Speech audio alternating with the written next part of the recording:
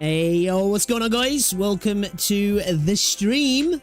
How is everybody doing today? Hopefully you are all good. Did you have a good weekend, chat? Did you have a good weekend? I didn't stream over the weekend. It's my bad. It's my bad. We didn't stream Friday. I was planning to stream Saturday. Then I didn't stream Saturday. I was planning to stream Sunday. And I'm not gonna lie. I was just like, you know what? I'm just gonna have the weekend, man. I decided I was gonna have a little bit of a reset, chill a little bit. Good news, though. Good news. My throat feels like it's on the mend. Touch wood. Touch wood. Don't want to say anything too early, but it is much improved. It's still not back to 100%, but we're getting there. We are getting there, chat, so I'm happy about that. I think it might have been those tablets I was just taking for far too long. Probably about 8 weeks longer than I should have done, but we won't talk about that. So hopefully we're on the mend, chat. Hopefully we're on the mend. Caught being lazy. I know I was. I found a bit of a new thing that's been kind of taking up a bit of my attention when I've been gaming at the moment. I blame Renegade. It's all Renegade's fault, guys. So if you're going to have a go at anybody, make sure you have a go at Renegade for me not streaming. He kept telling me to play Destiny Rising, so I was like, you know what? Let me do it. And I kind of like it. I kind of like it, actually.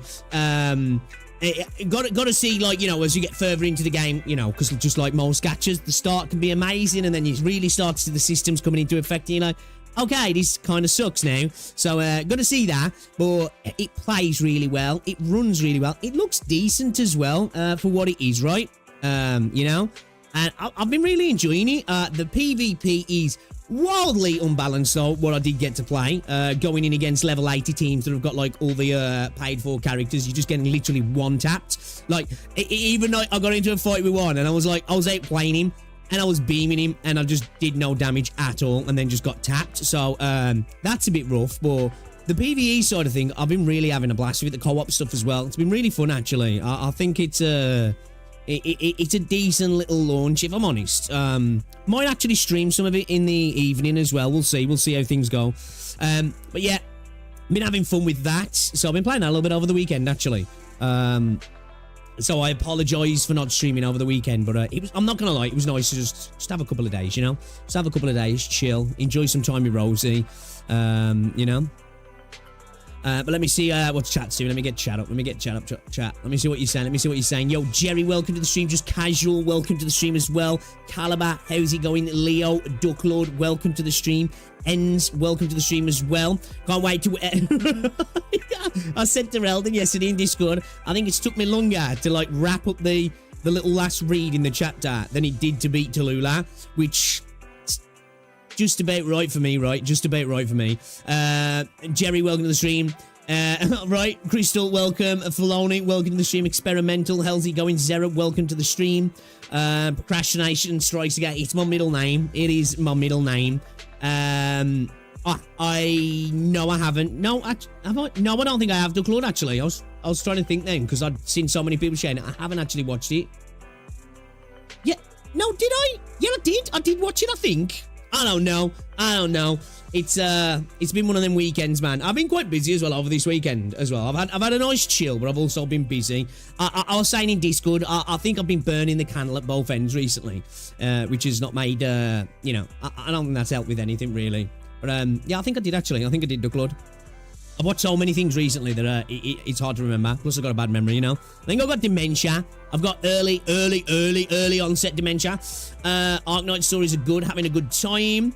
Glad to hear you having fun. Well, thank you. Yeah, I've been having a blast. Voices heal, time to abuse. Right. Right. Yeah. Just about get it. It's like at the mini, because I've had this. I think I've pulled my neck a little bit because I've been training hard recently. Especially my face pulls, because I like to train my traps.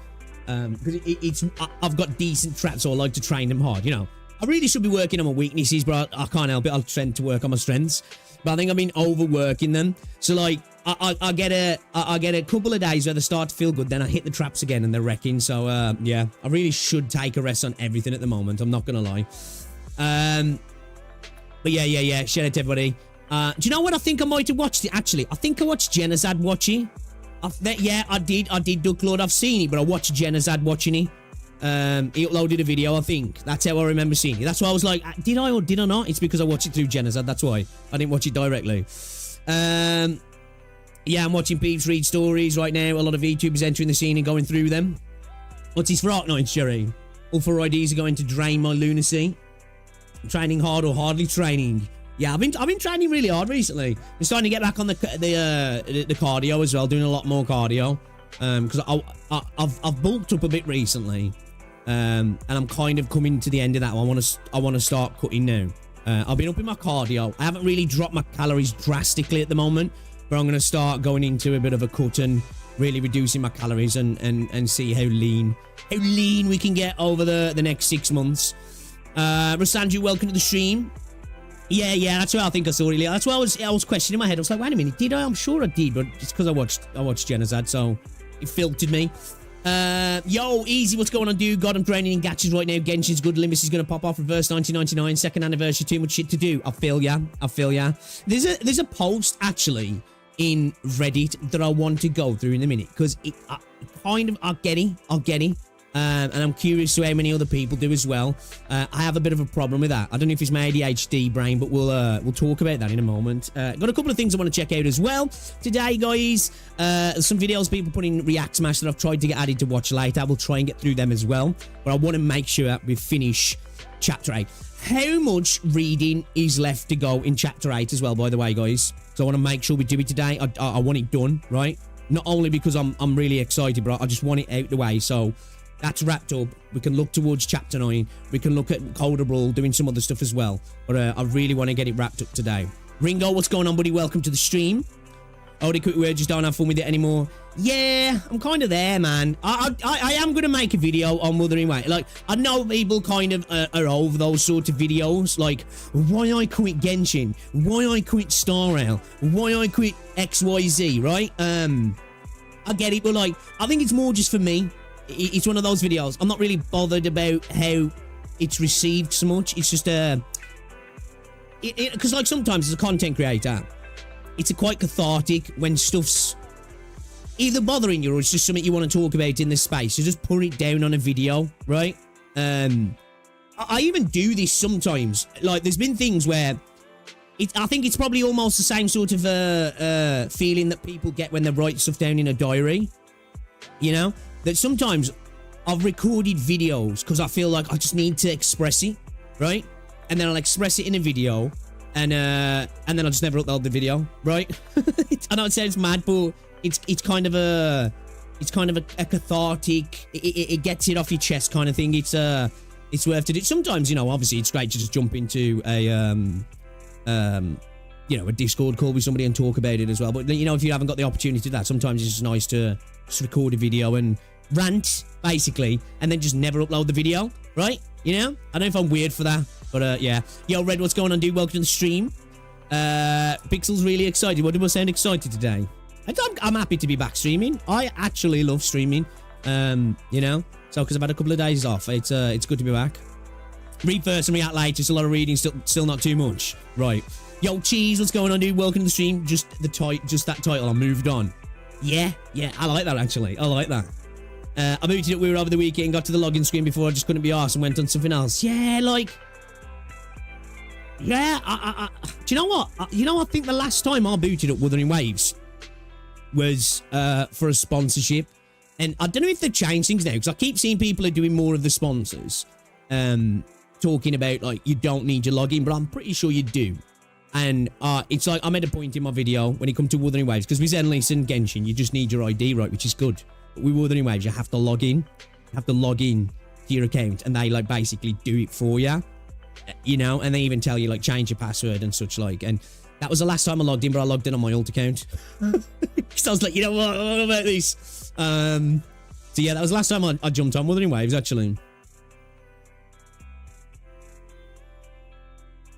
Bro, ran to the wall, not much difference there. Yeah, man, you know, sometimes it's just good to get it out, isn't it? Just basically, pretty much, right? Pretty much, you know?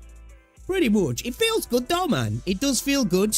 Like, it does. It's weird, like they say, isn't it? Get it off your chest, right? I suppose the camera acts as like a person in a weird way. So, yeah. Yeah, I heard the tower defense mode was good.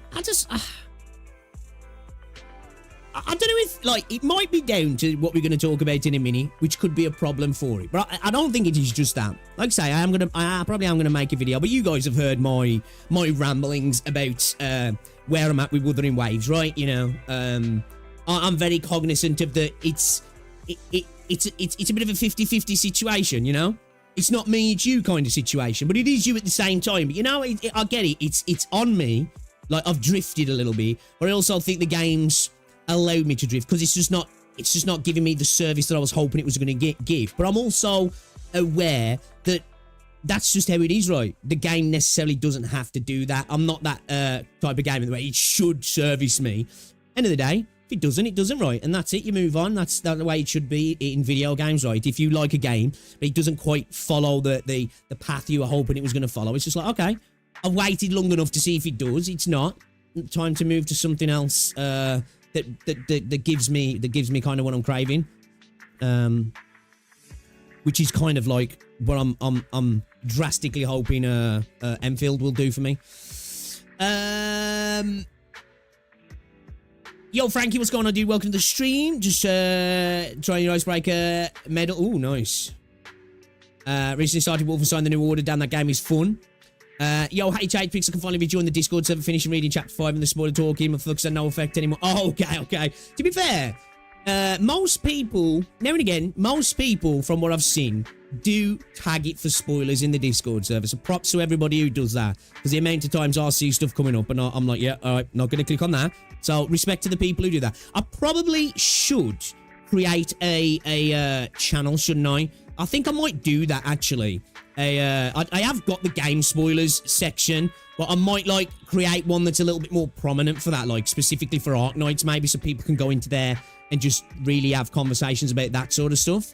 But there is the game spoilers section as well, if people want that. But most people do tag it for spoilers, which, fair play, but I know some do get through. The good thing is, I'm quite good at ignoring stuff, and a lot of the time, I don't necessarily have the context as well, because I'm not as far in, so I'm like, I'll see somebody say something, and I'm like, I've got no context. You know. Oh, really, Renegade? Oh, have you not been able to get into UWE then? Bro, you've got me addicted to Destiny Rising as well. I kind of like the game, man.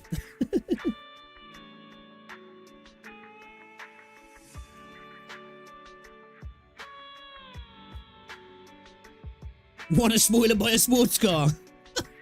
Or, like back in the day, just get yourself a Corsair and just slap a big whale tail on it, right? He force picks to play other games, right?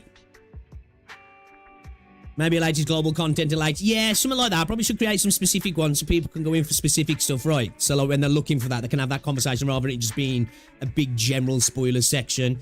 That way then people can, you know, them like, oh, well, I want to have a conversation about this. They know where to go. I might do that, actually. I might do that. I'll go back to it to see if the hype is real. It's pretty, don't get me wrong, but it's just so normal. I'm just super vigilant and the spoilers really, yeah, that's fair. That's fair. I respect it. I respect it. Spoiler for chapter 15, I'm using the story. I can still, what's she doing? Oh, man. I thought she was toast. I thought that's what's supposed to happen next. I can still access my Weary account, but once I clear cache on my Weary clients, I still have to log in fresh and need a... Oh. Damn. That's rough. I cannot for the life of me get hooked. I told you that. Yeah, it's really actually quite cool. Again, as I say, I've got to get further into it to see if it's like, you know, some of the systems are a bit shitty, because I've heard the artifacts are a bit of a problematic grind, people are saying. The PvP, where I've done a little bit, it was really unbalanced, right? Going up against level 80s with me at like level 18, I think I was, and my two teammates were like level 7. And they've got like full, like, paid for teams, and I was just getting one-tapped. Like, even getting into a fight when I was getting the better of somebody else, like, peppering them and doing no damage. So, yeah, hopefully that's something that it doesn't stay like that. I get it when it comes to the PV. They're going to want to push you up against teams that are just, you know, to encourage you to purchase stuff and buy. But I like it. What is it? 60 hard pity? Guarantee? It's pretty freaking cool. Pretty cool. The character kits are quite good actually as well. They're quite fun so far. The ones I've tried out. So yeah, I'm here for it, man. Showing the Destiny Rising servers don't work like Destiny 2 does, where you can play with anyone any. Is it region locked? That sucks. That sucks. Yeah, region locked sucks, doesn't he? And I get it. I understand like server ping and all that sort of stuff. But like, hey, if I want to have a bad experience, just let me have it, right? Let me play with somebody and have a rough ping. I'm okay with that. I'm not going to be like, oh, I'm stopping playing the game because of bad ping. I know what I'm doing, right? Yeah. Just asking, have you played Guardian Tales? I used to play it before and I think the story is good, at least in my opinion. I haven't. No, I haven't. I think that's a game that I noticed before that I was quite intrigued by, but no, I haven't. Check out the trailer that shows the operations of Limbus, aka crossover. Yeah, we'll have to watch ABS. I watched Jenazad reacting to it. Actually, I didn't... Yeah, I think that was the same one. Yeah. 60-yard biddy but pay to instantly. Like, yeah, there's no denying. Like I say, when it comes to PvP, right, you definitely do, like, you don't want to be put up against, like, you know, not even just the people who've paid for stuff, right, who've managed to pull, like, the on-banner character. It's the fact that my team, all together, we had, like, less than 40 levels between us, right? And we were playing against a team that was all level 80s. It's like one of our whole team didn't combined wasn't one of their team in terms of rank. Like, that's another thing. Like, it's not even just that they were able to. I'm going up against people who you know, got on banner characters. They've got insanely built squads as well, which is never a good thing, even in a game that's not pay to win, right? It's never a good thing when you're a new player and it's pouring you in with people who've got fully built out end game accounts. Like, it's rough. Speaking of game speaks, check out Anchor Panic. My god, the beast on that game is Zerlane coded. Okay. Breasts. Why did I read that as beasts, bro? Dementia and illiterate. PvP and Gacha just doesn't mix well. To be fair though, man, it could be rough in Destiny back in the day, sometimes PvP. You know, if you had a break from Destiny, that was one of the worst things. Like Destiny was one of those games that was super intimidating if you took a break and came back to it, right? Because you come back and it was just like, oh man, I feel like I'm so out the loop. And then you jump into some PvP, and because everybody had like newer stuff from like raids and all that sort of stuff, you was getting clapped by insane weapons. It wasn't as bad as what I experienced in Rising, but still could be a problem. Yeah, that's fair. That's fair. Terrible game, man. It's got plenty of good PvE content now, which is good. If it's generous, that means... Yeah, I don't know how generous it is, if I'm honest. Like I say, the banner PT and all that sounds great, but I must admit, in terms of premium currency... Well, I know you get the stuff that you can turn into the premium pools. I haven't got a massive amount, I must admit. Got plenty of the standard stuff for the standard banner, but the actual limited banner currency seems like it needs the launch as well, right? So I think it's probably going to be quite tight on that. Unless I just haven't played enough and I'm missing out on a bunch of stuff. But it feels like it's not the most generous in what the game gives you. So it's guaranteed, it's low pull amount, but you're not getting a massive amount. So it kind of balances out really in a sense, doesn't it? Yeah, I agree with that. Renegade. You know, there's plenty of PvE content. There's plenty of PvE content. And I'm happy to... I must admit, I just like PvP personally, but, you know, there's other games to do that, right, where I can play fair PvP content, and I'm cool with that. I know it is what it is, right? I know the beast, right? Playing PvP in T2 feels so shit as well, because 90% of the time, Titan just running in a straight line with a shotgun. Yeah, as I say, Destiny's one of those games for me, man. Have a break, and it's kind of like Star Rail in that sense. It's like, oh, man.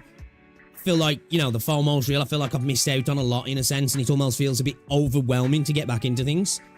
But maybe that's just me. All right, let's get started then, man. Let's get started. Let's not yap too much.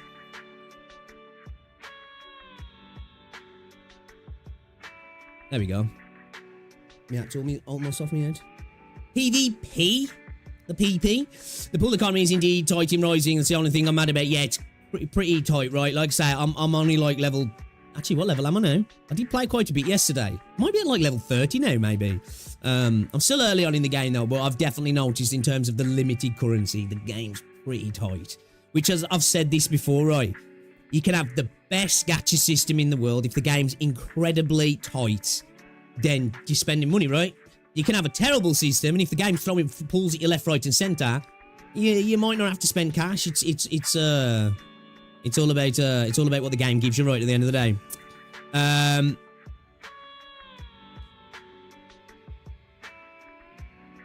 Yeah, that's true, terrible. That's true. That is true. By the way, did you get any guaranteed 5-star in Rising? Best one to get is Tan 2. I got, what's his name? Is it Ninglei or Ningfei? The close quarter dudes. I quite like him though, actually. I wanted him, or I wanted Joel. Was it Jolda? Jolda.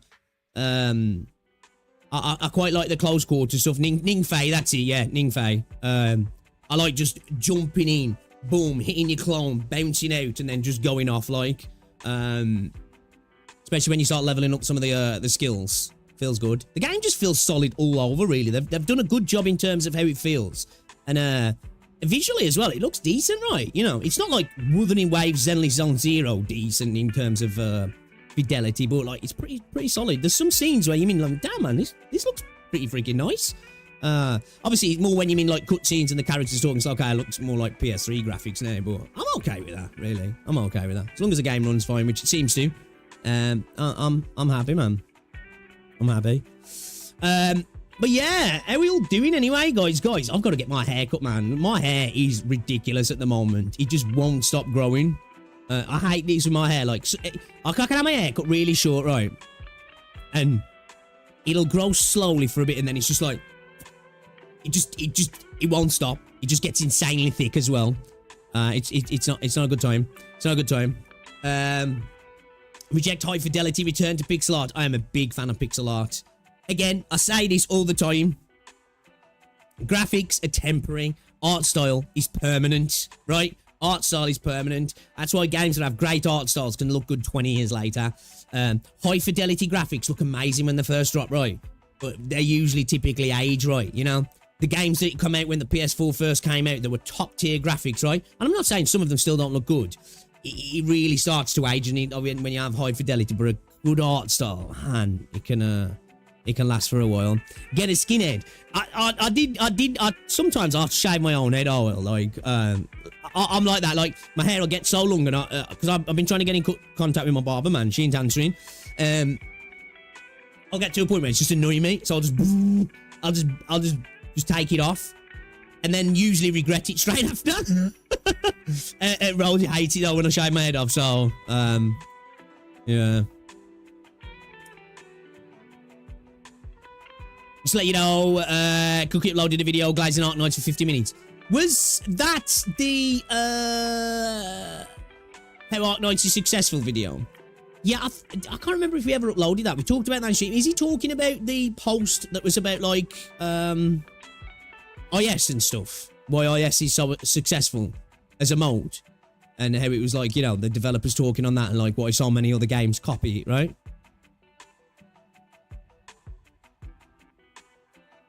Don't get skinhead, just get head. Yeah, it's that one. Yeah. Alright, we won't watch that then, because I went through that myself, really. Yeah,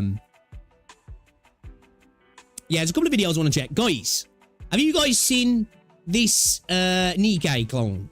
Have you seen this Nikkei clone called Era? There's one of the ads I kind of wanted to watch. I don't know if it'll get me banned though, so I don't know. We'll have to be careful. But the ad is like peak gacha cringe. So I'm gonna want to check that out. People have been sharing this one for me to watch for a while, actually, how gacha games distort their own stories, which I'm curious to watch that, actually, because I've spoke about this. No, I don't know if it's about the same thing, but I've spoke about the problems with storytelling in gacha games because of banners and the way a lot of stories tend to temporarily be built around facilitating the launch of a new character, and how it kind of just, it's ham-fisted a lot of the time, and it's why I'm a big fan of how they do things in Arknights. That when a character drops, it drops with its event in its own little separate story that doesn't need to like pull the story in 12 different ways just to promote a character. So yeah, we'll probably talk about that one as well. Cookie's even more experienced than you. My guy turned a Reddit post into a 50-minute video. You're lacking, Bix. To be fair, I don't know how long we were talking about that for in, I don't think, did I ever upload that video? I don't think I ever did, you know. Yeah, that's levels. There's levels to this shit, right? There's levels. I don't think I did. Yeah, there's definitely levels to this shit. Gotta step our game up. I saw that one. I have lots of problems with that one, but I think it's a good discussion. Okay, all right. That's made me even more interested now. When a video's a little bit divisive, I quite like to get involved because they're the most interesting conversation. When everybody agrees, it's like, okay, we all agree, cool, let's move on. But when there's a bit of a discussion going on, I think that's where it's at, right? Being built around shilling a character, then they cease to exist after the patch. Right. I've heard apparently in 2.7 with Wuthering Waves, though, that like a lot of characters are supposed to be coming together as well, which would be cool. I hope they don't just like do an Avengers Assemble moment though, you know, where it's just like, you know, like a bit of a fan service, like, hey, look, they're all here, kind of thing. It needs to be natural, right? The story needs to just be the story, and then if you make cool characters, they'll just sell, man. You know, for me, I don't need to see the character that's on banner in the story as I'm playing it. Like, yeah. Arknights also fell victim to this problem, which I'll in Chapter 14. See, I don't know about that necessarily because I haven't got there. I'm only going off what I've experienced so far, and I like it, right?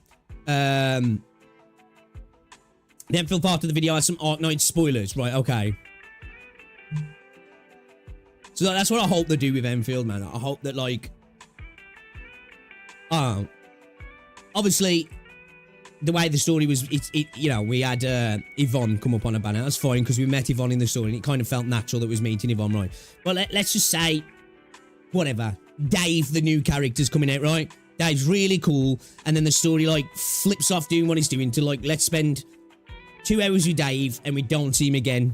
Because Dave's the new banner character and we've got to mention him because look, otherwise people ain't going to buy him. I think at the end of the day, most people are happy to just pull on a character if they're a cool character, cool addition, and then bring them in if their own little self-contained thing. I don't think most people need them to be in the story, do they? Or am I wrong there? If the story's good, the story's good, right? And if you have to, have characters drop when they naturally become a part of the story. Like, I'm okay with that. I think sometimes things change depending on how certain banners have done. And it's like, right, we've got to get this character in now. And he gets shoehorned into the story because it's like, well, these few banners have done bad and we know this one's going to slap. And, you know, maybe I'm a bit too cynical.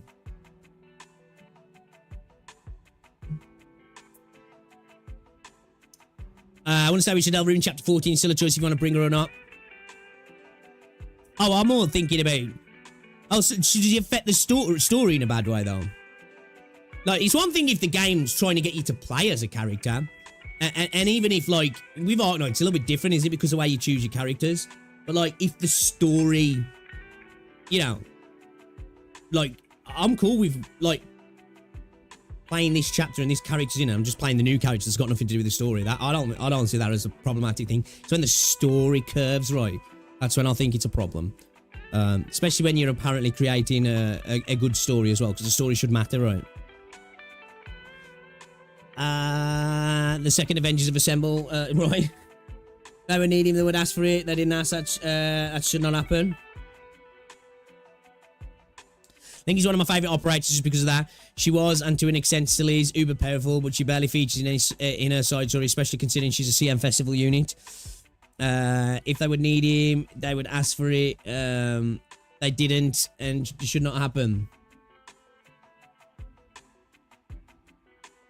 Like, where else does Granny appear in the Arknights story, as long as it's not spoilers?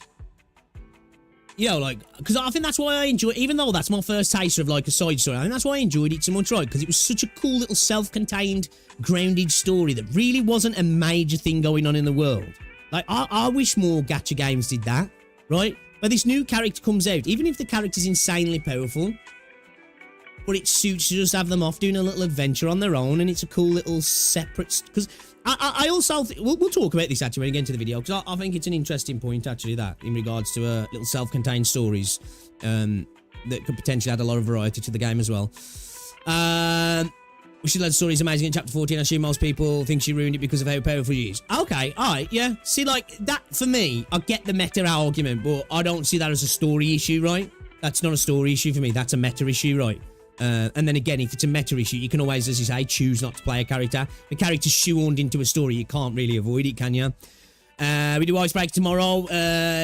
Maybe, yeah. Maybe, yeah. I was supposed to do it the weekend. It's my bad, Blue. It's my bad. I was supposed to do it the weekend. A light spark in the darkness. Granny appears. She's very funny in that story. Yeah, I love that. I love that story. I did. It's just a nice little, like I say, you know, from this global thing that's happening at the moment. This like incredibly massive in scale. Really, it's affecting nations. Potentially war. You know, destruction. People dying left, right, and center. Then just going off to this little story. You know, a little fantasy adventure almost. It was nice, man. It was a nice change of pace, Granny and the Knight's Treasure. I thought I really enjoyed it. I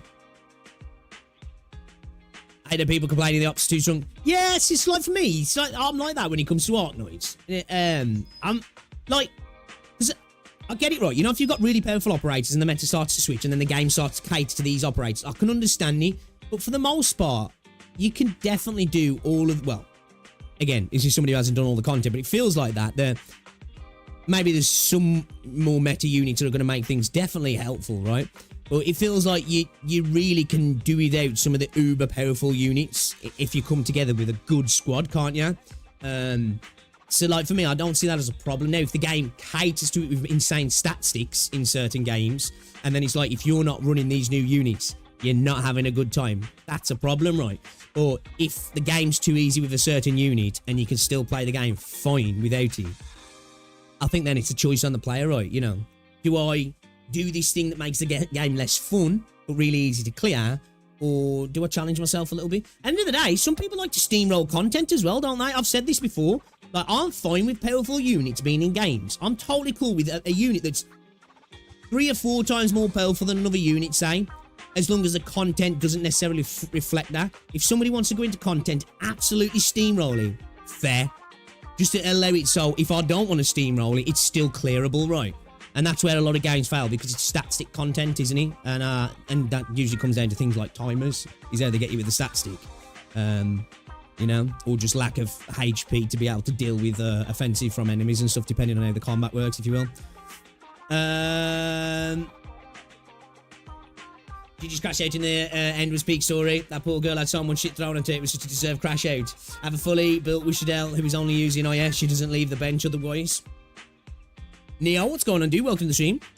Marcel gets you more use than Wishadel in my games. Yeah, and you know, for the people who do, as long as they're having fun, that's all that matters, right? That's why I say, for me, just the options that it gives you. The game gives you the options. Make your life a lot easier. Use these units. Maybe have to work a little bit in terms of maybe a bit of planning, using the right units together potentially, taking those extra steps and maybe having to express your skill a little bit more in regards to, like, maybe, like, you know, redeploys and moving things about and all this sort of stuff. You can still do it right. I also have a Wiz built, but don't even use her alone IS after she screwed over a stage for me. My opinion is on powerful units is that in harder content, you do it's harder to use, whereas if it's on easy stages, meta is more a way to not play the stage. I think 2.5 times more powerful is my limit for placing more tiers in one goal. AFK strats just make me think, if you don't want to play the game, then don't. Yeah. End of the day, it's a power creep only matters, isn't it, if the content you're going up against reflects the new units. If it doesn't, you know, I like Miyabi, right? If you've got a character that comes in like Miyabi, that, like, you know, damn, big jump here. The content doesn't reflect it, and it doesn't even matter. You don't need that character, so you know. Obviously, a lot of games make the mistakes as the content tends to reflect the newer units, because we get it, and I'm cool with that if it's done in a way that's paced right? But yeah. Yeah, that's fair, Frank. That's fair. I'm not going to lie. I haven't done it yet, but I've been tempted with some of the farming stuff, right, to maybe, like, 1, change my runs anyway with more of the new units that I've got, and I'm better at the game, and 2, like, maybe even just use Amia so I can auto-farm the stages quicker, but then I'm like, well, that's kind of breaking my E1 rules. I'm not going to. But I've been tempted to that, so I kind of understand where people have got stuff where it's repeating content to throw in all the powerful units just out of pure speed, right? If you can, because you've got to sit there while the farms happen. If you can make it faster, yeah, get it. And those units are kind of good for that, right? It's almost like they're built for it in a sense.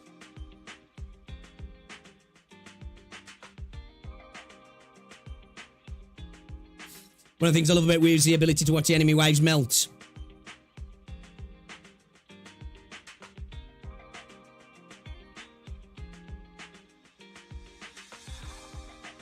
Yeah, that's a fair point, Kramer. Exactly. There's some people who want to just be able to enjoy the story, right? That's a good point as well. That's a good point. And I can understand that. And again as well, some people, that's the thing, isn't it? People have different versions of fun. Some people, like me, I've been getting my fun out of, like, banging my head against a brick wall in Arknights and giving myself a challenge that I don't have to do, but I'm enjoying doing it. And then some people really have fun in seeing big number go burr and just steamrolling a level, right?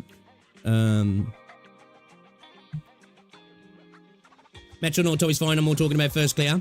It depends on the game. If game depends on a ton of Lunar Retrieve, I think the ceiling should be controlled so the devs are able to express the story they want to show effectively to as many people.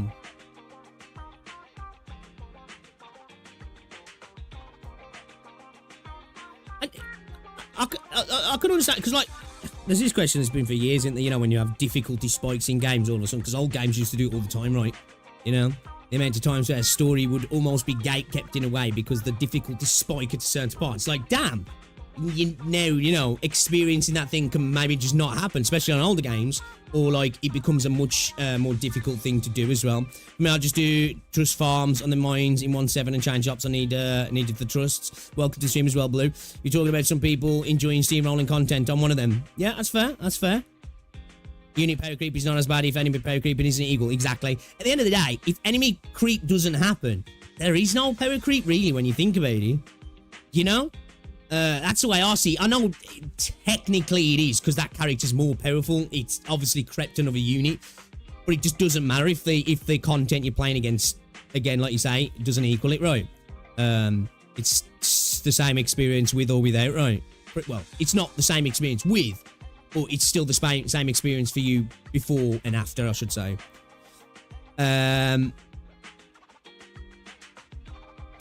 Take off, for example, there is no story, so why play if you don't enjoy it? Yeah, fair, yeah. That's fair, that's fair. Also, story's fine, sorry, remember that again. Story's fine, well, since you're getting some enjoyment out, but let's be real here, there are a ton of people who AFK strat and don't read the story, they're just there for the rewards and that's it. Yeah. I think that's what a lot of gacha games do cater events and content based around rewards as well, don't they? It allows them to be even lazy with that content because I know that some people really just want the rewards anyway. And this is one thing I've spoke about before, which I think is one of the worst parts of gacha. Give me way less rewards, man, if the content's good. Honestly, I want new units in the game. I know that's what it's all about to make them money, but like, you know, I want good content because I genuinely think good content brings more players, which brings more money, but it's a lot easier to make rewards, get people pulling, FOMO initiated, then they spend, right? So, yes, I saw that choice. I was going to speak about that in a second. You have to stick up your ass when you care about it. Others play the game to the point of attacking them all. Agree. Yeah. At the end of the day, games are games, right? They're supposed to be enjoyable.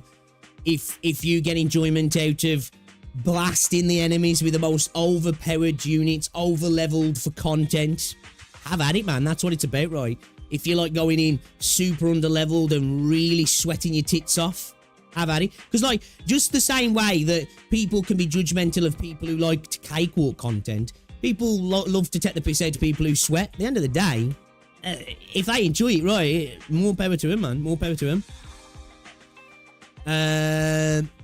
Actually, should power creep more skins, give it more animation. I wouldn't be against that. To me, getting animation creep is no problem if people are paying for it. I don't see any problem with it at all. Doesn't affect the fundamental experience, really, does it? FGO, AK, Guardian Tales, HStar, and so on. I play them for the story. I just don't like the farming. That's fair. That's fair. Actually saw someone overthinking a Sage for hours only to come up with the most basic strat and cleared it easily. Yes, I played a little bit of Icebreaker Tour. Yo, Skybird, what's going on, dude? There's a person that said this game is pay to win. Have to try and get 2 to 10 because motherfucker thought you need 6 star up to clear it.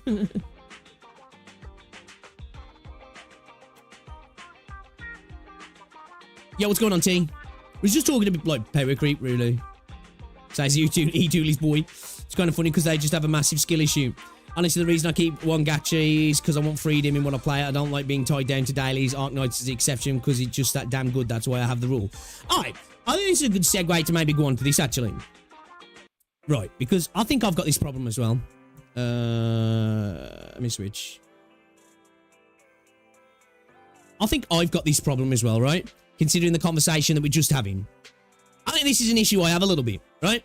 And playing Destiny Rising over the weekend has made me realise I do kind of do this. There's lots of gacha games out there that I just want to try for the sake of trying new things. Now, I don't know if it's my ADD brain. I don't know if it's just the desire to maybe find the next great thing that could hook me. But it rarely does. But I can't help but installing and trying out new games. Because in games in general, specifically and especially in gacha games, the honeymoon period is real, right? Like, especially in gacha games, because you're getting a lot of endorphin rewards, right? You know, you're getting all these little things pinging off and popping up, and the ability to pull characters, and things are unlocking constantly at the start of a game. It's kind of the RPG effect, right? Of as you, those first 10, 20 levels in a game when it's happening all the time and you're getting new abilities and everything new's happening for quite a lot, right, in a short space of time. And I don't know if it's just that, right? My brain is craving that like instant gratification. But this post caught my eye, so I want to read it and I see what they've got to say, and I'm curious to see what you guys think as well about this. Do you have this yourself, or are you actively the other way? Because I know there's a lot of people out there when I mention, oh, this game's coming out, and that game, they're like, nah, got these other games at the minute, don't need to try that out, which I kind of wish I was like, if I'm honest. So, hi, I'm addicted to starting new gacha games. What about you? Guys, am I the only one who has this problem? No, because I definitely do. I've found I am not addicted to a specific game. I'm addicted to the honeymoon period. Fucking hell. Anniversaries. I recently played CBT for Chaos Zero Nightmare, which I really wish I got to play. But I think it was only for JP and NA, right? Which sucks. I've heard... We're going to talk about Chaos in a bit as well, actually, because I've heard some good things and some stuff that's a little bit worrisome. Loved it and loved all the pulls they gave for the playtests. I'm sure it won't be like that upon release. They probably want to give you a chance to try as many characters as possible so you can test them and any bugs make sense. I have never tried Epic 7. I always thought I did because I used to get FGO and Epic 7 mixed in my head. FGO didn't pull me in at the same time. Let me zoom this in for you guys as well so you can actually see what's going on. Found out CZN is made by the same people as Epic 7 and is in their anniversary right now. Perfect time to start, I'm assuming. If I enjoy it, as I think I will because I avoid PvP like the plague in all games unless it's daily rewards. Then that's another gacha that it will take me years to catch up on story. I probably never will. The only one I was caught up in was Wua, and I've been slacking after Septimont. Phil, you there? Didn't even get to Septimont, but I've been slacking. Kind of soft quick. Gotta get Io now before she's gone though, and I usually never get to end content, or I get there and need to level up and unlock more stuff so I can improve my characters. I think this can be a problem that some gacha games have right now. I don't know if this is still a thing in regards to the mats with Wuthering Waves. Are you still needing to clear content to get the mats to build your characters? Because I know a lot of people don't like that, because sometimes in gacha games, especially for people like this person, and I guess like me, who's searching for that dopamine hit, right, those little like gateways, those bottlenecks that can happen in a game can be just enough to make you log off for that day, maybe not log in the next day, and then next thing you know, 2 weeks have gone by, you haven't played the game, and you're feeling a lot less desire to play the game, right? And I think for me, there's a lot of other reasons I'm going to speak about in another video, but I think for me, just echo farming was a massive, like, roadblock for me in the game, that it was just so unfun. I didn't enjoy it. I know they've made improvements. I could probably be more efficient in it and stuff, right? But it just wasn't fun, right? It just wasn't a fun experience. And like when I think to go back to Wuthering Waves now, I'm like, oh, I kind of want to play it for the story. But then I'm like, I don't want to build characters, man. I just don't want to build characters. I mean, in my head, I'm like, I could just maybe go back to Wuthering Waves and just play the game as a game and not bother pulling on characters, which is kind of weird when you think about it. And again, it's that aspect of building the characters. It just kind of, yeah, I don't want to go back to it. I think echo farming is, I just really don't like it as a system. I love all the rewards, learning new systems, hate the tutorial part, so facts. It depends on the tutorial. It's all about, hidden tutorials are the best, right? Give me a hidden tutorial, let me play the game as I go and learn things. I hate it when you get walls of text, and then by the time you finish a tutorial, you forgot everything they told you, right? And all the different management systems they implement. Then I get to a point where I feel the urge again to find a new gacha I haven't played or a new one coming out, and the process repeats until I have a crap ton of gachas I've mildly invested in and want my attention. And some I stick with, some I come back to after months, some I put down forever. Looking at you, Huyo Games. Sorry, just not for me personally. Great games though, and I'm still going to try Nexus Anima. Man, this kind of speaks to my heart a little bit because this is kind of me. You know, I had Wuthering Waves for like a year. Now I'm just locked in really mainly for Arknights, and there's like other games that are kind of orbiting it at the moment, mainly Reverse 1999, now kind of Destiny Rising as well. But over the weekend, I've only played Destiny Rising because like it's like the new hit for me. I'm getting the new hit of dopamine. Chaos Hero Nightmare will drop. I want to play that. Stellar Sword will be out. I want to play that. The only game in my head that I really feel like I'm going to stick to is Endfield. And I suppose that's because I've already played it and I'm excited for the game anyway, and I know what's coming. That I know it's going to hook me a little bit. Yeah, this kind of speaks to my heart. I think it is that honeymoon phase, that dopamine hit. I think as well, there's like, it's not just the honeymoon phase of all the rewards and stuff, right, and the early progression. It's because with gacha games, there's now, usually when you've played one, the systems are kind of, you know, the crossover a lot of the time, right, to a degree. They've got their own nuances and intricacies, but they're kind of the same, but different. And I think there's a lot of systems in the games as well, which sometimes, when you first start a new gacha game, it feels a little bit overwhelming. Then you start to be like, oh, okay, this is my artifacts. Okay, this is my weapons. This is how I'll level this up. This is the mats I need for this. And you know what I mean? And okay, here's my resource stages and experience stages and whatever it might be. But like that experience of going through that, you know, learning all the different bits and parts as well, bits and pieces, I think I really enjoy as well. And then when you start to figure it out, it's like, it's like the Toy Story meme. Like, I don't want to play with you no more. You know? So in the past 2 months, I've recently started Blue Archive, Wizardry Variant Daphne, Girls from Line 2, Morrimans, Limbus Company, Return to Path to Nowhere, Silver and Blood, now Epic 7, maybe, probably. So bro has been dabbling in the past couple of months as well. I still haven't played Wizardry Variant Daphne either, or Morrimans. I really want to play Morrimans and Limbus Company. I'm going to be playing these 2 very soon, actually. We're going to be giving Limbus Company a proper go as well. I do quite like Silver and Blood. Is there any Silver and Blood enjoyers out there, chat? Is there any Silver and Blood enjoyers out there? Because I kind of like it. I like the aesthetic. I like the art style. The gameplay's nothing spectacular, right? It's not, right? It's just not. But like, it's kind of like the Blue Archive style, you know, where you get your points up and then you use your abilities and they cost points, and it's kind of the game itself autos, but you doing the skills and stuff. I kind of like it. I kind of like it. Bros a new Tuhu. So I pop into off and on Wua, Umasume. I know there's more, but I can't think of them right now, since I haven't been on my brain for a while. There's a lot that I enjoy, but I've too much already and missed them. But I know I shouldn't add them as well, like PGR, Arknights, Verse 1999, BD2. BD2. What's BD2? What's BD2? What's BD2? Am I being really dumb? What's BD2? Nikkei, Snowbreak. Do you know what? I was contemplating reinstalling Snowbreak last night. I saw a video that just popped up randomly as just some raw gameplay. Brown Dust 2. There you go. That's it. Yeah. That's one I'd love to play on stream, but I ain't doing that. Snowbreak, again, I saw some gameplay and wanted to reinstall it.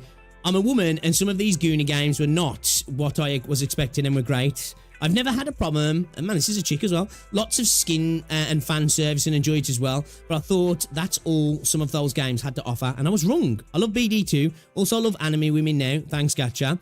Man, this girl's based. How do you all tackle your long list of gacha games? How do you find time to go through all story and side companion stuff? I can't be the only one with this issue. I still have more I want to try. and they're great games. I'm excited for releasing in the next year. So, cough, cough, Endfield. What are you actively playing now? How do you decide? Sincerely, the addict of the gacha sword. I think for this question at the end, to be able to go through all the content, you've just got to decide some games have got to be dropped, right? You know?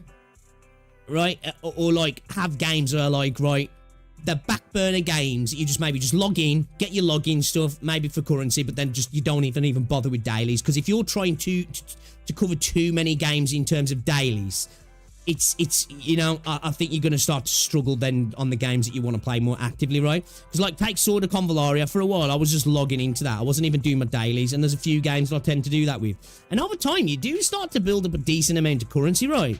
If you want to just be able to grab characters now and again, in the idea that I'm going to play that, yeah, I just dropped my pen, I'm going to play that soon, right? I think that's fine to do that, but I think if you're actively trying to bounce around doing dailies, events, stories, you're just going to have to no-life it, right? You're going to have to just be like, fuck touching grass, fuck having a life, I'm just going to play gacha games, which is not a thing I would advise to do, right? There's times in your life where you'll no-life games for a while, right? And I mean, when I'm talking about no-life, and I'm not just talking about how we play video games, avid gamers, I'm talking about, you know, those periods in your life where you've probably no-lifed, you might be playing games for more than 8 hours plus a day, more, staying up super late nearly every night, usually when you're a bit younger, you know, in your teens that you tend to do that. But as you're growing up, that's just a thing that it's just not healthy, right? It's just not healthy. So, in regards to this, you've definitely got to pick a few. But I feel this, man. You know, this idea of addicted to stuff. I'm like this with video games anyway. I have got the longest backlog on Steam of uncompleted games, or games I've completed before, but I've bought again to complete again and still haven't done it. It's probably sitting in the hundreds, you know? My Steam library is probably 600 games plus. I bet the list of uncompleted games is well over 300 games. Honestly, well over 300 games. So, like, this isn't just a gacha thing for me. This is a game thing. I have a problem with starting a game and consistently not finishing it, right? It's one of my vices in video games. The amount of games I've bought, played for like 5 hours and then dropped. It's definitely an issue I have, and I definitely have seen that translate into gacha as well. It's definitely translated into gacha as well. But yeah, I feel this. I was just curious to see, do you guys have this as well? Or are you a little bit more controlled? Are you a little bit more controlled where it's like, no, this is my main game.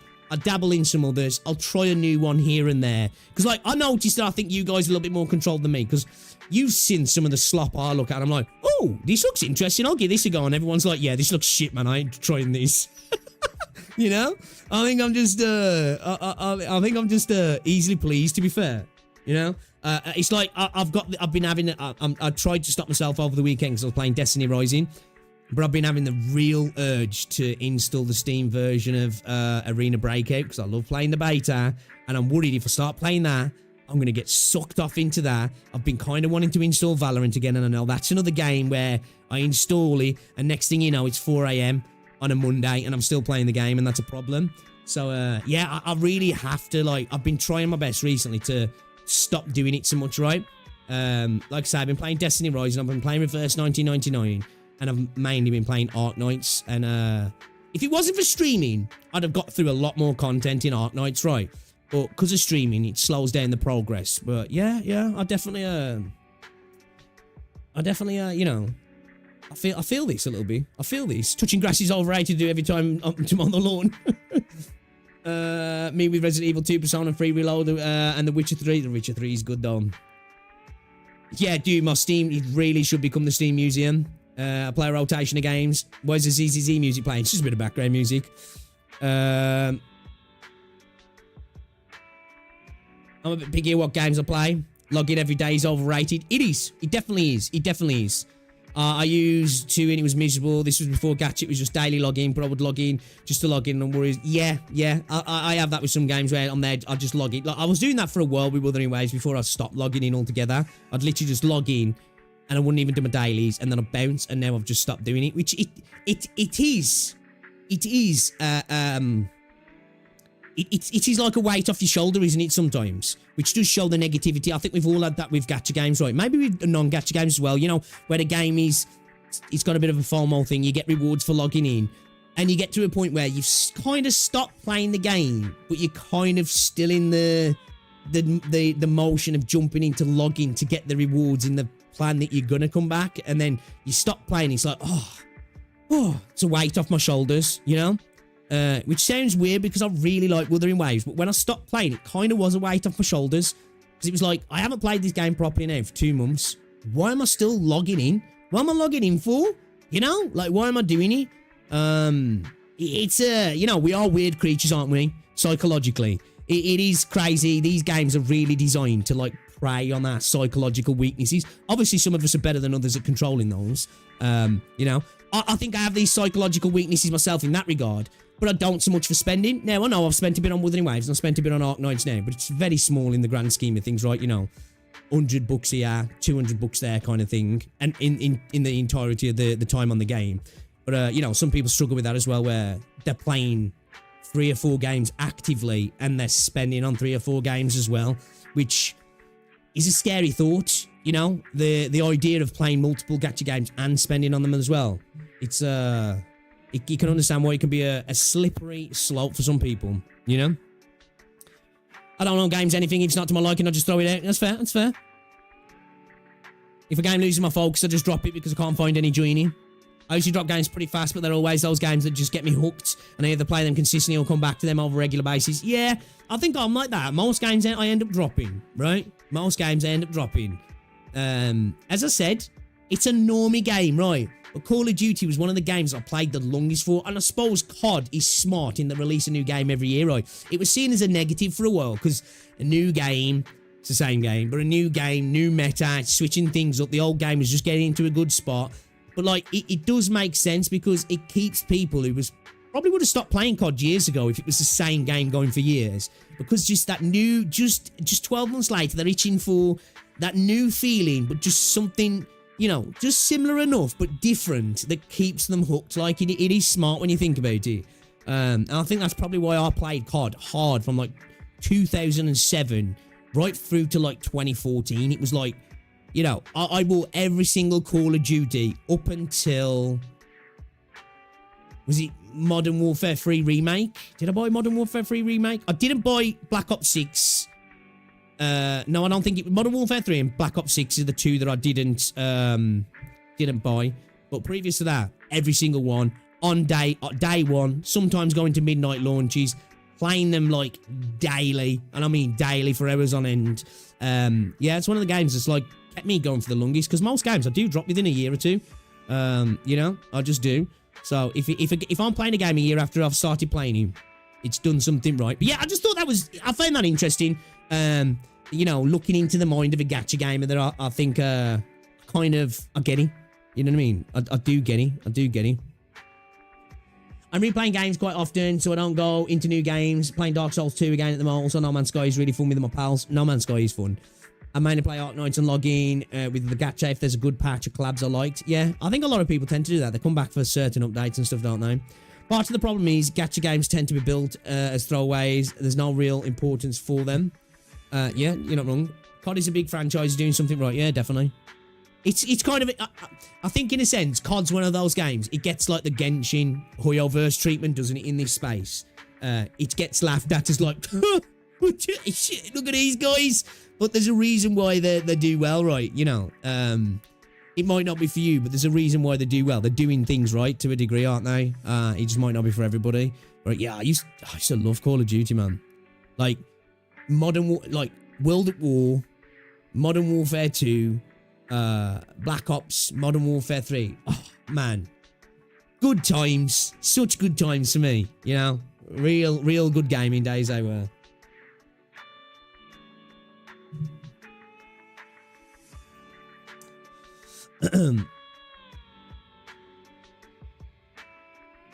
That's why there's part of me that envies, you know, CSGO players. I know you got CS2 now. Or like World of Warcraft players, you know? Especially CS. You know, I know the game's free now, but like, bought the game years ago, you know, and they're still playing to this day. The idea of being able to just come on and enjoy a game like that for years, it sounds kind of nice, personally. Honestly. Yeah, agree, T. Agree. Right now, I'm struggling with wanting to reinstall Doom Eternal. They added full community and mod support. I also think there's just a bubble in live service, constantly updated games where there are just too many of those games on the market and they have to fight over your attention. Agree? Definitely, yeah. Definitely. Like anything, isn't it? Even if it's not live service, at least with a single-player game, it's one and done. You get it out the way. That game's always going to be there for you, but like as a live service, it's not right. So yeah. Modern Warfare 2 multiplayer was a real fun time. It really was, man. It really was. Like, man, Black Ops as well. Like, Black Ops was such a good time.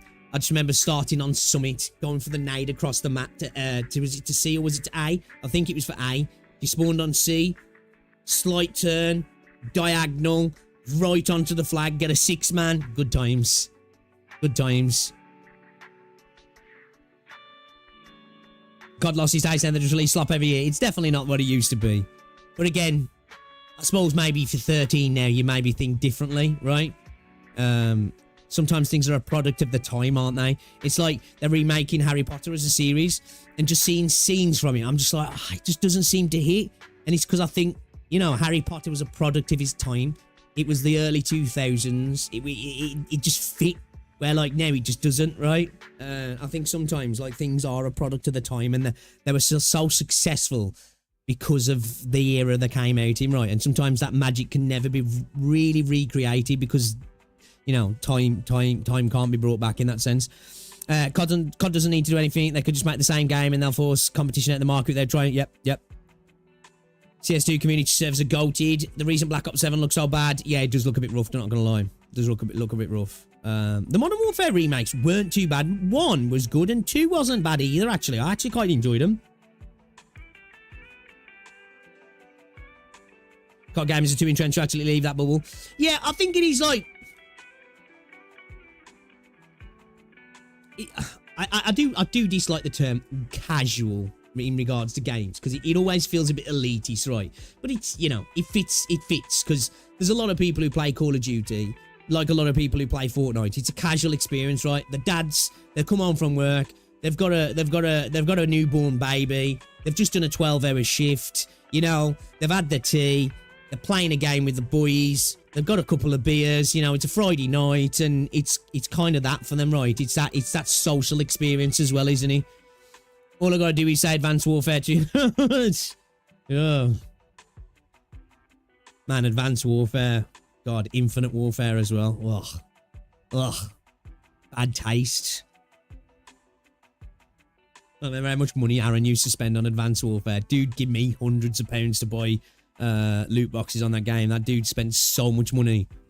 I'm thinking just now, especially with this Reddit post and others we read, watch on the other CCs and all that, is Endfield the most anticipated gacha coming so far? I think it is, actually. I think it is, Leon. This is why I say, I think Endfield is going to be successful, right? But it has the possibility to be massive, right? And the reason I say this is because you've got the Arknights community. Even Genocide said this when he was watching the Limbus Arknights collaboration. He said he didn't realise how big Arknights was until he went to China. And when he went to China, he was like, it's massive. Like, it is so big over in China. And you've got that Arknights community that's already there, waiting for Endfield. And I think it's really tapped into the global market, Endfield has, hasn't he? If you listen to a lot of content creators, I see so many, like, who are like Woo content creators, who are Huyo content creators. Endfield tends to get mentioned in their most anticipated gacha games, right? So I think it really has the potential to have a huge launch. It's whether it can keep it going, right? And what I mean with the game being massive, its launch potential is incredible, I think. I think it's going to have a massive launch if they do it right, if the game runs right, if the game just hits right? You know, if all the systems are there, if people can understand the gacha and the game does a good job of explaining stuff as well. Like, I think that is on the game as well. It's incumbent on the game, if they want to be successful, to explain it to the people who might want to not like to understand things and need it really explaining to them. I just think it has so much potential. Honestly, I do. I think Endfield really has massive potential. It's just about good launch and the right time, right? The right time as well, because They've got a lot of momentum at the moment, but they need to launch with a good launch, not too early that everything's balked, but also not too late that the momentum drops away, but also in a good period, right? So they're not having massive competition day one. Competition's going to be there, right? You know, you've already got games that are already out there now. Your Wuras, your Genshins, your Zenlises. You know, your games are out, but like they want to make sure they've got a good window when they launch. There's nothing too massive around them as well, and I think they could do a really good job. Yeah, obviously I'm biased because I really like Endfield, and I think it will. But you know, the question is Whenfield. Have I tried Arena Breakout on? Are you talking about Arena Breakout? ABI on stream. On Steam, sorry. I haven't tried it on Steam, no. I've only played it off their launch. I haven't played the game since launch. I played the beta quite a lot. Like, I was playing it daily at one point, but then I haven't played the game since launch. That's the thing about how we see games. We have massive anticipation for an anti-global, but CN side is dead. They don't care much for now. Yeah, well, I think it's fair, right? Because we've seen nothing for an anti yet that gets us excited, right? I think if I look at the way things are, right, Stellasora looked impressive, but I think people in like JP don't seem to care. I don't know about CN. Global thinks it looks impressive, right? Like, I've got a feeling people are really going to get rotation-based fatigue. I do. Maybe some of you guys in chat have said it as well. I've said it. I don't think everybody else has cottoned on to really feeling that yet, right? And my worry is that Silver Palace, Azure Familiar, Nevernis to Evernis, potentially Ananta, are all going to play very similar to that sort of style. And I'm worried about that, if I'm honest. So I think CN's probably quite cognizant of that as well. But yeah, I don't know. I'd be interested to see, actually, if there is any people who are CN-based who watch more content, right? Or know people who are CN-based. What is the answer to that? I'd be curious. I'd love to reach out to some people on CN and what is China looking forward to it the most? Right? What is China looking forward to it the most? Because I think global at the mini, in my opinion, it feels like it's Endfield and probably Ananta that a lot of people are looking forward to, right? You know? Yo, Moody, thanks for the sub. Maybe Azure Familiar, maybe. But like I say, after I saw gameplay of Azure Familiar, I was like, maybe I'm biased there. Like, you know, I think Nevernis to Evernis devs have done a real good job on showing the game off, and I really like what they've done. But I can't help feel that Nevernis to Evernis, in doing so, has lost a lot of the hype, right?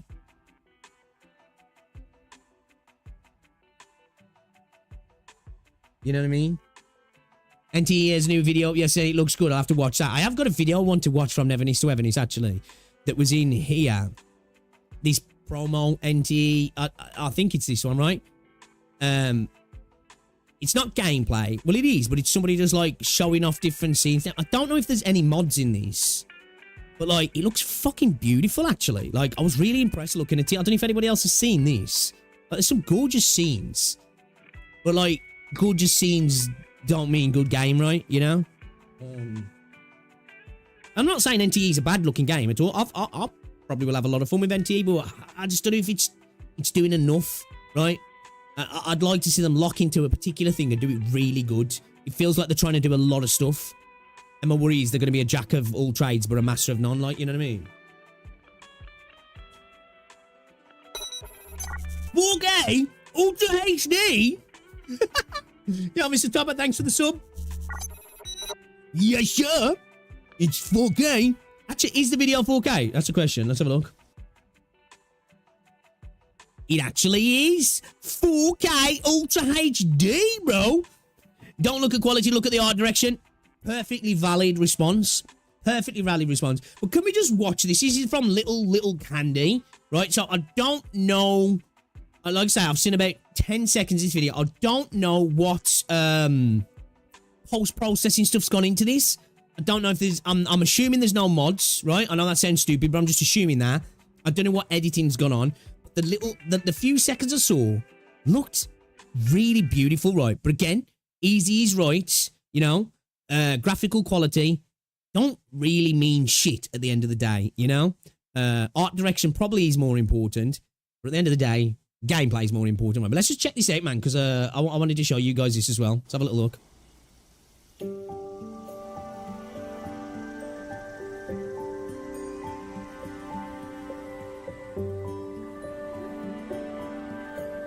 Don't look at art direction, look at massive tits. Put that soda in and give me 20 push-ups. It's diet. It's diet. 0 calories. 0 calories. Now, with this say the characters sitting here, can you get your characters to do this? To get them to sit like that dynamically? Because like this looks beautiful, right?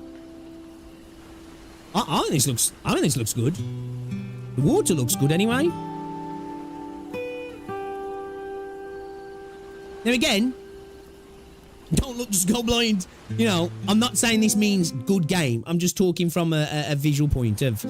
There's some nice scenes here, right? There's definitely some nice scenes here. Again, though, as we said before, like, visual fidelity looks great when it, you know, when it's up there when a game first launches, but, like, it ages quickly, doesn't it? It really does age quickly. They're like immersive scenes, though, right? Immersive scenes. You know, look at that. That's beautiful, right? Oh, that's gorgeous.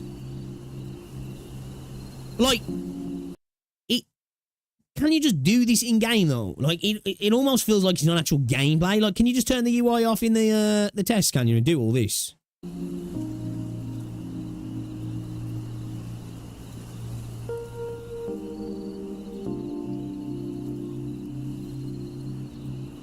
This doesn't really mean... Oh, it doesn't mean anything. No, I'm not trying to say. I'm just saying, like, I just think it's pretty, right? I just think... I think sometimes we can acknowledge... Because, like, the way I look at video games, right? Video games are art, aren't they? This is why, like, I've pushed back on when people talk about critiques of video games, always must come with receipts that are objective receipts to inform your critiques, where video games are art, and what does art do? Art inspires emotion, doesn't it? And for me, that's what video games do as well. And sometimes you can look at a game that might, hey, a game might even be shit, but I think sometimes you can appreciate stuff like this and look at it and go, that is kind of pretty though, right? That is kind of pretty. Like, I like this area here specifically, because the grass almost looks like a watercolour painting to me. It's quite nice. The meaty didn't split fake name. Right, I agree with what you're saying though, Crystal. I do agree. We are anticipating an entering global with skepticism. And they devote an activization to Endfield as more stuff presented. Yeah, I think like Enanta's that thing, right? If they kill it at the TGS, it could potentially be the most anticipated game. Because I think when it showed off its last trailer, I think the hype around Enanta was massive. But I think a lot of people have got to the point now where just like, show us the gameplay, right? It's that thing, show us the gameplay. I think a lot of people are probably thinking, is it going to look like NTE in terms of gameplay? Not bad, but just nothing spectacular. So I got the hiccups, you know what I mean? Because I want to get that across. I think NTE looks like a more than fine game. My worry is that that's all it is it's just a fine game, right? I hope I'm wrong, like, you know, this sort of stuff's beautiful, man. It's like, this isn't enough to make a game good, is it? Bro, it's even got the indicator. That dashboard stitching as well. It's kind of nice, actually.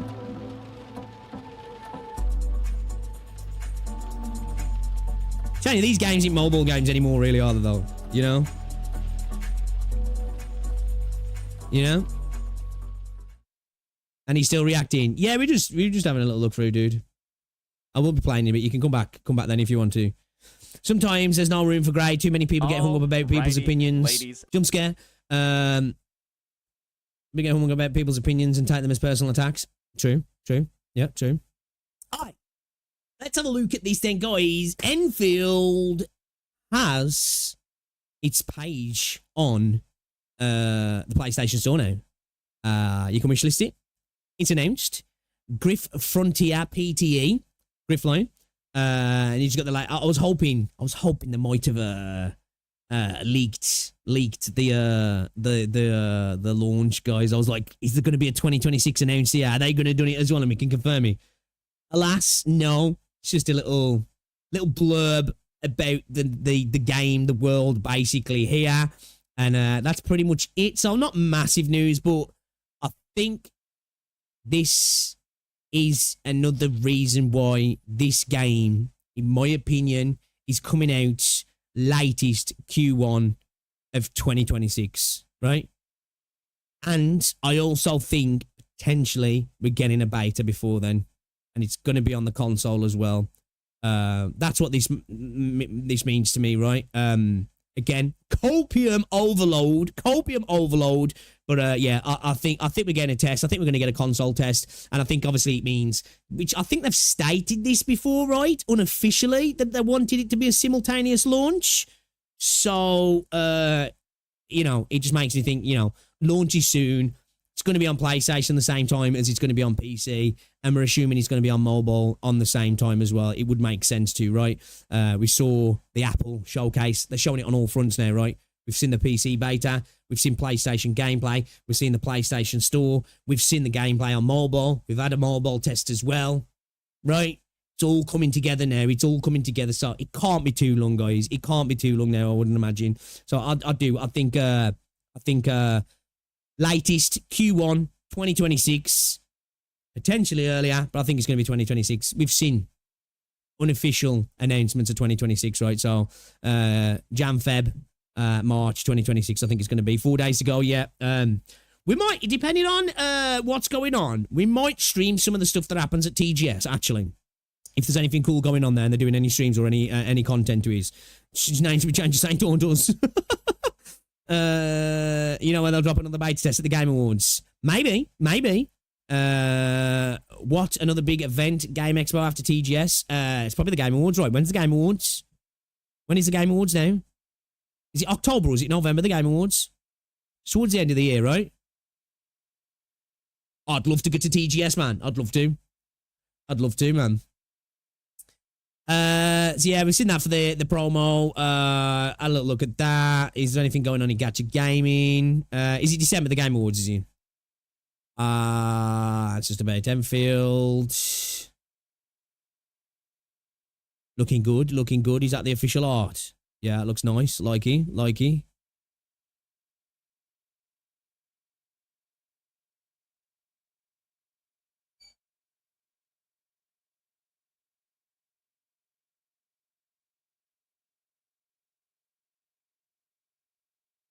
Trying to see if there's any Easter eggs, chat. Trying to see if there's any Easter eggs in the image. Trying to see if there's anything hiding. Is there anything hiding in the image?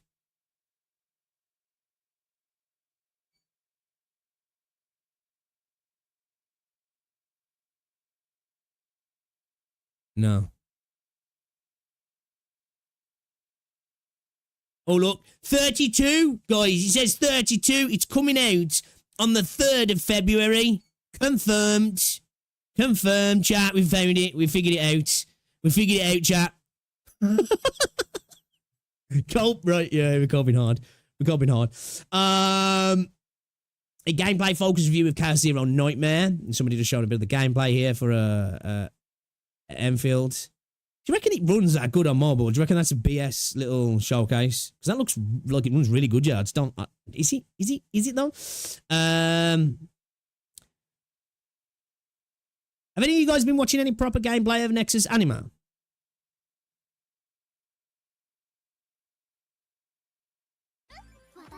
Is this the commercial for Stellasaura for JP, is he?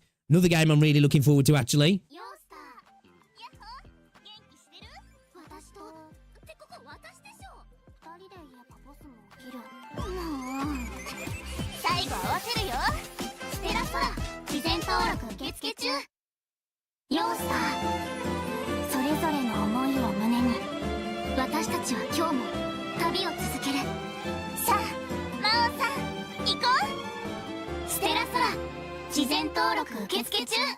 Yeah, I don't care what anybody says, man. This game's peak.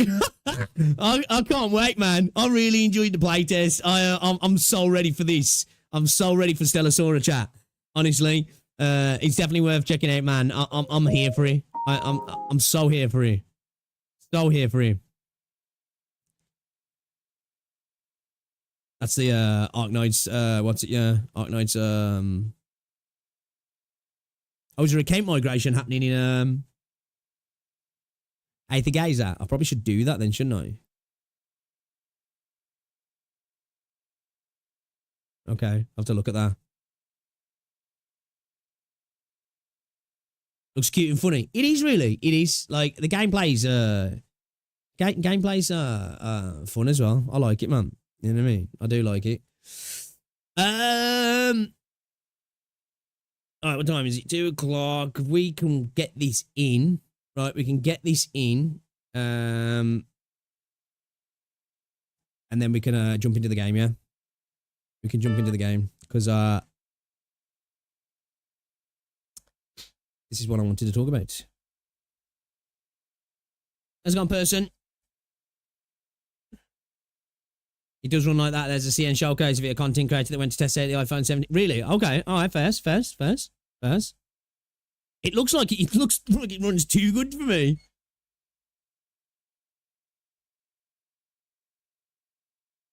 They can't bring me back. Did yes, I saw it through Jenna's ad. I watched Jenna's ad reacting to it.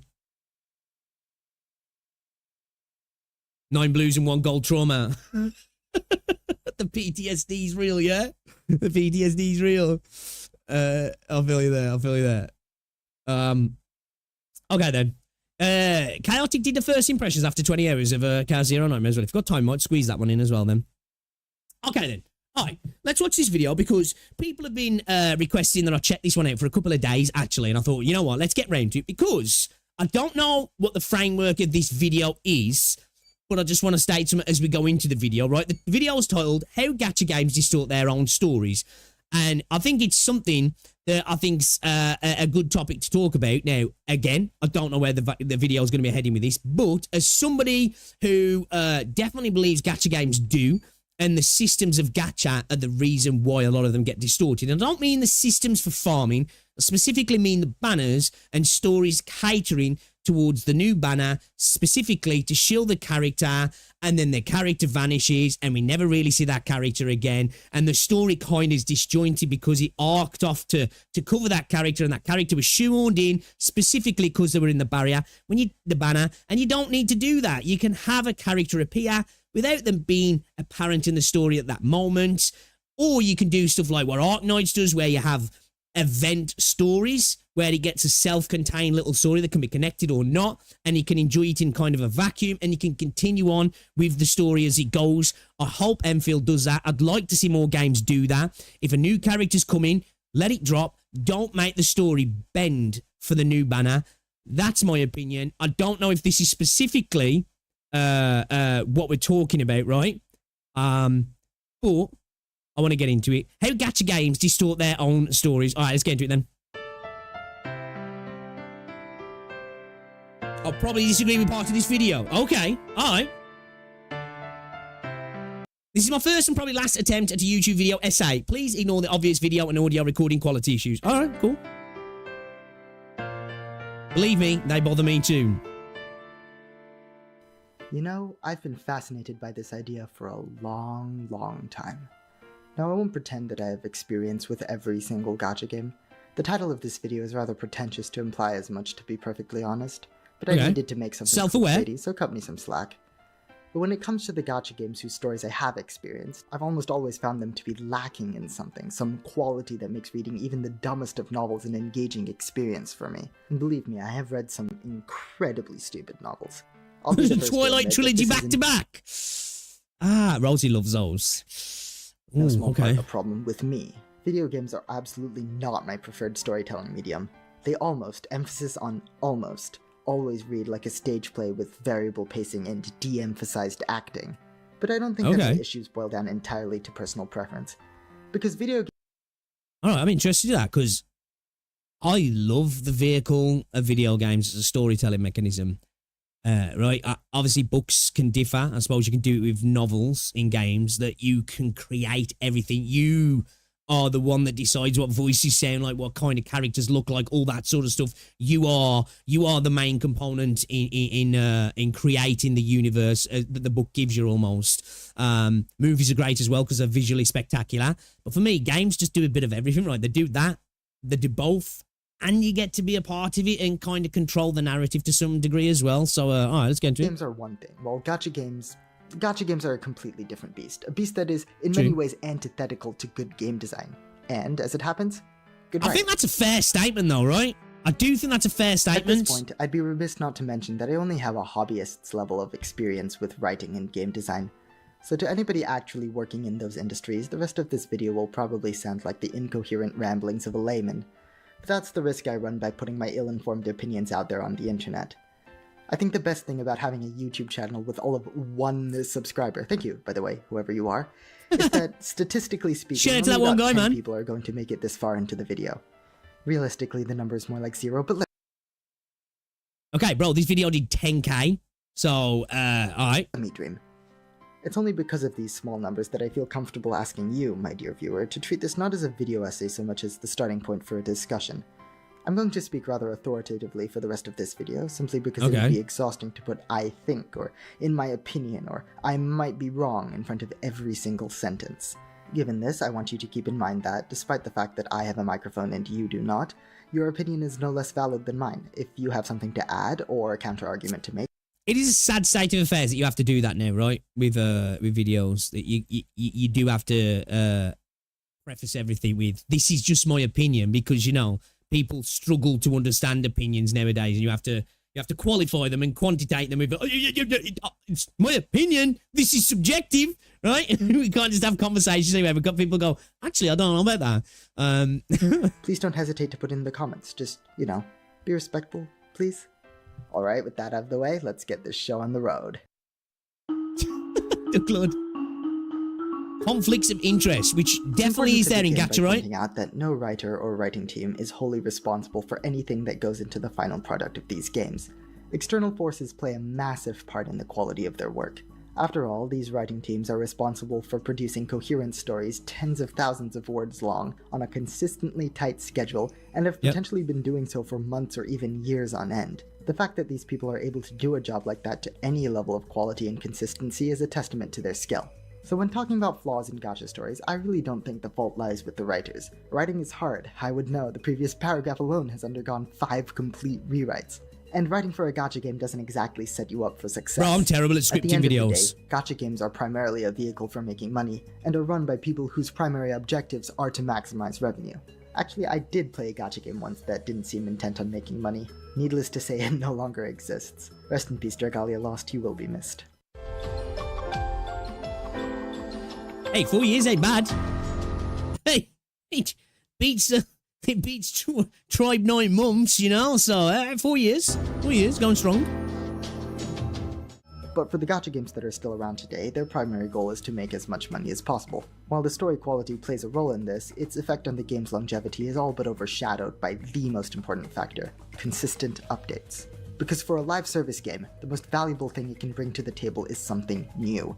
Something new and good quality is preferred, of course, but a live service game with an already established player base is going to make a lot more money from creating new mediocre content than from making sporadic high-quality content.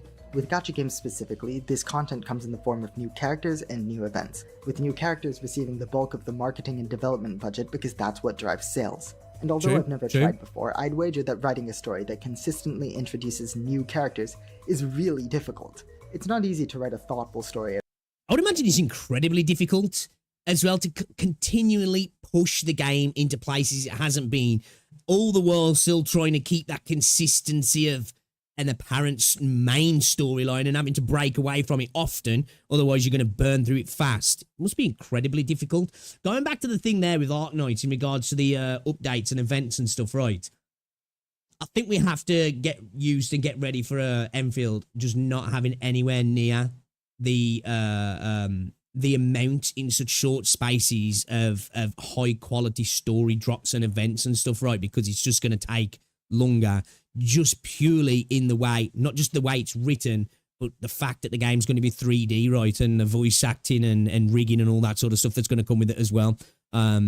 Really interesting to see how Hypergriff handle post-launch content with Endfield. I'm really intrigued. About any given character when you know that whoever's in the spotlight right now is there because they're on banner, not necessarily because they're the best person to focus on at that point in the story. Exactly. Also, the current spotlighted character will, more likely than not, be all but shoved to the side when a brand new character enters the scene. Man, this is one of my biggest, and this isn't just a Wuthering Waves problem, right?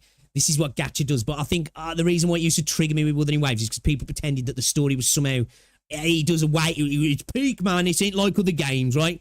And it's like, you know, the same things are happening. Character gets shoehorned in because the banner, character disappears, we don't see that character again kind of thing. Again, I'd love to see more games go down the route of just, if it's not ready to be in the story, just give it its own self-contained story in an event, done. In fact, it's very likely that the only recurring characters in a gacha story will be the self-insert player character, who isn't allowed too unique a personality, for obvious reasons, and a select cast of core characters, who will probably be the most developed characters in the story by merit of their frequent appearances, but who will still be harmed by the story's need to focus on whichever side character is currently being sold. Now, this is by all means a limitation that can be worked around, but it's still a limitation, and one that requires constant time and attention from the writers. And let me tell you, for a gacha game story writer, time is not on your side. Yeah. Perhaps an unfortunate... I think it's something that can be eased, but I don't think it can ever be nullified, right? Because if the story is constantly catering to the banner, it's gonna have a negative effect on the story. It's just gonna, right? Because the story pacing is gonna be affected. Character time spent with characters is gonna be affected. And now, of course... that can be, you know, the negative sides can be reduced a little bit, and they can do banger stories here and there. I'm not saying they can't, but if the character has to be front and center for the banner, it's inevitably going to affect the story pacing, right? Because you think, well, just because that character's not on banner anymore doesn't mean they can't be a major part of the story, but they're always going to be second fiddle to the new on banner character, and then as the next character comes in as well, it's just a thing that continues to happen, right? Again, it is antithetical to a lot of things in video games. Sometimes gacha systems are, aren't they? This is why I've said over and over again, I'm super excited for Endfield, and I'll give a lot of credit to NTE, right? Because we're seeing some changes. DNA as well, Duet Night Abyss, literally ripping gacha out of the game. Because for me, this is the exciting thing to see in gacha games, is the systems advancing, right? We're starting to see progression in the systems, and if they're done well, now of course they're going to be maximizing profit, but if done well, they can only benefit the game's story, pacing, replayability. All of that is a good thing if done right. Side effect of gacha gamer priorities is that information on the word count of gacha game stories is not forthcoming. What few counts I can find online are almost always in Japanese or Chinese, and while I can, and have, converted these counts into an equivalent number of English words, the statistics kind of lose their punch. Which is unfortunate because it means I don't really have anything other than my own personal experiences to back me up when I say that gacha game stories tend to be on the long side. In general, and again it sucks that I don't have any solid numbers to back me up on this, the writing team at a gacha company will probably have to produce about a novella's worth of story every few weeks. I'm about to hypothesize based on circumstantial evidence here, but bear with me. I once asked an acquaintance who works on Honkai Star Rail at Hoyoverse, and he told me that work on the content for a new patch begins in earnest about 3 patch cycles or 18 weeks in advance. Assuming that the writing team isn't completely overhauled between patches, which it might be, I don't know, this means that the team will end up devoting an average of a third of their effort to the story of one patch over the course of 18 weeks. So, overall, the story in a 6-week patch needs to be written in about 6 weeks. Oh my gosh, aren't you glad you're watching this video? You know, only on the Blue Forest channel will you hear knowledge drops like writers need to write 1 patch's worth of story every 1 patch's worth of time. Anyway, my point is that the writers have very tight deadlines. Knowledge. 6 weeks to write a novella-length story is already a tall order, especially when you need to constantly communicate and collaborate with the... They need to employ, I forgot her name now. There's a channel I watch called Jason Brandt, where they do, like, So Bad It's Good, like, movie stuff. But, like, he's a writer as well. And I remember watching one of his old videos, and he was speaking to a woman. I don't know who she is, which probably doesn't say a lot. She writes books, but she was on course for writing a book every month at that point. Now, I don't know what the quality of them were, Man, they need to get her on. They need to get her on board, man. Banging a book out a month. I don't know how thick these books were. I don't know how many pages and how many words, but still, impressive. Character, sound, and level designers to make sure that everything's coherent. And remember, this is a hard deadline that the team must be able to meet consistently. If this means they have to cut corners, then they will absolutely do so. In fact, the only time I've ever seen a large gacha game schedule be delayed because of unfinished content is with Limbus Company, and the development team behind that game has like 50 people, so they get a pass. Now, where was I? Right, 6 weeks, one story. What I'm about to say is pure conjecture, but I think I might be right here, so hear me out. Obviously, the ideal situation would be that the writing team produces an absolutely stellar, incredible story every 6 weeks, but that would take way too much time. So the game devs have to make a decision. Either increase the length of the patch cycle or cut down on the writing. And already we know that the former... If you do the former, you're getting into real iffy territory, right? You know, I know we all want better stories, but the second patch length start to get longer, you got a problem, right? You got a real problem. Would never happen, especially not at the scales and revenue numbers of some of the more popular gachas out there. And so the writing team is left to make cuts to the story wherever necessary in order to meet their true, deadlines. Crystal. Now, every story is made up of smaller components, and I'm absolutely oversimplifying. That's what they do in movies and stuff, right? It's why in essence, you see the difference in style sometimes in stories. Have to make cuts from either the plot, the character development, or the world building. Of these three story elements, character development is clearly the most logical component of the story to cut, and for quite a number of reasons. Really? I don't know, like, I suppose, like, for me, logically, although I love world building, I think world building would probably be one of the most logical to cut, because for me, a lot of the time, when it comes to gacha games, of course, one of the reasons why I really like Arknights is the world building, right? But I think so many gacha games do a poor job of doing world building anyway, if I'm honest. They do, like, they do world building, but they don't do it really well. And that's because it's directly, the world building itself is directly, intricately tied to the story, rather than the world being built and then the story being threaded through it. Kind of like how they do it in Arknights. I know I'm glazing again here. Because for gacha games, for me, one of the most important things is the character development. If you're going to want me to really want a character, one, they got to look good, one, they got to be fun to play, be decent for your account, but like actually be an interesting character to be involved in as well. If the game is going to push me into interacting with the character through the story for the banner. Otherwise, what's the point then? You're shoehorning the character into the story and not even developing them right. Now, I know this is all, you know, a nuanced conversation and not general for everything, right? This isn't I'm not trying to paint everything with the same brush here. But personally, I would be like, man, I think I'd sacrifice a little bit of the world building personally. And keep the character development. No, I'm not saying that's what happens, right? Personally, though, I'd rather keep the character development a little bit. But I suppose it depends on the world I'm in as well, though, right? You know, and it depends on how vast and large the story is, right? Yeah, I don't know. But yeah, I think I'd sacrifice a bit of world building to keep the character development personally. Too. Well, first of all, you can't exactly cut the plot. A story without a plot isn't much of a story at all. The plot can be pared down, certainly, but you can't really take a chainsaw to it the same way you can with character development or world building. Then, between world building and character development, which is more important to a gacha writer? World building, obviously. Not only does it give the plot a sense of place, which allows the reader to engage with the story on a deeper level, but it's also more easy to carry over between story chapters. The thing is, as well, I think some games do take a chainsaw to the plots in regards to forcing and shoehorning the plot to be dictated by a banner, right? We see that all the time, right? I do definitely think you don't want to see any of these happen, right? But and I do think world building is incredibly important. I just think so many gacha games ignore it. Personally, right? The world tends to feel quite abstract in a lot of gacha games, especially when you're in a game that's an instance-based game as well. The plot feels like it. The plot and character development tend to feel a little bit more important, in my opinion. But again, this is installments come out. personal, right? If you spend a lot of time developing a character and getting the readers attached to them, you've set yourself up for failure when it inevitably Your comes time overarching to cut the story character is out of more the story connected to the plot and world entirely, building, that you though, can so celebrate it's a new fair, character. you know? World building, on the other hand, can persist between story installments without detracting from It is any true, short-term character development spotlight is the higher-ups temporary, of the isn't it? game company might You want know, to shine they come on and their go, newest don't they? character. In essence, But that's a problem for me. That's why it is a problem. Character development's incredibly important. But in games that do throw characters away, suppose you can cut character development if you know that character's fucking off and never coming back. Whereas your world building and your plot are really the overarching thing that's keeping people in there. So it makes sense. time spent on the characters is time wasted, while time spent on the world is time saved.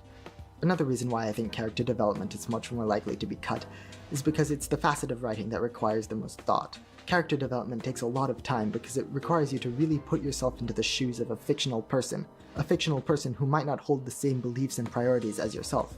And then the information you want to convey will have to be given to the reader through believable, and the key word here is believable. That's when you get actions really and interesting dialogues by stories, when you've got characters interesting who, characters, again, right? might not make the same But he's not decisions wrong. that you would. Overall, it's a much more involved process than writing plot or world building, which are difficult in their own right, but can at least be written about objectively. A character's political alignment and personal motivations don't need to be taken into consideration to as great of an extent if their only job in a given scene is to inform the reader about objective truths like, say, the ruler of a country, or the history of a religious festival, or the magical power held inside a super special ring. So, if the writers make cuts where necessary to meet their deadlines, what are we, the players, left with? Underwhelming or undercooked character development, a healthy amount of world building, and a great deal of short-term plot and action sequences. Now, whether or not this is a problem all comes down to personal preference. Yeah, for me, he's right. Because, like, world building is great to allow for stories to be created, right? And stories are great when they've got interesting characters. And like, this is why, like, gacha games themselves can be antithetical to actually creating a good flowing story, right? Because I think, for me personally, when you lose good characters, you just dotting your I's and crossing your T's in a sense. And the characters usually, especially in like a book, are the POV of the world, of the story, right? And when they're not really written well, the world itself tends to lack a little bit as well, then sometimes for me. Obviously, you can create worlds in a different way, separately, like, you know, like a Warhammer type setting where it's a universe it's created, and then you can go on and create stories that will happen all the time, which allows people to self-create stories and such. Yeah, man, for me, again, it's all personal, like he says, but characters are so important for me. As a person who reads stories for believable and relatable characters, these limitations inherent in gacha game stories have always come across to me as detrimental to the overall experience. Bro, the video's 40 minutes, stop the app, please. Well, I ain't gonna just rewatch somebody's content. If you guys want to watch the video, I can link it in chat. The more unique writing decisions and flaws in part 2. Because of course, I'd be remiss to make a video on gacha game stories without looking at specific examples. And so, for the rest of this video, I'll be doing just that, looking at specific storytelling examples from the games shown on screen right now. If your favorite game isn't being shown right now, I do apologize. It's not because I don't like the game, it's just that I don't have enough experience with You're a hater, bro, that's what it is. Wooer's not on there. Oh, this Hoyo shill, bro. There's a Huyo game on there. Obviously, dude's about to brigade the fuck out of the Wooer space now. Watch. Game to talk about it at length. Nevertheless, I encourage you to stick around and maybe learn something about a game you haven't played before. This video has a bit of spoilers. Or maybe you can maybe skip some of the spoilers. As I mentioned earlier, if you guys have watched it and you know where some spoilers are coming, let me know and we can skip. Hopefully, he gives us some info about that as well, considering he's a dude who likes story stuff. I'm assuming he's going to hit us with a spoiler warning. I want this video to be the starting point for a discussion.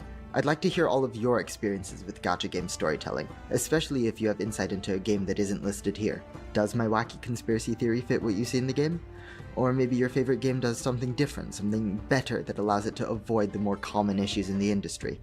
Let me know in a comment, or if you don't want to boost the algorithm, send me an email. And with that, let's get part 2 underway. You know how to boost the algorithm? Send me an email. Don't tell him the secrets, bro. Say I'm only going to talk to you in the comments. Don't email me. Probably the first ends, part to of be fair. Honkai Star Rail had a pretty good story. Well, I wouldn't really call it good, but it was alright. Personally, I was a bit disappointed that not much was being done to expand on the science fiction side of the story. True. The writers clearly chose to go down the path of a more generic anime plot, which was a strange choice to me because science fiction anime certainly exist. In fact, I've heard that some of them are actually really good, but I digress. After the first arc in Belobog, I began to lose interest in the story. This was no fault of the games, it's just that I only have 24 hours in a day. I would still read the story, of course, but sometimes I would zone out and miss crucial information, and then would have to backread to catch myself up. Then, after the conclusion of the third story arc in the game, the Penacony arc, I started to simply let the story run on auto as I went and did other things. That's where I dropped off the game was Penacony. With the latest game update introducing a story skip button, I can confidently say that I have no knowledge whatsoever of the most recent story installments. But something I can see about the story is that, after the first arc, it becomes much more episodic. Like, there's obviously still an overarching narrative, but more and more often, it takes a backseat to whatever small and tangentially related conflicts plague the characters at that moment. Usually, on release, those smaller conflicts would serve to introduce and develop whichever newly released character was on banner at the time. And sometimes there are simply self-contained interlude chapters, such as the one regarding Argenti and the Swarm, or Hule's werewolf invasion, or the one with the monkey cult. I really wish that last one didn't exist. The inclusion of these interlude chapters wouldn't be a bad choice in a different gacha game with a visual novel storytelling style and an inherently disjointed narrative with a plethora of branching off sub-narratives, but it absolutely kills the pace in Honkai Star Rail where, chronologically speaking, each story installment takes place pretty soon, if not immediately after the previous one. But it's not like the writers are unaware of this. In fact, they often take respectable, and sometimes even effective, measures to try and circumvent this issue. Being quite a generic RPG in many ways, Honkai Star Rail chooses to use a lot of generic RPG storytelling techniques, such as putting extra world-building information in optional collectible data logs, or using a tale as old as time, right? I think it depends on how it's done, right? I used to love this back in the day. I was a big fan of going around and exploring these little, notes in game worlds. But again, the game has to have a really interesting story of interesting characters and incredible world building for that to be a thing that makes me want to do that. I don't find myself wanting to do that in games like Star Rail, in games like Wuthering Waves, and there's little notes to find something that haven't. I just don't care. I open it and I click off it straight away. It's the same thing when games try and do a little bit of an extra bit of storytelling through people texting you, and then you literally wait for the little 3 dots while they're texting you. It's like, bro, fuck off. Just give me the text, let me read it, and then bounce. I don't want to pretend I'm texting somebody. It's not a fun time, man. Side content as an opportunity to add downtime to the story and expand on characterization.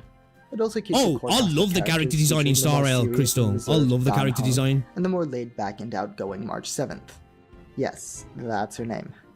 This allows the writers to expedite character introductions somewhat by using introductory dialogue to compare new characters to these already established personalities. None of these techniques are particularly unique, but they're seen often because they work well. On top of this, playable characters involved in the longer story arcs, but not the interludes, are usually introduced to the story a couple of updates before they are made playable. And while it's true that doing so makes sure the players are at least nominally aware of each character's existence ahead of time, it also means that the writers have to spread out their screen time even more thinly, as the limited time spent on character development has to be shared between the primary character of the patch and all of the secondary characters as well. In practice, this doesn't... The thing is as well, where it messes up, right, is usually, you have the 1.0 characters that tend to follow you around a little bit. There are not necessarily limited banner characters, right? A lot of games are this where they'll be just standard characters that you can pull for. And sometimes they'll have a character there that's not even a pullable character, but it's usually the standard characters, and they kind of stick around for a good portion of the start. And then you do this thing where the on-banner characters coming in and going and coming in and going. And then when you do have a self-insert MC as well, I think it just adds to all the issues that make it worse. Now, I know a lot of people like self-inserts. This is why I really like Belle from Zenless Zone Zero, because she's an interesting MC. Even though I think Zenless does a better job at bringing units in and out, even when they might have a little bit of a throwaway unit, the main characters themselves are interesting and involved enough that you're here for them, and then this extra cast just floats around them, rather than it just being an aura farmer self-insert MC, and characters are coming in who apparently seem super interesting, and then they're gone, right? And you don't have a really interesting main character to carry the heavy, to do the heavy lifting, you know what I mean? Do all that much to stem the problem of entire character arcs being crammed into a single, relatively short story installment. At its very worst, we get characters like Aventurine, Facial, and most recently, Castorus, who all receive the bulk of their character development in one long scene, immediately before or sometimes even after their big moment of sacrifice. I mean, I'm not a writer, but I'm pretty sure they messed up the order there. I haven't read the newest story arc on Emphorius, except for Castorus's part, because she's cute. Same madness. I love Belle and Wise. Anyway, like, my friend I joke around roasting Wise, but I absolutely adore Belle. I think she's brilliant. But he also previously said that the Monkey Cult chapter was not bad, so I'd appreciate if someone could second his opinion before I trust him on that. Hot takes, EZZ's MC ain't that different from a self-insert that just have a paper-thin layer of personality. Do you reckon? Like, maybe. Again, these are subjective things, I guess. I love Belle's personality, I do. She feels like a relatable, real human being. And I suppose it's because when you first start the game, they're just normal people, aren't they? You know? They're normal people who just happen to be skillful at what they're doing, their job. I know things change a little bit and we find out stuff about them, but they start off as just quite normal people. I think I already like Belle, but you know that one cutscene where the police coming round to check on them and she's in the office with the drink and I was just sold. I was just like, I fell in love with both of them, I did. The dynamic's good. I love the way they interact with cats, especially Belle, right? I am biased. I'm super into Belle. They're quirky, but they do nothing to differentiate themselves from self-inserts. I don't know, I disagree personally. I suppose maybe because I'm playing as Belle, so I can't really self-insert myself as a girl who's got an active personality there. Because the way I look at self-inserts personally is like typically characters that just have statements to say here and there. The actors basically, in a sense, your connection to the characters. But yeah. Belle's one of my favourite MCs. Hey, this is what it's all about, though, right? We've all got different opinions on this stuff. Limbus Company's end of the day, story and it's all subjective, isn't it? The dev team behind the game has historically made the uncommon decision to delay the release of unfinished content rather than rushing it, leading to a slow and irregular update pace. A lot of the appeal of the big decision to make that was the idea that every disparate loose end will be tied up in a climactic ending, you know, whenever they get around to finishing the story, maybe in a decade or two. But I still hold on to the hope that the writers will make something incredibly satisfying. After all, if there's any game studio I trust to take their time to make something really, really good, it's That's a fair statement. I mean, that's a fair statement in regards to what they are. I couldn't see where you're coming from with that. The main story chapters rarely disappoint, but rarely do they build or improve upon previous developments either. Enjoyment to characters anyway at the end of the day it's who mysteriously disappeared. Wholly subjective, isn't it? Or it? are we ever going to get a follow-up to the fact that Rhodia hasn't sorted out her personal conflicts, despite her dedicated story chapter having already happened? Presumably the answer is yes, but when? The devs have been subtly and not so subtly reminding us we are going to play Limbus as well soon for multiple chapters now, but nothing has happened yet. But ignoring the fact that the story is very clearly still in development, there are a few really good long-term decisions that Project Moon made. First of all, Limbus Company never gets new playable characters. The game started out with 12 playable characters, and 2 years later, it still only has 12 playable characters. It's just all alters. What you gacha for instead are kits or identities that you can equip onto the character. But each individual identity doesn't need. Yeah, I saw Genocide reacting to it, so I kind of saw it through him. Continue to develop and release new identities and receive income without placing any extra load on the writers. Secondly, it is a smart way to do things, right? Yeah, to kind of like have alters in a story. That way you can introduce new characters. You can even introduce twists to stuff in that, but you don't have to literally introduce a new character in regards to the story in the same sense. Now I don't know how it happens in Limbus, but when they're coming in, does it affect the way the story is? You know, because obviously there's an alter character, so is it an alternative personality? I'm not too sure. But yeah, I think it's a smart way of doing things, that is, because then you don't have to continually build out this roster, which then puts a strain on writing and bringing in new characters all the time, right? And making them well written as well. And making you care for them also, right? It gives you a lot more time to make people care about characters, doesn't it? Each main story chapter is dedicated to one playable character.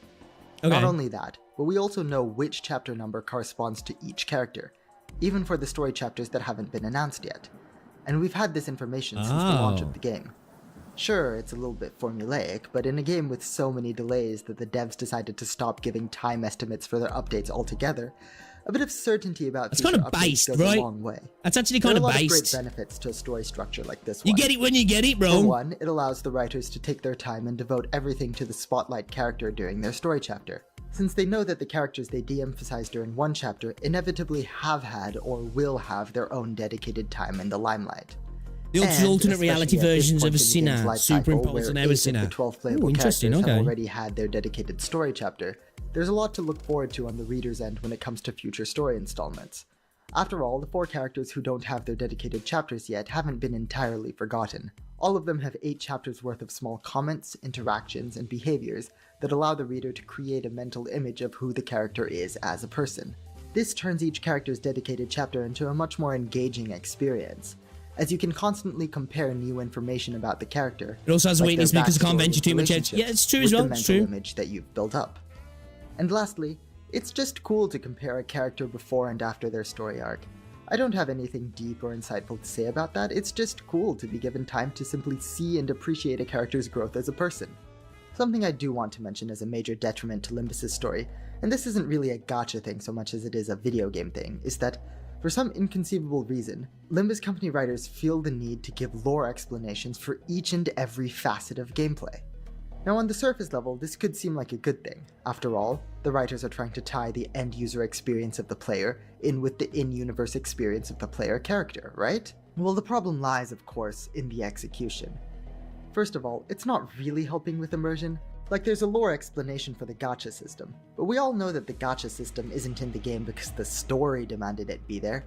It's in the game because the devs wanted to make a gacha game. Something similar can be said about the increasing level. I'm okay with that though. Like, I like that. We know, right? And they know that. And they know that we know that. But explaining it anyway, I'm cool with that. I like that. Caps, or rotating content stages, or energy system. All of these gameplay systems are brought up and explained in the main story, but again, we all know that the story isn't really why they're there. But then, for some baffling reason, the writers choose to sometimes, and I mean rarely, take the small lore drops and give them massive plot significance. So the whole reason why you're able to pull for and equip new character identities is because those identities are actually the life experiences of alternate universe versions of those characters. Now when I first read this, I very quickly dismissed this as yet another lore drop to justify a gameplay mechanic. So you can imagine my surprise when I found out that the existence of an infinite number of parallel universes and the infinitesimal impact of a single individual's life on such a multiverse was actually the central focus of Kanto 6, and that by choosing to ignore my internal questions and concerns about the existence of an in-game multiverse, I love that I was visual rendering style. myself mentally underprepared to engage with that chapter on anything more than a superficial level. Like, really? How was I supposed to know to pay attention to the parallel universe part of the lore as opposed to, oh, I don't know, the fact that all of your teammates live on a TARDIS bus that needs to be fed a constant stream of living human bodies in order to keep running? And yes, living human bodies is the in-universe lore explanation for the in-game energy system. I feel like if anything, that should be given plot significance. Or what about the part of Kanto 3 where one of the characters chooses to end the life of a dying comrade, before learning in Kanto 4 and 5 that not only was backup only a few minutes away, but that there exists in the game a magical panacea that can bring anybody back from the brink of death. Is that going to end up being plot significant? I don't know anymore. I don't know. Are there even any takeaways from this? I guess what I can say is, I suppose, I don't know if I'm misunderstanding what he's saying here, but like, for me,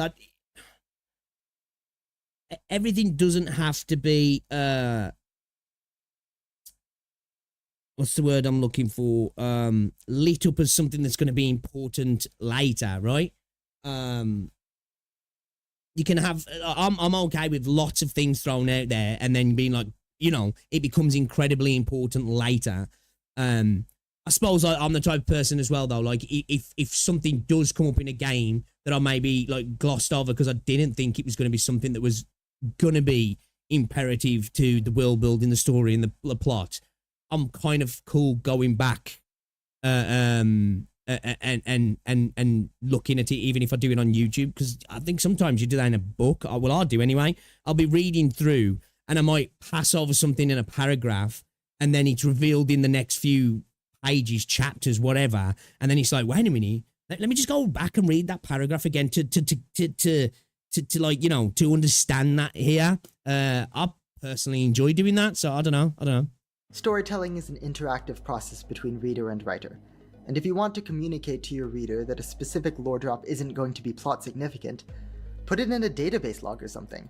Nah, like the see, database that I don't know about that, because like sometimes for me, I like it when game, because like for me, like world building as well, like it doesn't just come from everything being plot significant. Like it can come from the most insignificant thing, and that's what makes it feel immersive in a sense. You know what I mean?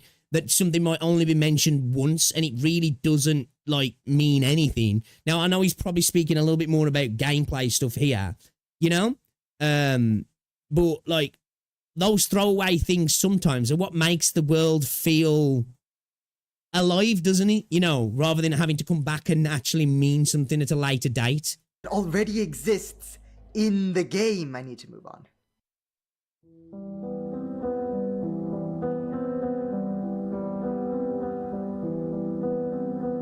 I'm going to try to keep this section pretty short, but that's not because I don't have complaints about the reverse 1999 story. In fact, I have quite a few. It's just that none of them are really... For me, we spoke about this before, I prefer Arknights story to reverse 1999. But I really, really like the storytelling in reverse 1999. Not just in the way they do it through the L2D work. I just think the storytelling is really good. Pertinent to this video, and also, attacking this game's story just feels wrong. After all, Bro, attacking this game full stop feels wrong because it's just gorgeous. They marketed it as having English voice acting, live 2D animations, and an interesting setting. And for what it's worth, the story absolutely succeeds at all three of these points, especially the interesting setting part. Yeah. You see, in the world of Reverse, it's a beautiful game, this, isn't it? On the eve of the turn of the millennium, something happened. Something that caused the first of many catastrophic, globe-spanning magical storms. People who happened to be in a small, and I mean incredibly small, selection of storm-immune buildings and locations were saved from the storm's effects. The rest of the world was washed away and replaced with a brand new recreation of the world at some point in the 20th century. You play as Vertin, the only known person who can survive the storms without shelter or protective equipment, as she attempts to uncover the mysteries of the storms. That's fair. Why they started, why certain locations are safe from them, and ultimately, how to stop them from happening altogether. All the while, new storms transport her to new time periods and locations, with new people to meet, problems to solve, and antagonists to fight. I agree a little bit with that, Easy. I definitely agree with that. It's one of those as well. Sometimes at the start, I had to keep stopping myself and be like, hold on a second. If you were just like, and this is on the reader as well, I think sometimes, but I also think it's on the writer. If I didn't feel like I was locked in, like I feel like I could look to my phone for a minute or two and be like, wait a minute, what's happening here, kind of thing. Is that just me? You know, maybe I'm just a smooth brain, but I definitely felt that early on as well. In essence, it's a time travel adventure, but with no control over the time travel. Sounds like an interesting premise, right? I'd think so too, were this not a live service game. You see, storms are what allow for the time travel shenanigans to take place, and one of Vertin's stated goals is to prevent future storms from taking place. I'm sure you see the problem here. If the protagonist, Vertin, were ever to accomplish her explicitly stated goal, it would necessarily, definitionally I definitely feel you with that, travel, Easy, yeah. the end of the story, the end of new events, and the end of new characters to pull for. As it stands, any progress that the protagonist makes in the main story is harmful to the game's longevity. Which means that as long as the publisher wishes to keep the game alive, the writers will be forced to come up with new roadblocks, side conflicts, and distracting tangents to prevent the protagonist from making significant progress with her primary mission. At this point in the game's life cycle, less than 2 years after launch, it's not such a big deal. So far, the roadblocks and side tangents have, for the most part, made for entertaining reads. But if the devs want Reverse 1999 to be a long-lasting game project that lasts on a similar timescale to Fate Grand Order, Grand Blue Fantasy, or even the relatively modern gachas like Genshin Impact, well, I predict that the writers will find themselves in a bit of a bind sooner or later, after having written themselves into a corner from the moment they created the very premise of the game. Which might not be a bad thing either. Like, I don't necessarily agree with exactly what he's saying here personally, but not every game has to be an FGO, right? Now, obviously, I get it. Business is business, right? You can make a game last for 10 years and it's profitable. Most companies are going to try to do that, right? But I also think there's plenty of companies out there that are willing to let a game go for a few years and then move on to a new thing, right? Who's to say that's not the case? I'm not saying that that even needs to be with the case of so far where I've got to in Reverse 99 personally. I think there's plenty of longevity to be had if it's written well. But also, every game doesn't have to still be going 10 years later, does it? Do you know what I mean? I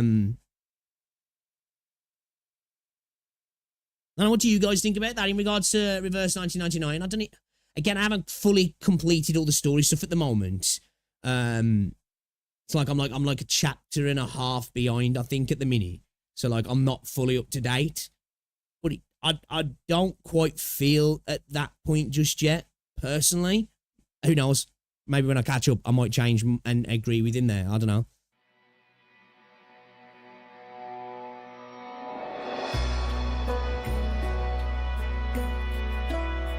The Arknights story is an Here we go, interesting boys. to me because every time I choose to drop it, there's this persistent part of my brain. Oh, that's it. Dislike, guys.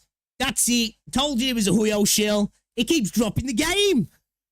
Jokes. I'm joking. That tries to pull me back. Like, intellectually, I know that probably nothing important happened in Adventure That Cannot Wait for the Sun or The Rides to I agree with that, Easy, yeah. I agree with that. There's something nagging at me, telling me that there's no way to know for sure until I actually read it. Like, just in fact, when you go back to the bits when they're at school and stuff like that, like, I think there's so much potential in one for the Arcane Society and stuff, in world building and stuff in Reverse, and to bounce around stuff. Now, whether that means that the story gets stretched out, I guess I can kind of see what he might potentially mean there, but, you know. The world, I think. The world that these writers have painstakingly built up to be so compelling that, despite all the myriad flaws that litter each and every story, I'm still compelled to return for more. Not for the hype anime sword fights or the massive lore drops, but for the small moments. Two kids helping each other stay alive through a harsh blizzard. A group of terminally ill laborers, on strike because of poor working conditions, watching as they're gradually denied access to food, medicine, and electricity. A street of restaurant owners, all fighting to keep their businesses and ways of life alive in the face of a declining tourism industry. A community of down-on-their-luck artists, all supporting each other's artistic endeavors.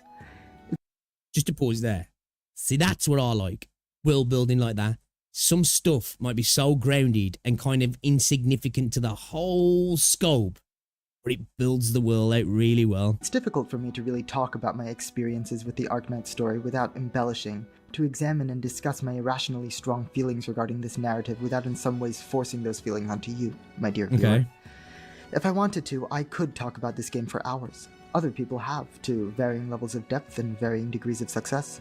But I'm not them, nor do I wish to be, so I'm limiting myself to just one side story, Break the Ice. I think that Break the Ice serves as a good baseline for understanding Arknights storytelling. Not because it's the best story that Arknights has to offer, nor the worst, nor even the most interesting, but because it's the most average. So while I'll be bringing up specific examples from this specific story, do keep in mind that what I say here applies in some capacity or another to most of the stories in this game. To recap, and I'll make this quick, Break the Ice centers around a conflict between the three major factions of a small country named Kirag. It involves the Silver Ash family attempting to seize control of the land, industries, and businesses owned by the Browntail family and Palroche family in order to grow the economy or something. Anyway, you, the player character, happen to be in the area at the time that this happens, and you assist the Browntails and the Palroches in maintaining control over their territory. The resulting story is a mixed bag. Like, don't get me wrong, there are some really good parts, especially in the world-building department. I particularly appreciate that there's stuff you can learn about Kirag culture simply by examining the behavior of the characters. You can tell by the Kirag characters' general underpreparedness in the face of hostility and subterfuge that the Kirag people are mostly peaceful, trusting, and cooperative. And you can tell that they're incredibly religious by the fact that, even after Silver Ash has begun hostilities, they still trust the word of the High Priestess, despite the fact that she's Silver Ash's younger sister. And it's cool that they sneak those details in without having to include a hand-sized sprite going, "Wow, the people of Kirag are so religious." It's good writing. But let's be honest here, nobody went into Break the Ice wanting to learn more about the culture and people of Kirag. No, not when this event was advertised to feature members of the Silverash family, Silverash, Permanix, Cliffheart, and the bodyguards Courier and Matterhorn. For context, all 5 of these people were launch characters in the game, most were fan favorites, and absolutely none had been given a dedicated story up to this point. And the unfortunate thing is, all of these mostly fan favorite characters still don't have a dedicated story. Brick the Ice spent so much time on the fights and power struggle, which I don't mind. No, it's great to have those, but again, just because the character's in the game for me, as I said earlier, you don't need to then be like, right, there's got to have story here for them now. Sometimes it could just be cool in terms of gameplay, right?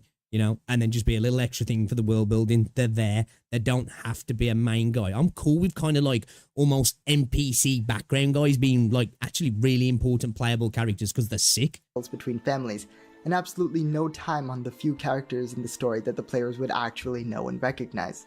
What little time was spent on the Silverash side of the conflict was mostly spent on this guy Gnosis Edelweiss, the newly obtainable character at the time. Let me repeat. The Arknights writing team chose to forgo character development for the characters we actually knew in order to push the new guy we had never seen before. And this isn't a one-off fluke either. Time and time again, I've been disappointed at the Arknights writing team's decision to focus the majority of their sparse character development on characters who are new, and not necessarily the characters that might make the most relevant contributions to the story. And it's a shame, you know? The world building in Arknights is so... Yeah, but like... That's like side story stuff though. Right? And I disagree there. Like, obviously, there's a lot of characters. Not every character's gonna have the character development of everybody else, right? But the characters that I've experienced so far in the game, not all, but there's a few, quite a few, that have got, like, real good character development, you know what I mean? Now, obviously, I haven't played this particular side story. I've only played Granny and the Knight's Treasure, right? So I've got to be careful to what I say here because I'm speaking on that which I know nothing about in a sense. I'm going off the main story. I'm totally cool whether or not this is the case, right? I don't know if it is with side stories really focusing on the hot character of the time or not doing that.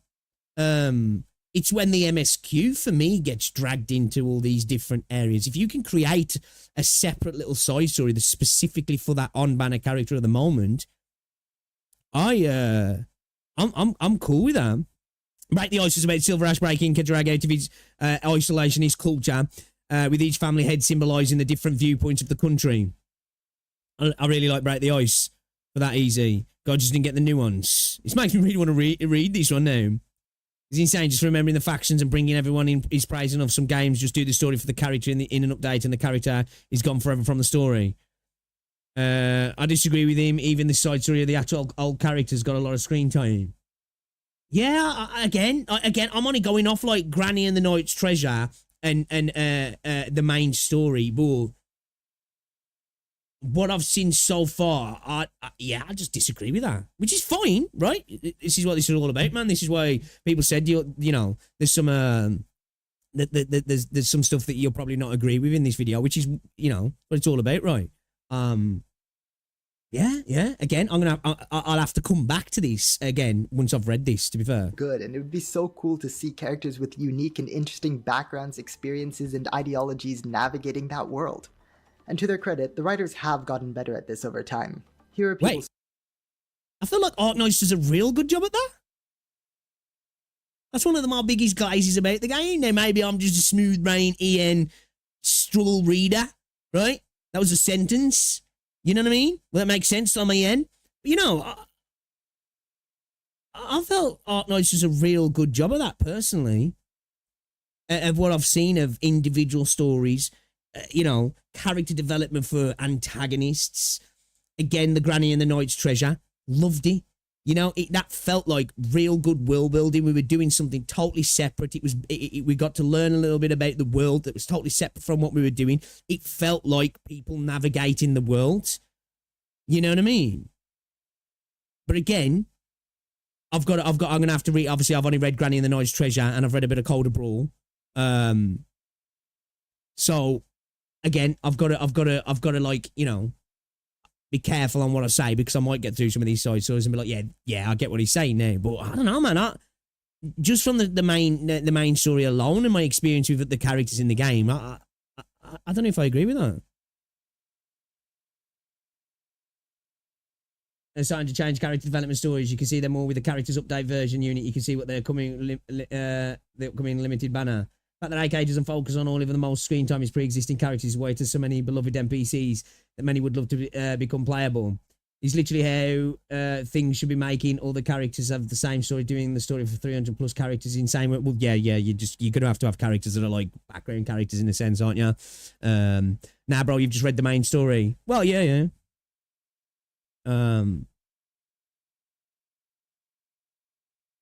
the reason for this misunderstanding of the story is because he reads the stories too fast. Even so, we have operator records, characters that never appeared, Roll Mr. Stuffs. He's not saying it doesn't have any. He's saying that obviously the game's got better at it for one, and I'm not saying he's saying it doesn't have it, but it's one of the things for me that I think is a big positive in Arknights. It's not something I would throw towards the negative side of things, right? To say it lacks it. I'm not saying it doesn't have it, but lacks it. I personally, again, I've got to read more, but so far I don't feel like if we're looking at things in the space of gacha games, because we're talking gacha games here as well, I think it does a good job in comparison to a lot of other gacha games. Now, if we're talking about storytelling in games in a whole, maybe there's arguments to be had there. So, and come catastrophes or wakes of vultures did decently well in this regard, and I maintain that So Long Adele would have been really good had they. But again, I do want to reiterate, I've only played Granny and the Knight's Treasure and a little bit of Code of Brawl, so I am ignorant to all the other stuff as well. So I have to get that out there, right? I don't want people saying, you know, well, actually, because, you know, I'm uneducated. But character-driven storytelling is still clearly not a priority. This doesn't read as malicious as more misinformation. Oh yeah, this doesn't feel like something I'm still working on myself. Is judging a work for what it is. As someone would say, a brigading video, you know, agendas are here. I don't think this is. Again, at the end of the day, story is subjective, right? It's pure and simple. Now, there's objective things we can disagree with and say, well, actually, that didn't happen in the story and that did happen. But it's one's enjoyment. It's subjective, right? It's subjective. Other than what it isn't. And you know what? For all its flaws, the Arknights story still has enough value that it come back to it. The only problem I can see with the side stories is about half of them have somewhat irrelevant to the grand narrative. I love that though, Lolcar. I love that. That's what I loved about Granny and the Knight's Treasure. Right, it just builds the world. There's stuff going on outside the main story, because the main story of Arknights feels like it's a story that's happening in the history of the world, right? You know, like everything that's happening in our life right now seems like we're the main characters of our story. We're not. We don't matter in the grand scheme of Earth's history, do we? And that's what I kind of like about Arknights. It feels like, you know, I like the fact that the stories like that really, if you could argue, don't matter. But they do because they don't. Time and time again. Just maybe without as much enthusiasm now as I had a couple of years ago.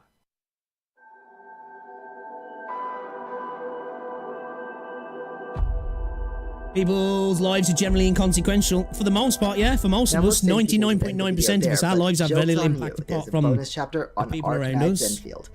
I mean, of course. I just finished giving my universal and unquestioning praise to the Arknights story. How could I not talk about its sequel/derivative work, Arknights Endfield?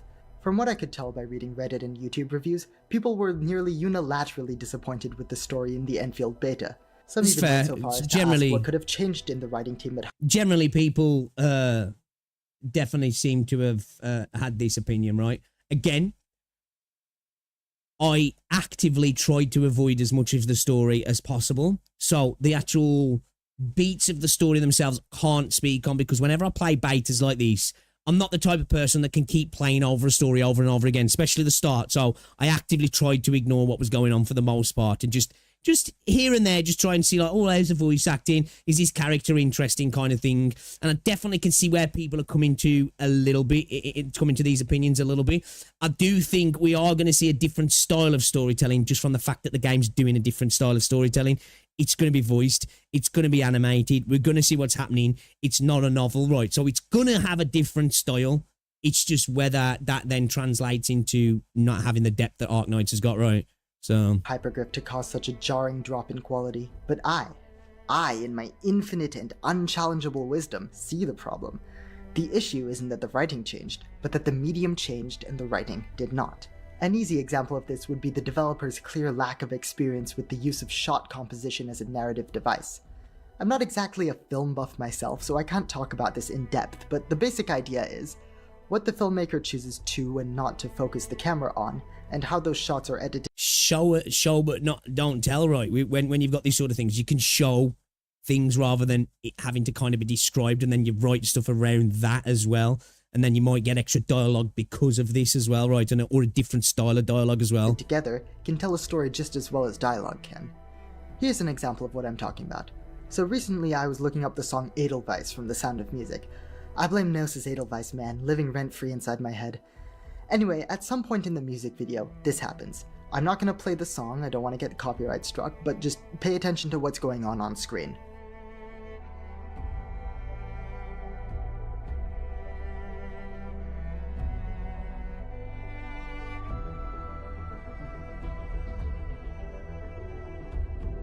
Did you see that? There's an entire story there. He looks at her, she looks at him, and then she looks at both of them and frowns very slightly. Was she getting wet and they was like, oh, she's getting wet. Oh my days, something's happening. I've never watched this film, to be fair. Interpersonal dynamic told over the course of a few seconds with no words exchanged between any of the characters. Just good acting and good editing. And this probably wasn't the greatest example of what I'm talking about. Again, not a film guy. But I hope that you can at least somewhat understand what I mean, so that you can understand my pain at this. Strange. I thought this should work. Nope, not working. Oh, that's it. Got it! Oh, wait. It still isn't Everyone to be getting no Yvonne slander. working.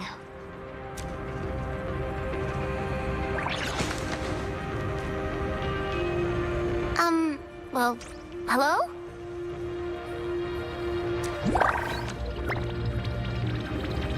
Maybe it's a local power output issue. That's hot. Oh, you got in. That's quick.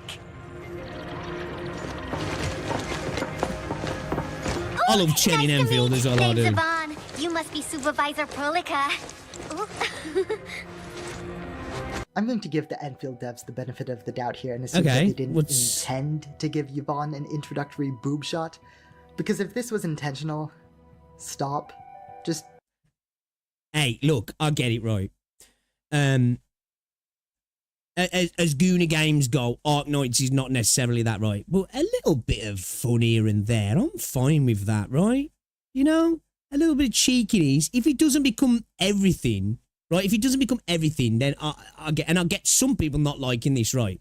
But I'm okay with some little quirky bits of fan service here. Here's a cute camera. Oh, there's some grippers on the screen. You know, oh, we got a thigh shot. I'm cool with that personally. But I can see what he's saying, especially from the kind of I'll say culture. You know, I suppose it sounds elitist, but the designs of Arknights characters for a lot of the time, it doesn't feel like it lends to that. But I'm totally cool with it happening here and there, right? You know, like, and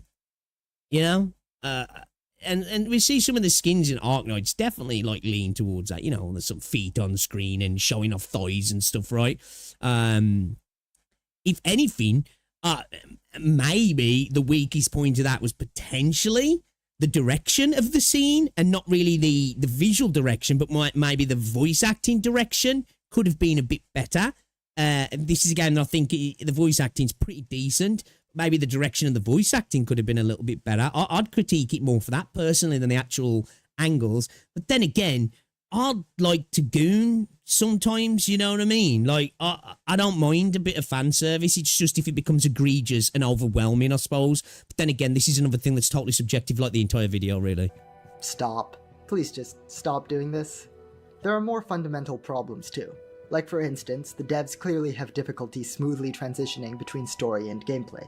For context, in Arknights, you could usually expect a combat stage to be preceded and or followed by a visual novel-style story. In the early days of the game, the devs tried to make sure that that was the only fan service in the main story, I think.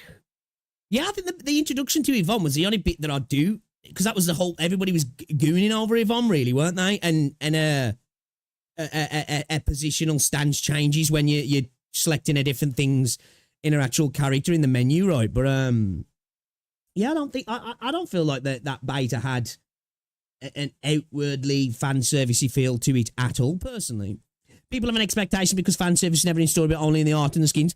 That's a fair point, Kithias. I do think that is a fair point, right? That is definitely a fair point. I think maybe it's a tonal thing as well. Although there's definitely some mature stuff in Endfield. I definitely do think it looks like there's a potential tonal shift. Well, there is, right? Now, I think that might be a problem for a lot of people as well. But no, I'll get what you're saying. Again, as I say, these are subjective things that might bother people. But for me, yeah, I didn't find it a problem, right? I could argue that maybe the voice direction was a bigger problem in that scene. Stories would always end in a fight between the characters, and that the following stories would always occur after that fight ended. Where's the racism? To blend the combat stage into the story, so to speak. But over time, Agree. With a game interface that looks like this, combining story and combat into one seamless experience wasn't all that immersive. Potentially, And Enja. there were certainly a plethora of stories that could be told to greater effect when the writers weren't obligated to have the characters drop everything and throw hands a total of 8 times over the course of the narrative. They understood that the player would be able to compartmentalize the combat encounters in the event as a way to give the event content, and separate that content from the overall story being told by the visual novel. In my opinion, the stories they told improved as a result of this. I don't think it's a coincidence that my favorite Arknights stories like Lone Trail and Hortus de Escapismo are stories that don't bother to justify each and every battle taking place in the event. This is a luxury that the Endfield writers do not enjoy. With a 3D game like this where combat, story, and exploration all take place on the same map, the writers can no longer simply jump cut between story and combat. Every combat encounter that's interspersed in the story needs to be justified, and so a lot of the time in the story is spent on characters justifying the need to move to and fight in a new part of the world, which non-coincidentally happens to coincide with the next area of the map for you to explore and fight enemies in. The end result is a story that does a very poor job at communicating long-term stakes in favor of pushing the player from one small-scale skirmish to the next, which is bad for... I suppose, but again, I think that, as I said, this is where I think players of Arknights are going to have to accept this change because the game's medium has changed from the story being told in a visual novel, it being a strategy tower defense game, and moving into an action semi-open world RPG, right? That you're going to have that because otherwise you're going to have a great story, right, that's paced perfectly and everything has merit and meaning, but it's going to be a pretty poor game, right? When you're building a game like this, you have to suspend your disbelief a little bit sometimes, don't you? And understand that, okay, I get it. This is just part of the action of the game right here. And if this was the movie of Endfield, this would have took place in a lot shorter of a section. I would have had this little fight here, and then we would have moved on to the next story beat. I think that's, I think that's something that's just always going to be affected by an action-orientated game. I think all action-orientated games suffer to a degree unless they become very on-the-rails linear games, and you have that direct connection intrinsically throughout the entire thing, and it feels like it all connects like pretty much on key, right? And because the gameplay, at the end of the day, the gameplay, when you think about it, again, the gameplay kind of is abstract to the story in a sense if a game is heavily based on the story, because it just wouldn't go down like that if it wasn't, right? Your encounters with a character wouldn't be the same. You wouldn't have the encounters with the mobs and all this. You would to a degree, but not to the extent. I think that is a thing with video games, right? If you want gameplay to be a major thing and a game to be a game at the end of the day, you've got to accept that stories, it's going to take, I don't want to say a back seat, right? You can attempt to negate it as much as possible, but I think if you really want to make a game that people are going to want to play for years, gameplay is king, right? Gameplay is king, I think. Yeah. For example, I don't know if putting a skip button on a 3D game works well. Do stuff and then get a chunk of story without combat. That can be used to disconnect story and combat. Saints Row, for example, better story and protection until you do map stuff. The games that do what the Arknights thing, despite being third person. There is definite ways to go. I just think you're always, well, not maybe always, but I think there's going to be like a disjoint, right? There's going to be that disconnect to a degree. I think it's inevitable through the way that the game's being played. Now, again, I agree with some of you guys saying in chat, that's something that can be definitely negated and nullified as much as possible. But I don't think you're ever going to, like, remove it entirely. Because at that point, it's like, you know, do you want to, at that point, it's like, am you here for a book or a story, a film? Now, there is plenty of games that do a really good job at it, right? But usually they're one and done games that you're talking about a game that lasts 12 to 15 to 18 hours. And every action is directly pushed through the filter of the story, right? Which can be restrictive, which can definitely be restrictive. I don't know if we'd necessarily want the game to be that restrictive. You know?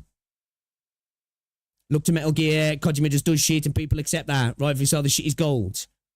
Yeah, well, there's a reason Kojima is Kojima, right? You know, not everybody can be Kojima as well. That is a thing. But yeah. Obviously, I think this comes down again to the medium, as he was speaking before. I think you've got to accept with a switch to something like this, you might potentially get benefits in loads of other areas in terms of the gameplay, in terms of sequences when you're watching characters interact and you're seeing them talk and it's action orientated. And, you know, when you're talking about two characters having a fight, you don't just hear shing, shing. You see them fight and you get all that benefit of that, but then you lose something else. I think it's just one of those things, right? It's, you know, it's, you have to give or take a little bit, right? You have to give or take a little bit. Pacing and terrible for engagement. But to be honest, this isn't so different from how conflict was handled in Arknights itself. For instance, your boy Arknights Hideo Chapter 10 saw is a cast of protagonists on a mission to phenom, infiltrate right? / invade Londinium, the capital city of the well-guarded, heavily militarized, technologically advanced. Yeah, we got an error, so in one Wayne. hell of a justification for that, right? Wrong. In fact, the writers waited until Chapter 11 to mention your overall goal in Londinium, which was to stop the production of a weapon of mass destruction. That's right, your job in Londinium as the... Okay, this is... Do I want to skip a little bit here? How far do I need to skip here? Because this is getting into spoiler territory now. I don't know what the job in Londinium is. I don't know what the job in Londinium is. How far do I need to go here? Am I skipping all of this here? I'm skipping all of this. Nah, I don't want to listen to this. Nah, continue. Fuck that, I don't want to listen to it. Leaving the city, effect was being shipped. Hypergriff has no enemy faction is powerful and scary and have abilities that conveniently require them to be stopped as soon as possible, and another thing entirely to see it in effect. Because the main antagonistic force in Endfield, the Bone Crushers, can be seen on the map. They're right there, a band of purportedly violent outcast criminals camped out less than a mile away from your inadequately protected factory and company headquarters. I honestly cannot think of a more effective way to undermine any sort of tension between two supposedly belligerent factions than by having them all but coexist peacefully side by side. And if the Bone Crushers are also dead set on stopping the protagonist because of environmental reasons, which I think is what this one line of dialogue means, then that isn't shown to the player either. At no point in your tens of hours of drawing power lines and building mining rigs does anybody or anything in the game even so much as suggest that your colonization efforts are anything other than universally beneficial to everybody involved. And then there's the whole issue of the lore of the game. You see, Arknights, having received consistent story... I've got a feeling... Well, it depends on how nuanced to take. I've got a feeling that's stuff that will come into it, right? I do think we'll potentially go down that sort of... Oh, who knows? We'll have to wait and see, right? Updates for over 6 years now. Has a lot of lore. Some of it is good, some of it is bad, and some of it is honestly not very well thought out. And by positioning itself as a sequel to Arknights, Endfield gives itself the tricky job of making sense of all the accompanying lore, choosing what to keep and what to ignore. From what I can tell, the plan seems to be to ignore basically everything, and you know what? I think that's a good move. The fact that Endfield is set on a completely different planet, multiple centuries removed from the events of Arknights, makes the game an incredible opportunity for a fresh start. I think it's great that people, especially non-Arknights players, can hop into the game and enjoy the story for what Well, it it's is exactly- without knowing yeah. about, say, the political situation in Bolivar, or the Victoria vs. Lithuanian joint invasion of Gaul. But the writers are walking a fine line by doing this, and everything falls upon the execution. Like, you know how there are Arknights characters who show up as playable characters in Endfield? There's a lore reason behind that. I won't get into the details here, but it involves reviving people from being dead. Because apparently that's something you can do in this universe. How the writers plan to include that detail in the story without raising a Correct me lot if I'm wrong now. They're not exactly revivals, are they? They're not exactly reviving that person, right? Isn't it almost like a, I suppose the simplest term would probably be in like an essence of clone, right? It's not exactly a, all right, we found their body, let's fucking hit him with the paddles and hey, he's back, right? What is the deal now?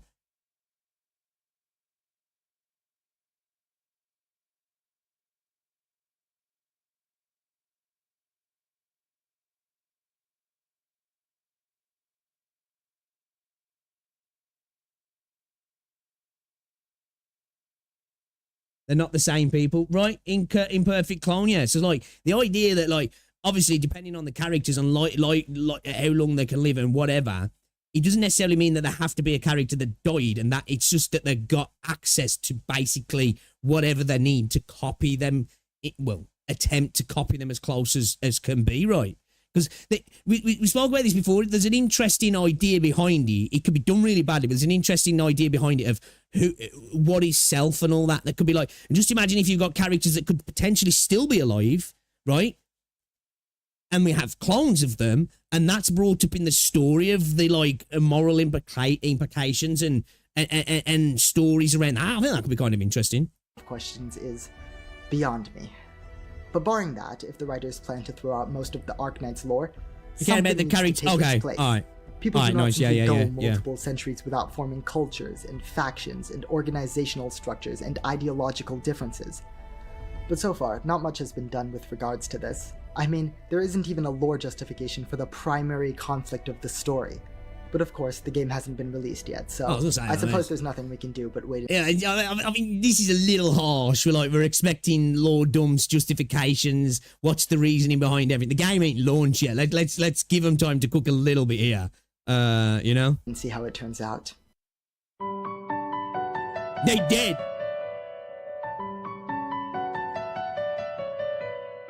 So early on in the process of making this video, I was looking on YouTube for other gacha game story reviews. I kind of just wanted to see... Did bro just wake up or something there? What? Has bro just smoked a cigar at 7 a.m. in the morning? What happened? see if this had been done before, you know, a review of gacha game stories as a product of the medium. And as far as I could tell, nobody did, so that's why I made this video. If someone had, I definitely would not have. I definitely would have moved on. I mean, let's be honest, they probably would have done it better. You know, this video is just not amazing. The sound recording's pretty bad quality. The graphics are just still images with cross-dissolve stock transitions between them. You know, what we doing here? Then it's we're just talking about. But yeah, while I was looking up gacha game story reviews, I was watching a couple of them, and one of them in particular I watched, and I scrolled down to the comments. I always scroll down to the comments, and in the comments, everybody was calling him out because he had fundamentally misunderstood the premise of the story he was reviewing. And, you know, I think that apart from just in general the bad technical quality of this video, most of which is outside of my control, I think that that's what I'm most afraid of now, is that I've fundamentally misrepresented one of these games, and I really hope that's not the case. I really hope that's not the case. Anyway, my friend Beret... I think that's a fair thing, right? You know, that is a thing that's possible, but I think with stuff like this as well, perception's king, you know what I mean?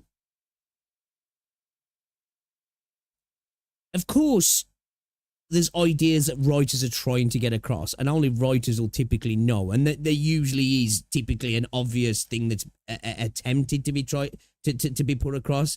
There's also lots of like nuance to good storytelling that allows for perception to be a part of what people get out of it, right? Some of the best stories do that, you know? I definitely do think there was a little bit of that. I don't know if he misrepresented them, more maybe misinterpreted them. But again, as I say, there is nuance to that sometimes, and perception is key, and perception's reality as well, right? And I don't think there's anything wrong with then pouring out your perception. It doesn't necessarily mean you're just straight up wrong, bro.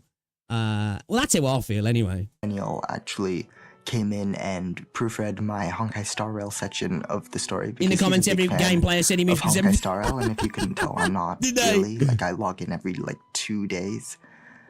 So, boo this man! Boo this man! So yeah, he came in and he proofread the story. He gave suggestions, and I want to thank him for doing that, especially because now if someone blames me for misrepresenting the Honkai Star Rail story, I can blame him. Apart from that, I have a few other thank yous to give. I mean, I don't have any Honkai Star Rail footage that I myself recorded, because I played the game on mobile on really low graphic settings. It would look terrible if I recorded it myself. So what I did is... Yeah, you definitely don't want bad B-roll, because, somebody might make a 6-hour react on how trashy B-roll is. I reached out to a couple of YouTubers and asked if I could use some of their long plays as B-roll footage, and one YouTuber specifically, Aura Gamer, shown on screen right now, very graciously gave me permission, with the one stipulation being that I credit his contribution, so that's what I'm doing right now. There are a couple of other YouTube channels that I got footage from in Honkai Star Rail and various other I guess we're just going through that now, right? Yeah, we're kind of playing, but we're kind of over the actual point of the video. Yeah, okay, I think these conversations are great to have, right? Because at the end of the day, as I say, I think these all become a very subjective thing. Story is subjective. Enjoyment of story is subjective. The understanding, perception of a story is subjective as well. And as I say, there's stories can be interpreted in many ways if they are really intricate, nuanced stories that have good characters and the plot's interesting as well. World building in that regard for me is a little bit less of something that maybe potentially there's a room for misrepresentation, misinterpretation, and less of a perception thing. Whereas characters definitely can be, right. That's why for me, really well written characters are so important, because everybody can get something different depending on their own life experiences and how they view a character's acting, right? Somebody might see a character acting in a selfish way, a rash way. Somebody else might relate to it and see it in another kind of way, right? In a self-protectionary way of understanding something beyond it. I know this is less relevant to this particular video in itself, but I just think it's quite relevant to the general subjectivity of story content, right? I do think, dude, maybe, again, I can't so much speak on Limbus Company, right? But for me, on the Arknights stuff, and the reverse stuff, I didn't read the story that he's talking about, and I'm not saying he did say that the game didn't do a good job of characters, doing their thing within the world. I'm paraphrasing a bit now, which I feel like so far I've seen plenty of. And even if it doesn't do such a good job in side stories, I think the game does a good job full stop so far, personally. And the stuff with Reverse 1999 as well, I disagreed somewhat. I think this was a good video, though. Because, again, when it's a subjective video like this, we're never going to agree, right? You know what I mean? I think, if anything, I was just about to move on to that exactly madness. I think that, which, again, it's YouTube, right? And I've got no issues if ever video's titled. I do it myself. It's content. You want to get it out to people. But this, as you say, was less about gacha games affecting story writing and more just his view on what makes good story, right? Because typically the things that affect story in a game with a gacha game is the pacing of patches, is banners, specifically banners for the most time, and the pace of the banners happening and shoehorning characters in for the banner and the story flowing to fit the banner and characters being dropped like that, and the gameplay loop itself, breaking up the pacing of a story potentially because of farming and all this different stuff, which other games suffer from as well, and more just of a subjective take on world building, plot, and characters. Right? It felt like we kind of glossed over really how gacha games distort their own stories, and more just picked a couple of gacha games that he has experience with and has a different opinion on or an opinion, should I say, on how they do things, which I think could have been really any game. I think he could have chose any 4 games that were not gacha games and had this conversation with, really, personally. But that doesn't mean this is a bad video, though, right? This is I'm guessing somebody who like gacha games, so it makes sense to make a video like this. I'd say that's just like, I agree with that. I think this is less about gacha games and more about a personal opinion on storytelling in video games. But I think this was let's have a look at this real quick. You comment before you comment. Quite a few people, a number of people have talked about Mirror World technology and Limbus Company being introduced previously in the game as well as in Project Moon and other games. I think it's a valid criticism in my opinions, and I'll get around to answering them in due time. Yeah, I have no issue as well. Like, he seemed to have a bit of an issue with it not necessary to have the gacha mechanic explained in lore. I like that. I think that's cool. I am cool with game. Now, you take the piece when you're trying to explain every single little thing. Oh, you clicked on the menu. You know why you clicked on the menu? Because, you know what I mean? But I'm totally cool with, like, systems that are in the game kind of being explained away as, well, this is because of this. I'm okay with that. We know why it's there. It's there to make money. They know we know why it's there. But if they can explain it in a real way that interacts with the story and kind of makes sense, for immersion's sake, I'm really fine with that personally. But yeah. Do you know what? I'm gonna drop this dude a sub because I'd like to see future content from him. I think although there's plenty of points I disagreed in this video, I think it was a well thought out, eloquent attempt at somebody having a subjective opinion on something that at the end of the day is incredibly subjective, and you're never going to agree. And I think these sort of videos are great because we all agree on something. It's fucking boring, right? These are the best kind of videos when you're going to find people saying, actually, I disagree with that. You might find some people who agree, some people who come down in the middle. And I find that sort of shit quite interesting. But anyway, guys, check out Blue Forest. I didn't say his name at the start of the video, but Blue Forest, guys, go show some love. That was a long video. All right. Let's fuck it off. Let's play some Arknights, because I've got more yapping to do, guys, alright? I've got more yapping to do, and we've got to fucking do these now, because I think this might be a first. It's took me longer to finish off the chapter than actually beat Tallulah. E1 as well. Just saying. I'm really E1 in the story now, right? We're not just E1 in the stages, we're E1 in the story, chat. You know? I'm, the fuck? It's how I do things, you know what I mean? It's how I do things. 2 secs.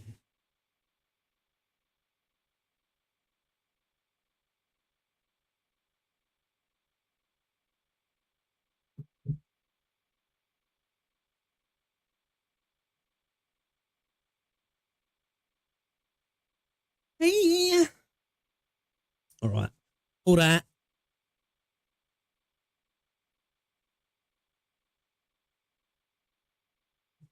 Like Arknights, sages have problems like that, but break the ice instead of what everyone usually points out as a true victim, in Arknights specifically.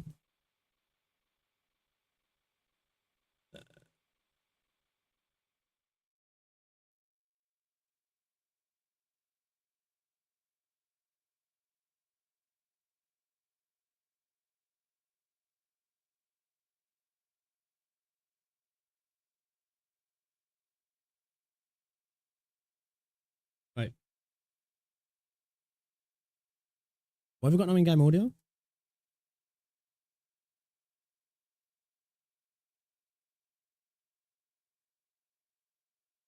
You guys are not hearing that either, are you? Wait, have I lost my audio? Still got audio on. Hey, what is up, guys? Okay.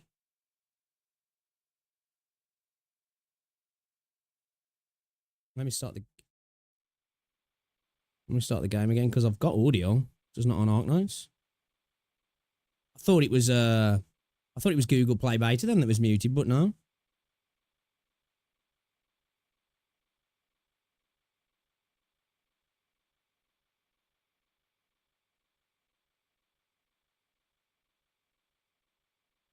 Okay, I've got no audio on Arknights. What's going on?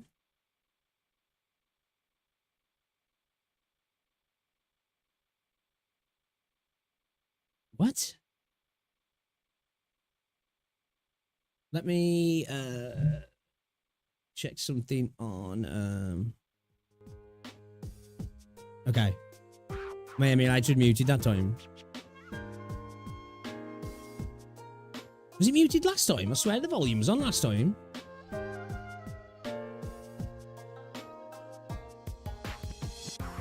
Okay, alright. Emulator was muted, chat. Emulator was muted.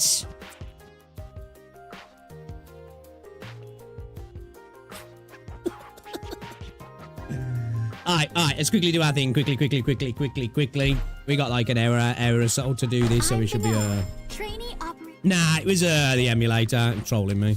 Emric roll. I swear to God, when I just looked at it, it was full audio, unless I just was EN can't read again. I was EN in can't read again. Yeah, you can hear it now. Yeah. Oh, does it? I've never had that happen actually. Reserve Op Team A6. Reporting in. To be fair though, I did have issues with my game the other day. You know when it came to getting Monster? I tried topping up the game wouldn't let me top up.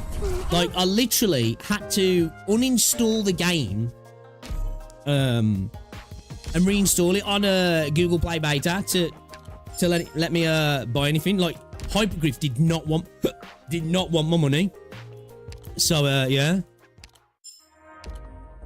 We'll do the, we'll go through people's watches in a bit. Let's get this done.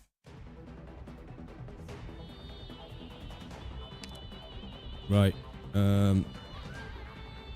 Story. After JT83. After JT83. E1. Guys, E1. 3-star E1 clear, chat. Just saying. E1. 3-star. E1, guys. I said he couldn't be done. But here we are. Look at us now. Look at us now. I gotta get it in there, chat. I gotta get it in there. Gotta do it. Okay.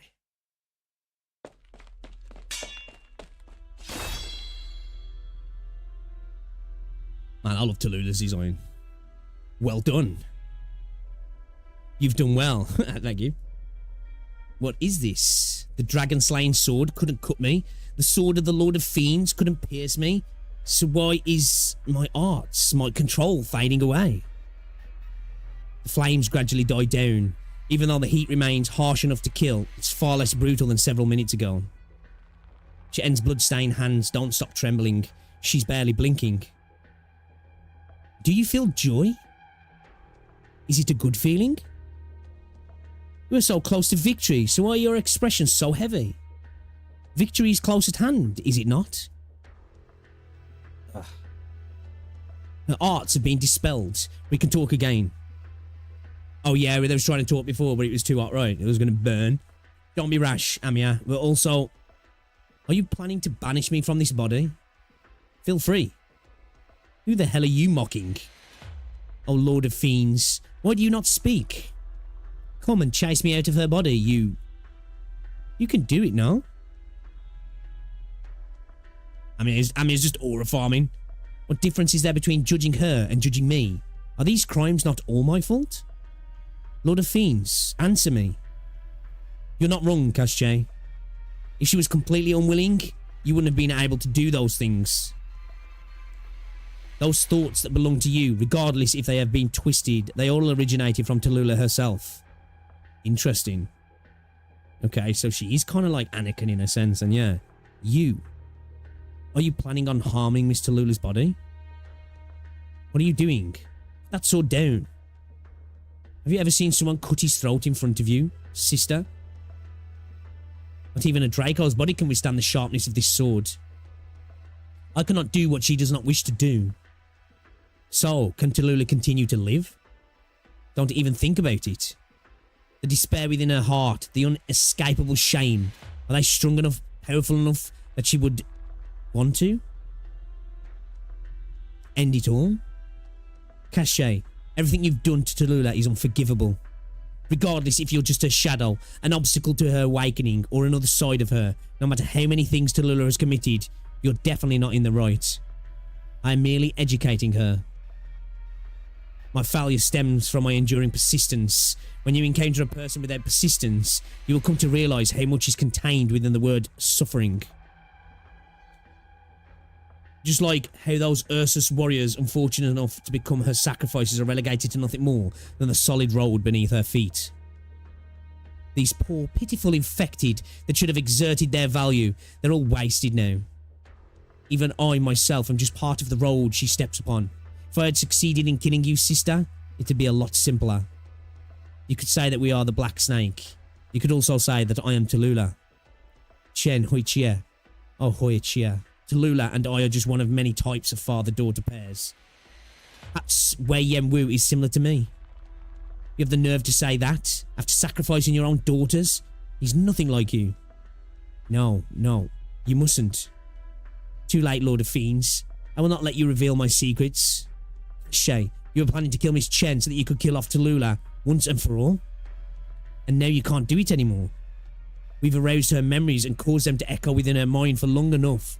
She can no longer bear it. Miss Tallulah, please remember, please recall who you are. No matter what kind of sacrifice it may be, it was you.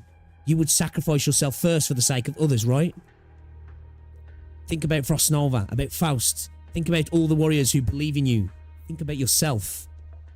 Are you really just going to let us take your life like this? You could never accept your death while having your body manipulated like this. Well, Lena?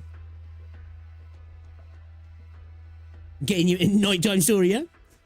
Even if you were to feel remorse, even if you felt sinful, you should just do so as yourself, and not as a carrier of a curse, the victim of an ancient evil. Even if you wanted to die, you should die as Tallulah.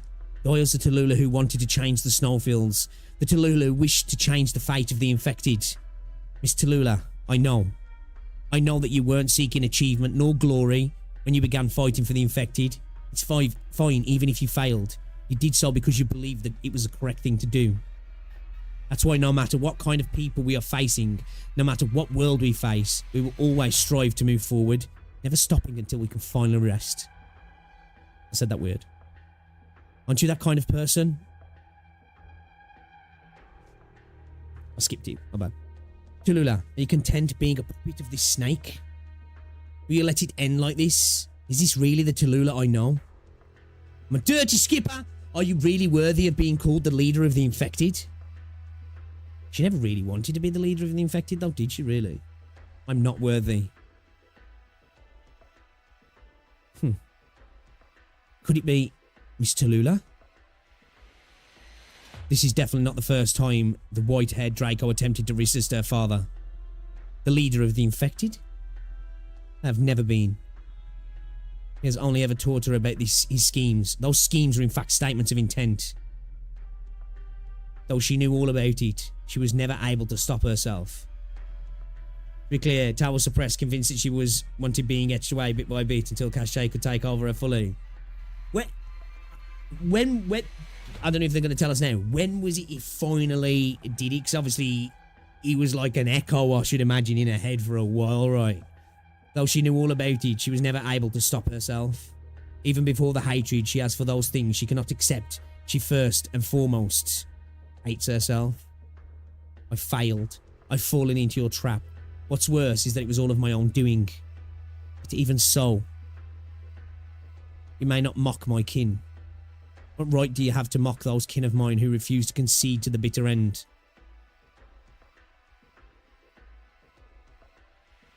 The difference between me and you is that your love is just sacrifice. Mr. Bulldrocker's tea, Yelena, little Eno, little Sasha, the quiet Lady Miller, the kind Alex, Alina. The Alina one was hard to deal with, man. That was rough. What right have I to mock them? What right have I to mock my infected kin who are struggling to survive? Enough. You can stop here. I'm no longer you, Cache. I'm different from you. I'm not another black snake. I might be a Cache, but I'm definitely not another black snake. Your curse must end here today. My hatred has killed far too many. Don't even think about using hatred to incite me any further. Cache, that hatred and history you've carried with you for countless years, it will all end with me. You may be the seed, the vines, the towering tree. It doesn't matter, Cache. How do you stop him, like... Does he have to be near another body or something? Or does he have to be winding his arts on them before it happens? I am fire. I taught you all of this. No, Cache. This world, that snowfield, those people chasing after the sunlight, you will never understand the things they taught me. The people who could direct my power are already there. Even if you made me lose them, you can never control my emotions ever again. My fire will burn through you and me alike. This fire raging from the plight of my kin, from all those who are enslaved, I will burn you and your branches to a crisp. You dare oppose me? How could you? Is this just Tallulah verbally? I know that was obviously an inner monologue. Were they just watching her go, no, I'm going to kill you. No, yeah, I am. I don't think so, bitch. She's actively jumping in a different spot. Why would I ever let you escape from my fangs? Are you angry not because your plans have failed, but because you're not able to control her anymore? Control? She is me. I am her.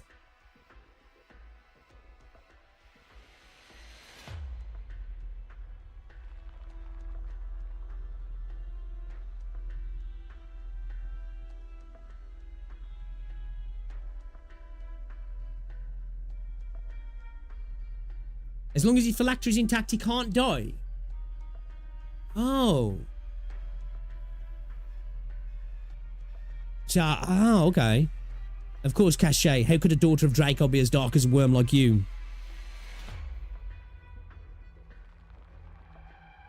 So, like, what is it then? Has he imbued himself onto an object or something?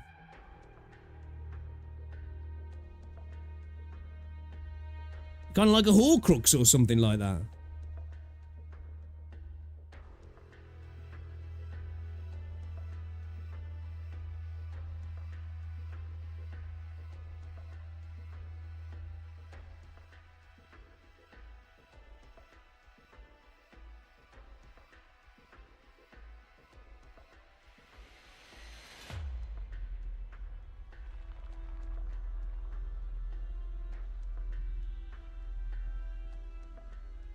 Okay, so...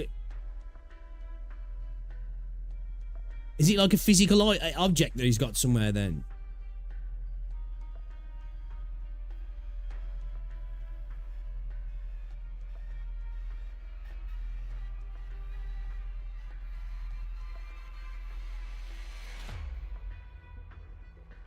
Assumption that there's no such thing as a possessing a person's mind.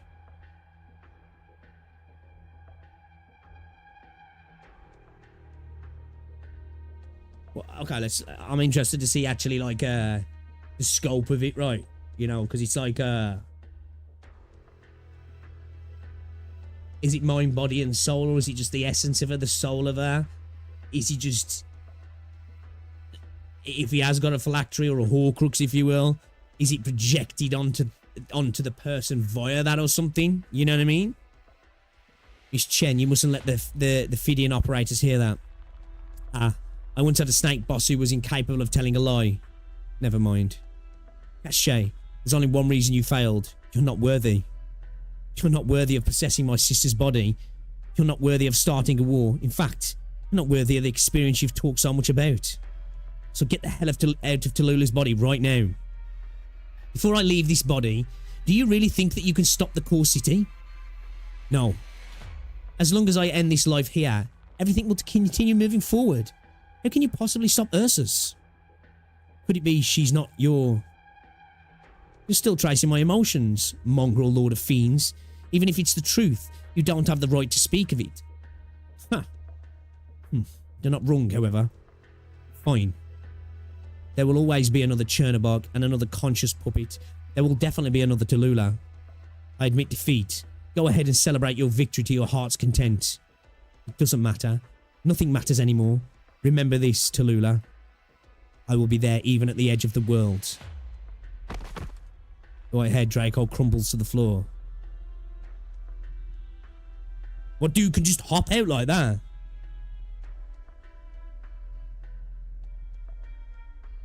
Did you an accidental? Did I just do a racism? I'm not a snake. He's my friend. Best friend is a snake.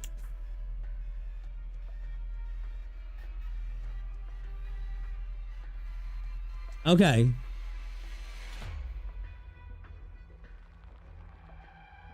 Okay, so in a sense, I suppose they create, like, when you say a spatial model, almost like a little pocket universe, a story, and then project the self from there, and as long as that's intact. Okay, I love to see what the lore is here regarding him and his abilities then. This is interesting. Is it over? Don't move. We cannot be sure if this is just another trick of that old snake. I don't know if Tallulah really managed to purge him from her mind, or if she's really feeling regret over her actions. Besides, it's not over. We still have to stop this city. You better give me that thing if you want to stop this city, Bunny. Who's that? What? Where did you come from? Is that Blaze? Oh, okay. The key. Hurry before it's too late. We're all dead meat if this giant hunk of scrap doesn't stop soon. I cannot trust an enemy. An enemy is who's killed my Rhodes Island friends.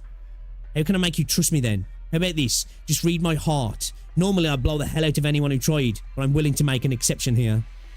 Besides, it doesn't really matter if you don't trust me, Rabbit. I don't trust you either, but I don't think Teresa's successor would make me a stupid mistake at a time like this. Just hand it over. You can kill me after the city stops moving. Not I'll just stand there and let you do it, but I'll give you a shot. That's a special limited time offer. I don't go around giving out kill me passes to just anyone. I can't trust a murderer either. And you probably don't trust yourself, True enough. She's like, got me there. Got fair. Fairs. W, tell me one more thing I can trust. Huh? You? That? Oh. Amia, for this land to fall into peaceful slumber.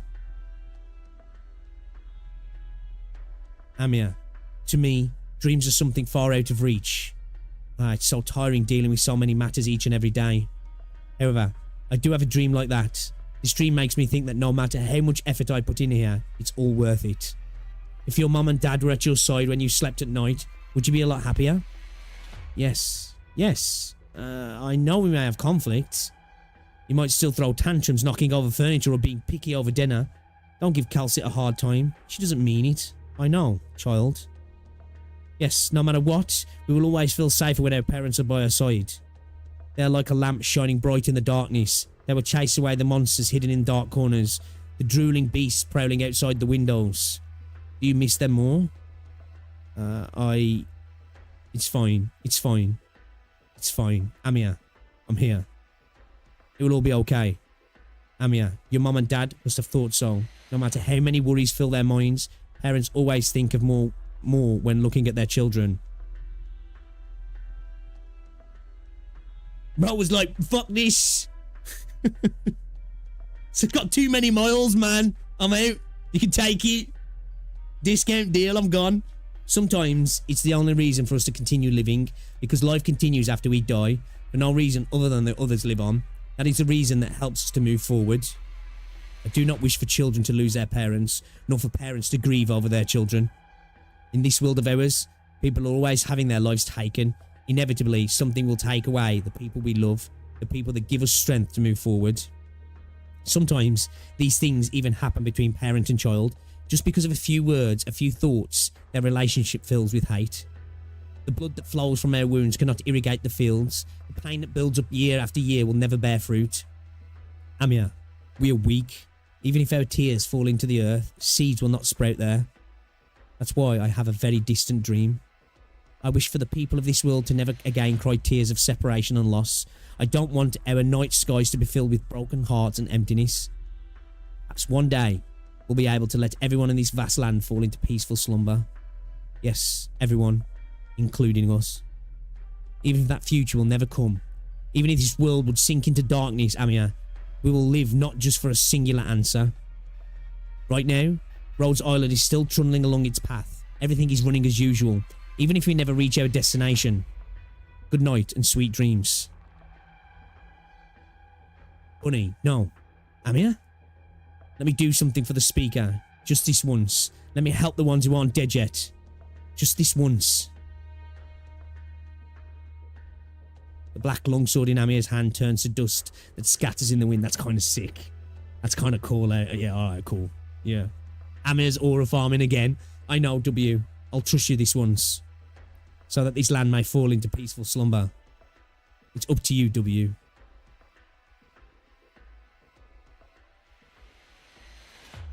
I'm not gonna do it. I was gonna be petty. I'm not gonna. The gorgeous girl pushes a box into the Sarkaz's hands. Thank you. Old man, I know your last wish. I'll stop this goddamn city right now. Where do you input commands? Wait, this key. What? This key is... Warning, insufficient clearance. This key can only be used for startup. The hell does it mean, insufficient clearance? You were supposed to know how to do it, man. What did you say? Listen to me.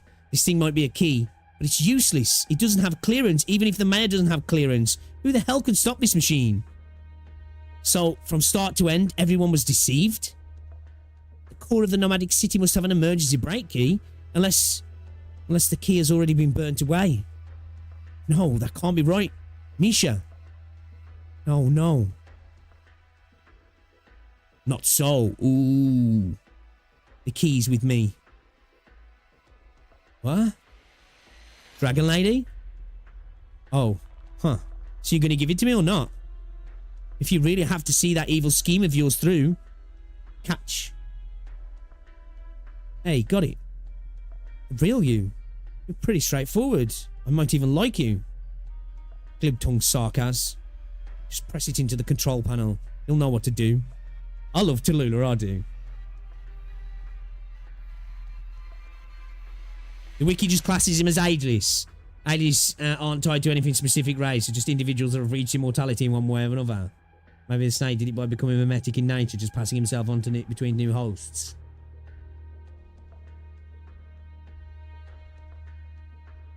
So what does it state what race he's from then? Like, is it just an arts thing, or is it like an evolution thing?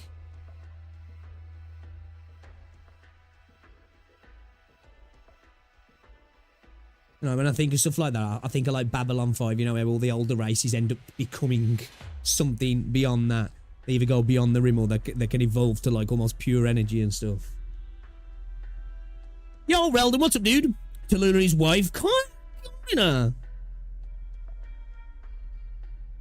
Ages some more broad. Probably snack with that kind of arts. I know the command. Hold on tight. Amiya, I don't know how hard this break goes. There is kind of a way. Okay, yeah, don't tell me then. Let's see. What was it? Assigned to feed the people? Yeah, that's it. Where did you get the key from? Huh. It was hanging on the wall in the break control room. Anyone can use it as long as you know the command. It's just nobody thought of it. No one thought of such a ludicrous development and cruel deception. To divide the guerrillas, to fool the LGD, these keys would just lie to trick them. I made use of their unfamiliarity with the large nomadic cities. I exploited the trust Skull Shatter and Patriot had for me, even though that was the last time they trusted me. To feed the people. 5:42 PM.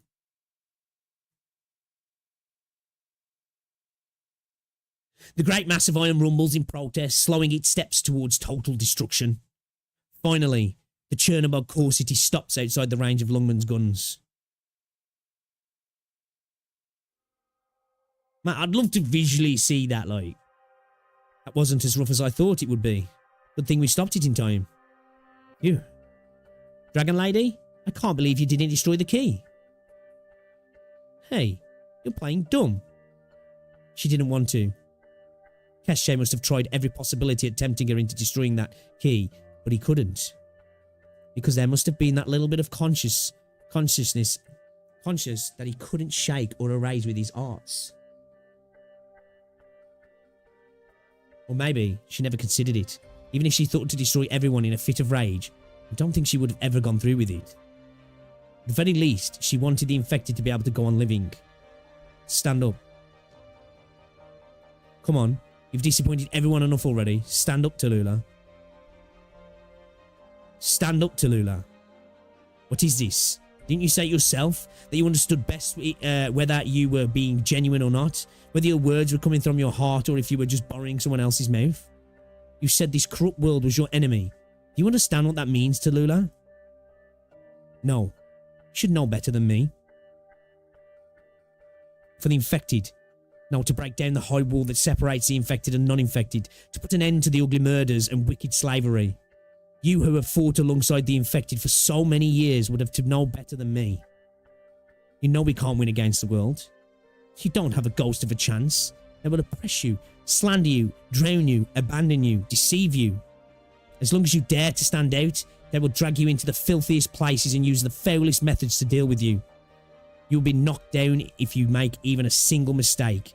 Yet your enemies are endless. You choose to move forward to oppose them, to devote your life, but your enemies are immortal. There's only one possible ending. You'll be knocked down. You will be destroyed, even if you took a single misstep. A single misstep will become an excuse for them to hurt you, a perfectly justifiable one. They will pounce on you like the beasts of the scent of blood, tearing at your flesh. When she says they're immortal, I guess she's talking more about the systems, right? Ripping at your tongue and eyes as they hurl insults at your dignity. But no one is perfect. You'll be knocked down. You'll fall to the ground. Even so, you cannot. You understand better than me that you cannot fall, Tallulah. Yo, get what's up, bruh? Even if they are all staring at you, even if they are all aiming at your weak points, even if they are planning to tear away your facade, even if they want to drag you out to laugh and mock at, to insult you and call you an overambitious, immature fool, you cannot fall. We've grown completely unrecognisable to each other in the time we've spent living in different cities. Past will not return. We both have our own undertakings. Right now, mine is still incomplete. So is yours. Yo, thanks for the sub, man. The road is still long, because we still have things we need to do. It will be so until the day we are done. You should understand better than me. Tallulah, your road is just as long. Wow, that was cool. W. Amir glares at W. Huh? Fine.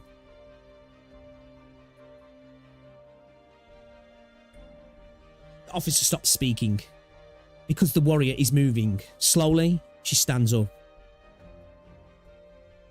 Tallulah's like heat design, like gorgeous character, man. When did your claws get so sharp? Alina should have been here to see this. You're finally willing to talk. For that, I need to arrest you. You'll be judging me. For now, no one. Ursus and Longman do not have the authority to judge you. I am not yet so pitiful that I would need my sister's protection as I struggle in shame. That's not it. Tallulah, right now, there isn't a place in the world just incapable enough to judge you. There isn't even a place capable of judging the infected. Is that your ideal? To build a place just good enough to judge everyone, no matter who they are, where they are from, or whether they are not they're infected? That's not an ideal. That's my job. Long time no see. Long time no see, sister.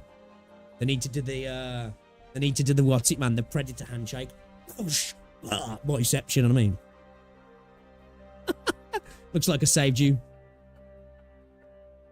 You son of a bitch! I won't just give up without a fight, even now. I don't dare to die yet.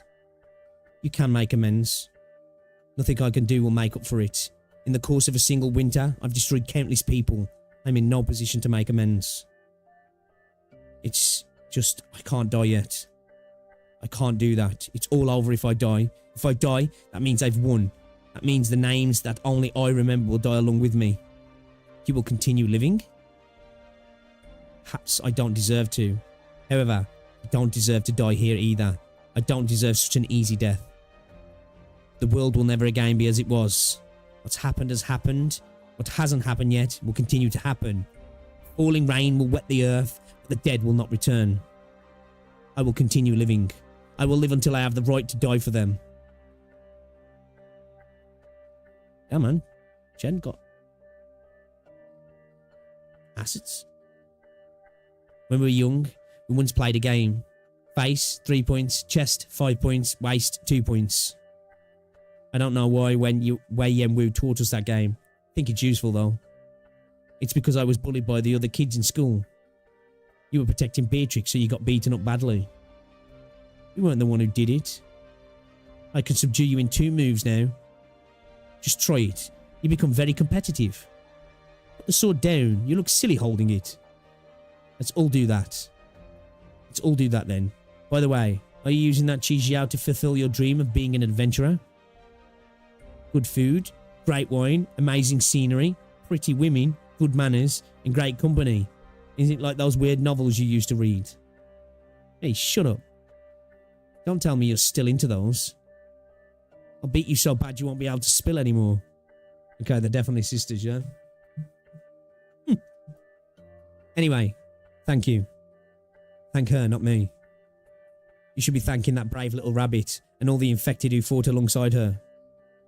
She was the one who braved your fire and flames to get all the way here. Amy is the one who really saved you. Well, actually, she was benched. It was all PP who braved the flame, so give that guy some credit, please. Before that, let's settle things between us. There are barely any left. No, Tallulah.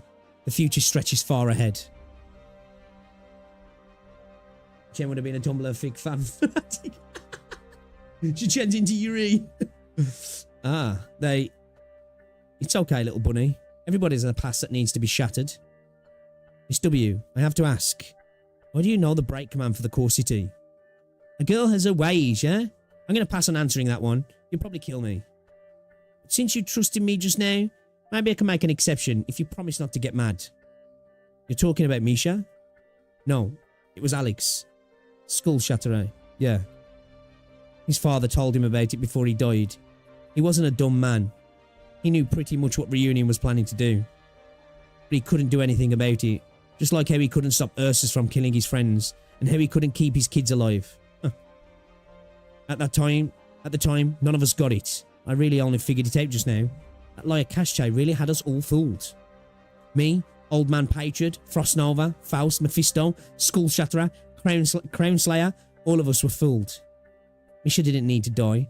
I got to kill back there to keep Chernobog in place. And when I couldn't stop Chernobog, I really regretted that one. I thought my dumb bullshit was going to get everyone killed. Thankfully, that dragon lady still had a little bit of conscience left in her. I screwed up, right? I won't ask for forgiveness or anything. At the time, I didn't think I was doing anything wrong. If everyone used common sense, the world would have died a long time ago. Misha is gone.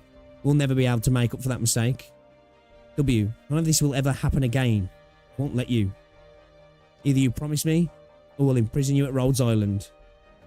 Even if it was to save a lot of people, a single life is still a life. Well, looks like Tallulah's all out of power. Those arts she was forcing out her can't be good for her body. Oh, she fell down. Hey, Rabbit. I don't know if I've ever said this before. How should I put it? Little bunny. You're a lot like her. What? Oh, Yamia. I really hope that you never have to meet anybody like me ever again. So let's make this last time we meet. The last time we meet, bunny girl. W. She's the best bunny. She's the best bunny.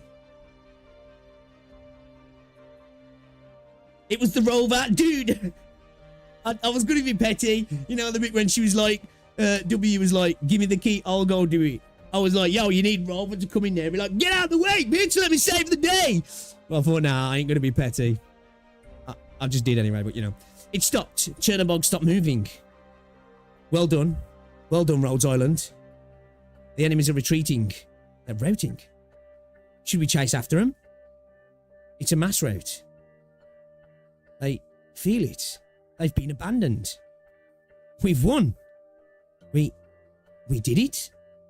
The infected did it together. Just like that. It's all thanks to you, Rhodes Island. I love Rose Montes, man. That's a cool piece of art, actually. Actually seen a bit of joy in her face as well. Hooray, little kitten. You're amazing. We did it. Hooray, the feline of Rhodes Island.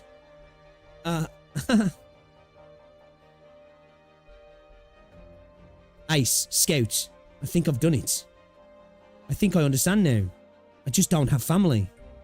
There's a lot of good people and a lot of gentle people. It's warm. Really warm. These warm things, maybe, I won't forget. I shouldn't forget. Even if it's painful, I will do my best to remember. Yeet the cat, you know. That was a cute piece of art, actually, at Rosemontes, that was. We finally arrived. We arrived just in time. I mean, it's done it, but... Oh, Doctor. It's really good to see you. Shit. Amir.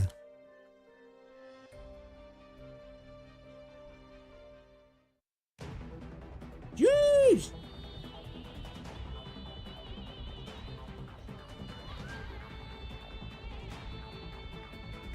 I need to do the secret here. I need to do the secret here. We've got some secrets we've missed as well, haven't we? Which we do need to go back to. Time for JT84. No. An epilogue or a beginning. End 8-1. Every journey, this world. We need to, time for the longest known in Chapter 8. Is it a beefy one, is it? Is it a beefy one? Is it beefy? Alright, let's do it.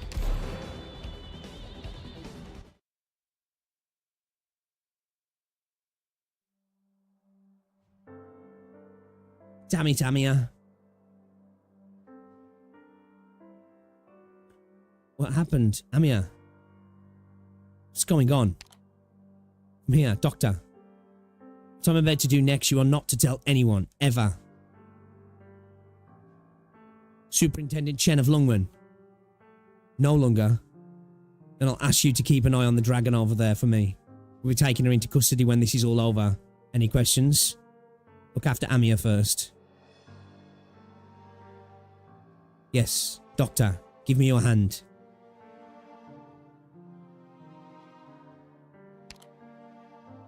This isn't going to hurt. Don't ask. I'm going to jam this syringe into your arm and take some blood. And that's all I'm telling you. It's for your own good. No questions. She's right. It doesn't hurt. You don't feel anything. Calcit places your freshly drawn blood into a device on her waist. Seconds later, she administers a blue solution to Amia's neck. Amia's breathing stabilizes. What happened? Worked. Amia, wake up. Huh, Miss Teresa? No, it's me, Amia. Dr. Calcit, You're okay, Amia. You don't have to talk. Let's get ready to go. It's all okay now. What was it? What's going on there then? What's with my blood? Wine? What? I'm not doing that. I'm not doing that. What are you crying? Doctor! It's okay, Amia. The fight is over. My tears. Doctor, I managed not to cry until the end. I promised Doctor. The pixel tree.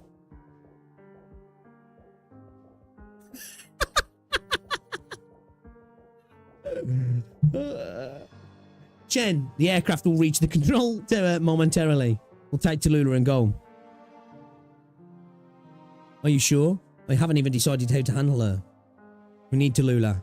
Rhodes Island must take her first.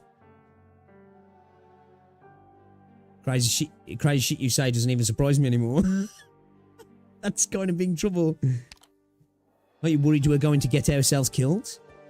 No need, Doctor. That ship has long since sailed. It sailed as soon as we got involved here. We have 2 swords hanging over our heads. One is Lungman's, and the other one belongs to the Third Army of Ursus. Cool that crime, put some backbone into it. Oh no, I'm not questioning Amir breaking. Like, it makes sense. I ain't doing it. We stopped the core city. We got involved in the attack on Lungman, and we know the entire conspiracy. That's enough to have them plotting to destroy us. Bro said, where? What will the Third Army do if Lungman decides to strike at us? They grab the popcorn. The murderers in their fancy uniforms would watch our landship burn into a scorched hulk in the wastelands, one of the thorns in their side melting away. And on the other side, a private company without registration in Lungman, not under the protection of Lungman, finds itself attacked and destroyed by unknown forces. That doesn't sound like a problem for Lungman or Yan, does it? Unless, of course, we're holding Tallulah. Anyone who might want to strike at us first needs to consider the signal they're sending. Does it say to their rivals that they need Tallulah? That she's key to this case? That she grants an advantage? That she could eliminate a weakness? That is our one and only chance at survival. It is to Rhodes Island's great advantage that that the magnates of Lungman and ancient nobility of Ursus will not find common ground in the next century. If we hold Tallulah, their hands are tied. Neither will want to make the first move. Neither will want to risk the evidence vital to both sides. Their best course of action will be to remain at a safe distance. Both parties want to distance themselves from this smoking gun. It would take one slight misstep to bring ruin to either the Third Army or Lungman. Neither has the authority to stand for their entire country. The Third Army tried once, and they will pay a terrible price for the mistake. Stakes are too high. So we'll seize the advantage in this situation. We will use each side to protect ourselves from the other.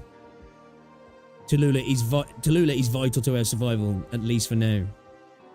Those clever enough to survive will find a balancing point, and Tallulah in our hands, Rhodes Island can actively choose to be that very point. At least until this all blows over, or they're swept up in the next storm.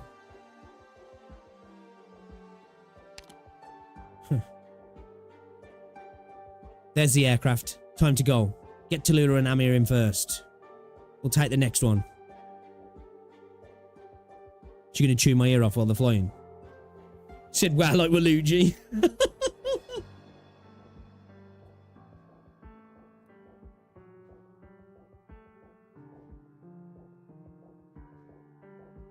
Making moves. She's making moves. There's no point in fighting anymore. The guerrillas are gonna kill us. Fall back. Abandon the city. We're lost. It's over. Says who? You're alive? If I went down that easy, I couldn't ask you to come with me. Why? Why should we follow you? Huh. Need me to spell it out for you? You're free, you goof. Huh? Free? What are you talking about? You don't have to kill for anybody anymore. And it's not like I'm your boss either. I'm just saying you can tag along with me. You're done being hired muscle. Now you fight for yourselves. Oh. Still. You can't just be kidding for fun. I'll blow your ribcage open if you do. What? What I'm getting at is we don't have to listen to the bitches who just want our blades and bows. The ones who don't care if we die as long as we take a bunch of lives with us. But me? I'm built different. I appreciate money and they gave us lots. The thing is, we're still alive and we can get more of it. Don't need to go piling up cash on our gravestones. See some haters? Kill them. Kill anybody who looks at us the wrong way. Kill anybody who wants to hurt us. Just wipe them all out. Not for reunion. Not for all the devils. Not for anybody. We make our own way in the world. Maybe we want to go to Yan and learn how to play Go. Doesn't matter. It's all good. You in? Not like there's anywhere else to go. We'll follow you, but no tricks W. Sorry, man. All I got is tricks. I like W still. She's an interesting character, isn't she? Is it over? Looks good. I'm really glad we didn't have to pretend to be anyone's friend in order to kill them. I never thought the plan would flip around to help in reunion like this. Thanks, bro. Nice work. Let's get out of here.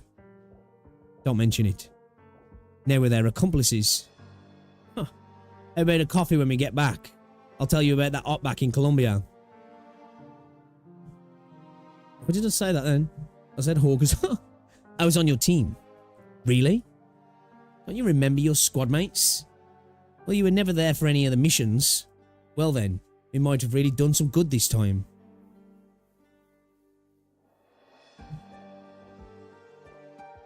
Just a minute, kitten. Is that your aircraft? What's it doing? Oh, I know. You must be here to take Tallulah. Ah, there it goes. We already have her. What? You took Tallulah? No, we can't allow that. Rhodes Island doesn't have the rights. She must stand trial. She can't just walk away.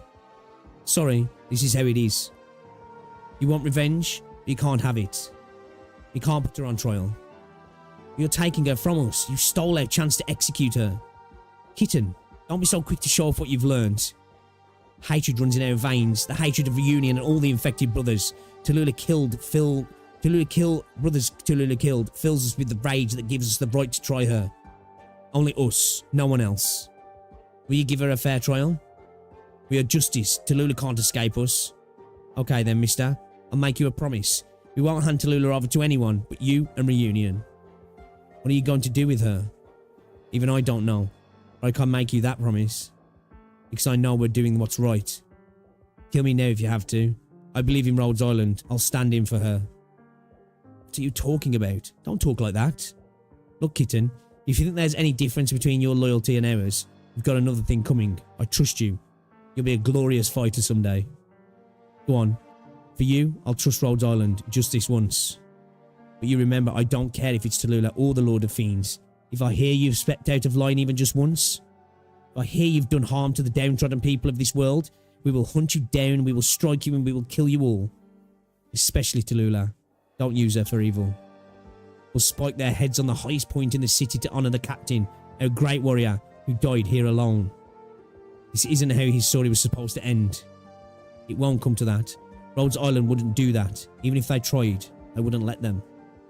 Someday, I'll be just like you said. I'll be able to pick up who's good and who's bad. No one should suffer the loss of a loved one. I'll do what's right. I'll be the judge. I think I almost have my own standard. We believe in you. We believe your promise, kitten. Young as you are, you're a lot stronger than so many spineless grown-ups. Alright? We'll hold off on destroying Rhodes Island for now. Because you're there. Pinky swear? Huh? Huh. Okay, pinky swear. If I had a daughter, she'd be about your age. Kitten, you're the girl, the Lord of Fiends, Quarters. She can really keep doing good. You can count on us. If you ever get in trouble, we'll be there. Because the Captain and Yelena, they chose her. I hope you'll prove right. I hope we're wrong. That's not how it'll go, because we're doing the right thing. Time to go. Osmontis, thank you. Reunion fighters, we have to go. We're not reunion anymore. Goodbye, kitten. Hurry on home. Bye-bye, mister. Uncle Shieldguard. Bye. She's kind of mad she's made friends with all them big dudes. They're gone, brothers. We can't. We have unfinished business. They do look pretty badass in the artwork there.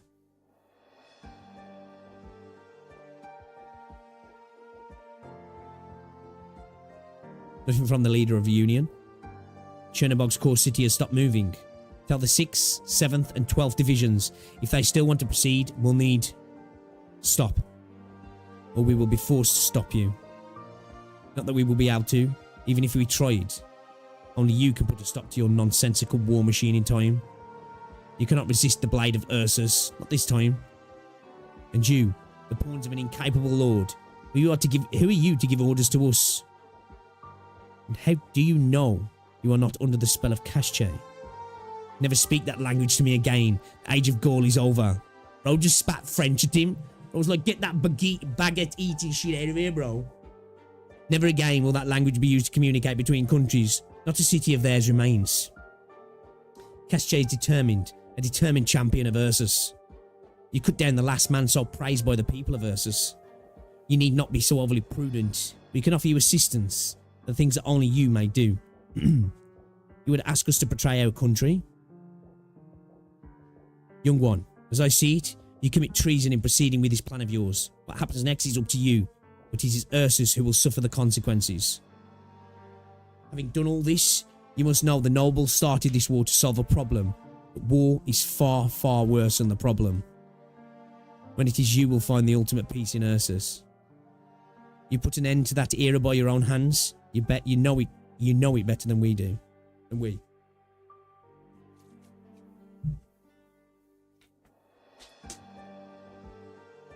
Bro heard French and got triggered. Hey, as a British person, I get it. Jokes. Where Yen were his minions. How did you find us? Their own effort. You have a lot to learn. Are you threatening me? No. Only we have aged.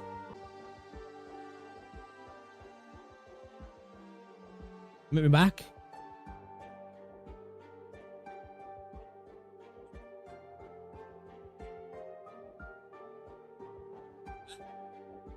We're back.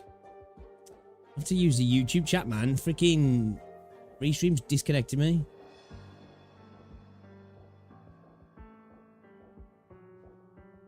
Let me just do a speed test. It might lag a little bit because I'm just doing a speed test.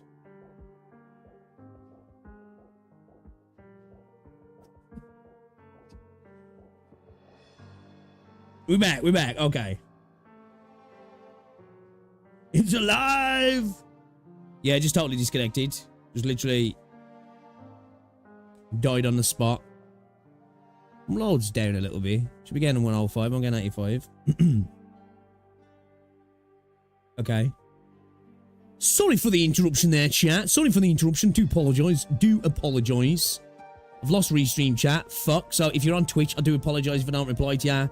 A restream just died. I can't see you guys now. Apologies. Let me just get a second. Let everybody get back in, because I've got sensitive for talking about the French. For real, yeah.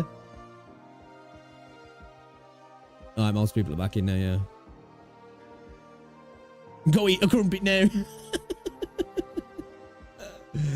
Oh, damn. My bad.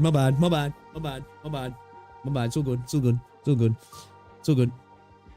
Okay, alright, let's get back to it then. The Royal Guard has fresh blood. You have more life ahead of you than we.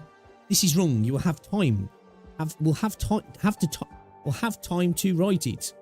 Struggling with English there. A little bit French. But you must think of Ursus so as to avoid the same pitfalls. Who will write it? We will. You put a stop to your people. And you, old men, you're not in the Imperial Guard anymore. Don't interfere. Indeed, it has been a long, long time since we last were. Such is why we may speak freely. Long life to you, young one. There will not be a next time.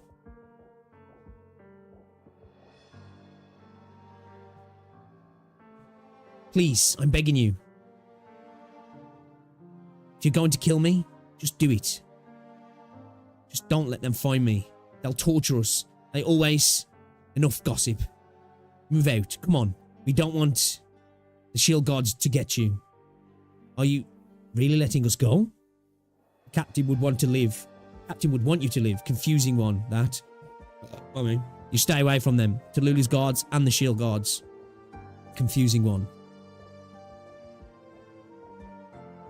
Everybody's just scattering, yeah. You sure you want to stay? Yes. But reunion is gone. I think you can't even call the shield guards reunion anymore. They sure don't call themselves that. Unless we are going to make some changes. If we're reunion, we have to change ourselves. You still believe that? I know we infected can pull ourselves up when we fall.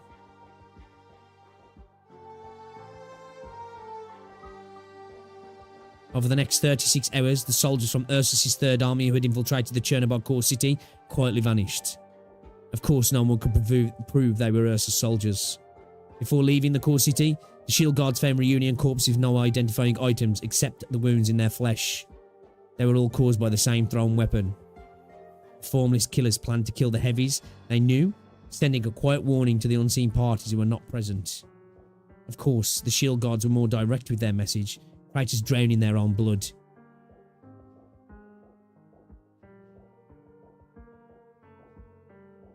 A joint investigation team from Jan and Ursa submitted their reports 2 weeks after arriving in Chernobog. They were clear. There was zero evidence that either of the two countries had anything to do with the tragedy. The geopolitics is coming into it now, yeah? They determined that Chernobog incident was created and caused by the infected. Good scapegoat, right? The vagaries of political conflict meant that any further legal action to be taken against the infected that might have been circulating in the major cities ultimately died in various legislatures' halls of unpassable bills. Until finally meeting an unceremonious end in the old secretary's crank shedder during a clean-up. Thus, the Chernobog incident silently drew to a close.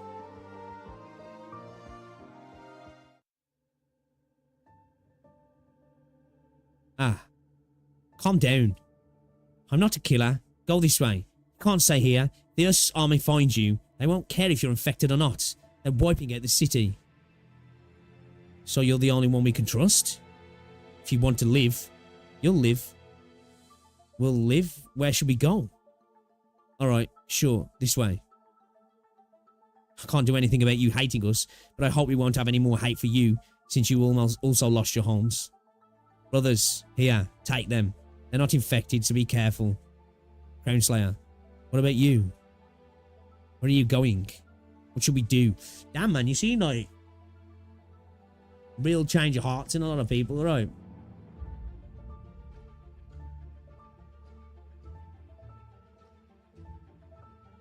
After all that, it just quietly fades away. It's quite poignant and relatable, though, right? You know, how many times have we seen that happening in you know, obviously, conflict a lot of the time has dictated the flow of history, but the amount of times terrible things have happened and many people have died and the world just goes on. It just gets swept away and people are forgotten and the world continues turning, right? Where are you going? What should we do? Why are you still following me? You're a leader of a union. From nothing. I want to go back to Syracuse. Why? Why would you? I'm weak. I need to get stronger. Cannon! Back when I was leaving Syracuse to go to Ursus to take revenge for my father, my teacher stopped me, saying I was weak and I couldn't do it. I didn't believe it, but it was the truth. My brain doesn't work like Tallulah's. I'm not as skilled as my teacher. I'm weak. Even the cause I believed in was just somebody's tool. You all know, right?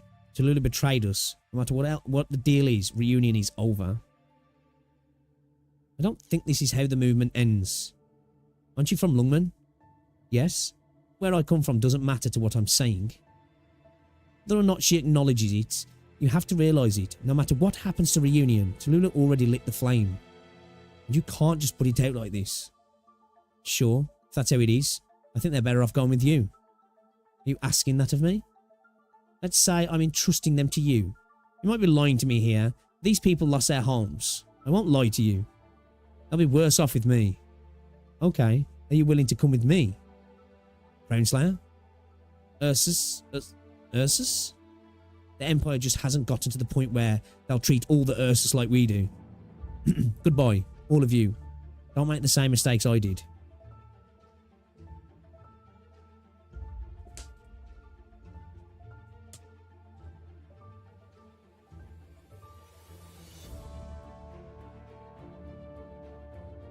Yeah, we need to decide which stories we're going to do, because obviously I do want to prioritize more impactful stories and stories rewarding in terms of units. So I do want to carry on with the main story, but I do want to hit up some important footnotes.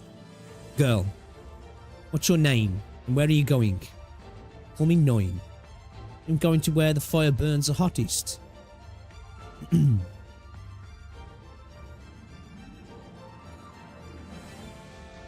I knew you'd be here. Can't hide from you. You came here to mourn them. I may be mourning us, or reflecting our mortality and greed. Your sword says something else. At least my sword isn't cutting your throat. I know you don't mean it, old way.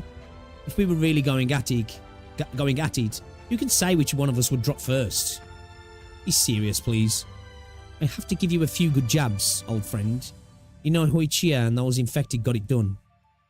You should think things over again. The arbitrary way you go about them. You almost dragged Lungman into a war and wrecked the whole place. I'm not sure about that. Even if Lungman were to choose a certain future, it may yet choke it out over some small thing. A chance occurrence.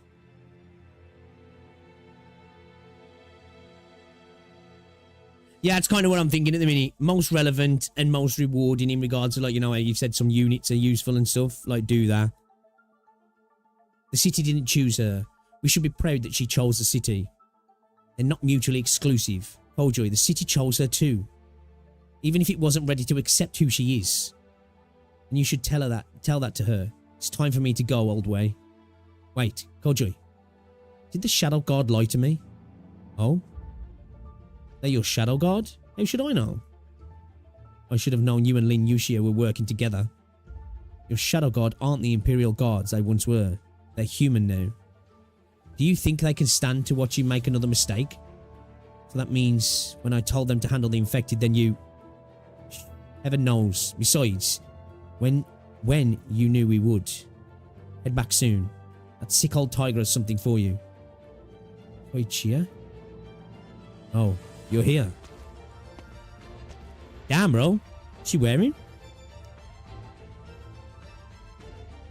Looks about to fly a fucking spaceship or something. Uncle Lin? Look at you dressed like this. Looks like you're headed right off somewhere. Do you remember to visit from time to time? Do remember to visit from time to time. She's been riding a motorbike somewhere. I'm not sure I can. Then you'll have to write us. Let us know you're safe out there. I will, Uncle Lin. This is where Tallulah's father is buried, and your mother. In the end, they couldn't be buried in the city they loved, or in the case of your mother, it was a matter of both love and hate. I'll never forget the look of this place, Hoichia. I think of them whenever I see it, my sister and my sworn brother, with whom I shared no blood. They are buried here. A place too small to house their passion, words too weak to express their remorse. An unmarked grave? Yes. Names perhaps mean more to the living. All around the world we idealise burial. As all graves eventually disappear, no one knows a peaceful eternal sleep. Catastrophe, war, abandonment, and all such things. Should a city disappear, the souls buried within disappear right along with it. And in the countless settlements that dot the land, I have never yet found one where the descendants knew the location of the graves of their ancestors. There is a form of burial called the Tomb Way. It detonates a part of a nomadic city's pathing as a burial ground, where the dead will be tossed from the city with the passing cycle as a form of honour. I'm too forgetful. Too many things I forget too easily. Too many things I want to destroy to forget. I dare not ever forget them. And so, I picked this place for them. I brought you my sister to Lungman. I met Fuzumuki in Lungman, along with Edward who had fled to Lungman. I can't say we made the best of friends, but he was smart and bold. It's a motorcycle, is he? Cache ruled Lungman from the shadows and saw us as thorns in his side. We knew we had no choice but to depose him. It was the only way to give us a future in the city. Here, this grave is the farthest Lungman had ever been. After we beat Cache and exiled him from Lungman, the city sat a few dozen miles away, bright and full of hope. Our future awaited us. We drank, talked, laughed, enjoyed ourselves without the thought to our remaining fuel. We very nearly died of thirst until Adams, that sick old tiger, coughed up his car to come get us. Boy, did he give Edward and I the business after that. Oh, he wasn't as old then, nor was he sick or ferocious. But who cares? We were all having a good time. Lynn was laughing like we didn't have blood on our hands, laughing like we were boys in the time of our lives. Edward was the scion of the highest Londinium nobility, and we were keeping that secret in Lungman. Cache already knew. He may have long since started plotting. I told my jealous twin in the shadow of Londinium about Edward and my sister, about their relationship. I was forced to choose between Edward or my sister's unborn child. Oh shit. I hid it for 10 years after Edward died. Only my brother and Cache knew, but now Edward and my sister are both gone from this world. Someday, a catastrophe will strike and wipe away everything. No one will remember the tragic lovers buried here. These two who died because of me will be forgotten. I met Keshe. He may be more evil than either of us know. I can imagine. This grave. Mother.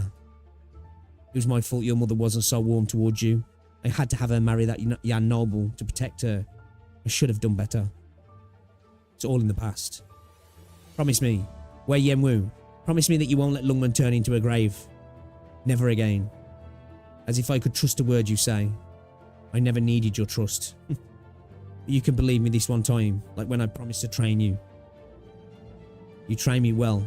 I couldn't have gotten her back without you. I'm glad. I don't think you've spoken to me in 10 years as much as you did today. I think we talked a lot. What I mean is Chen Huichia, not to Superintendent Chen. Huh. I'll be off. What are you planning to do with your sister? I have no feelings for Tallulah anymore, except guilt. Good. That's what you should feel. We're one pair of the countless separated siblings in this world. Most will never be reunited. Even so, I can't just let her go. I still don't know what she is. It's still not clear. There's a prison to keep criminals, but Lungmen we know today can't hold her. I can't make the Lungmen that could.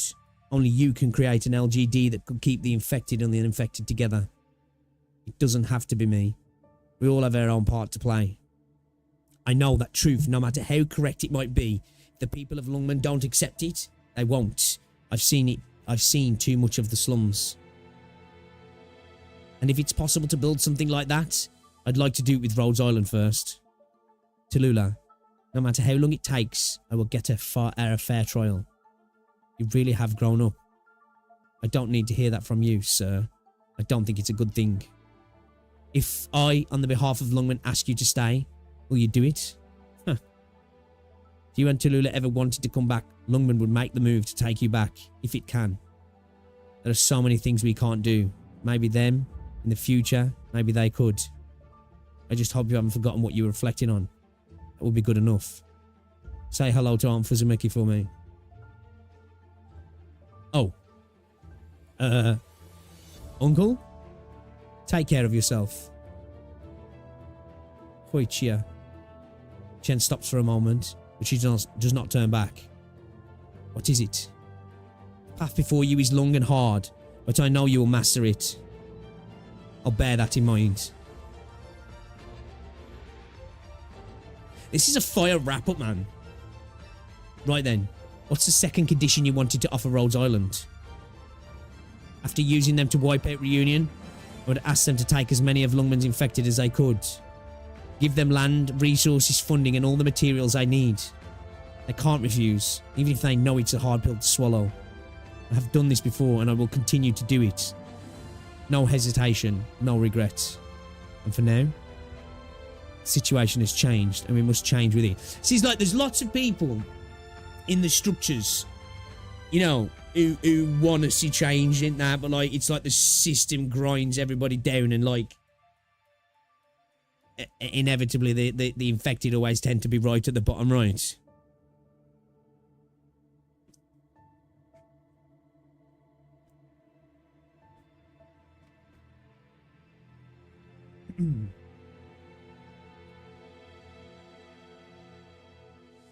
Is there a problem with you thanking them directly? You don't worry so much about winning and losing as you used to. I think I can guess the reason. Exactly, Ken. Exactly right. So that it's like I say, it's a fantasy world, but there's a lot of relatable, realistic essence to it, which are, as I say, it really like now I know this is not the only game that does this in the gacha space, but it really does set itself apart. And then when you bring that in with all the world building, this is why I was saying, like, a lot of stories, the world building's like facilitated by the story in a sense. Like it feels like the world building and the story are separate but intertwined. As I say, like the story's part of the world rather than the world being a part of the story, which really adds to it, like.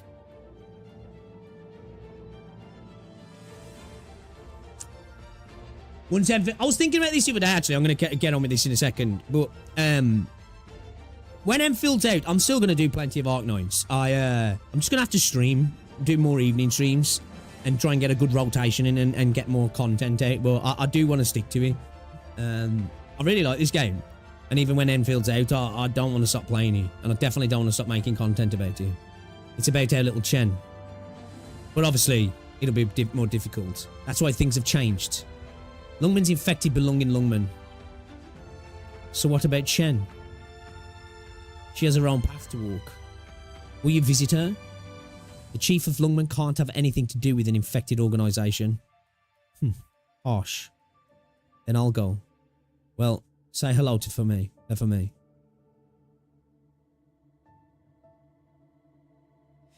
aren't a lot of games that do this in general. It's a lot of work. Yeah, true, yeah. It's what I say for me, like, I think the character development in this game is great. And as I said before, like, I think it's incredibly important. It's a shame a lot of games end up putting it on the back burner to preserve. Obviously, the plot's important, right? Character development is so consequential to the driving factors of the plot. When forced to choose between my sister and my sworn brother, I chose my sister. I vowed to let no harm come to them, but I broke that vow. This time is different. I will never choose again. Shay was wrong. I had no choice. Wei Yenwu, we have only one path to walk, in fact. Even if it is the path of fratricide. For the sake of my two nieces, for the sake of Lungman in my dreams, even if it is one of my only path. My one and only path. Oi, Chia. Live well. See, I like it, man. Again, like, another character came in. Like, who's this dickhead? You know? Come to really appreciate as a character. A few weeks later. Attention, honoured Rhodes Island operators. This is Calcit. Thanks to our efforts, the Chernobog issue has been resolved peacefully. Peacefully? Does it hurt? Ow, only if you poke it. Oh, sorry. It's fine. How are you? Fine. Huh, no way, little kitten. Since when do you keep things to yourself? Is that bad? Oh, of course not. Scout, can you see? Our little kitten is all grown up. She's a big girl. She's so big now. Wow. Don't cry. I want to forget. I'm not doing the wah. Oh man, she got tears down her face. You're really crying. Why are you crying? Don't cry, Blaze. Don't. Louis Silver should know. Ace 2, our kitten. She's grown up. Well, there wasn't a war. There's a scale. There's a scale, right? There's a scale. Blaze? Hey.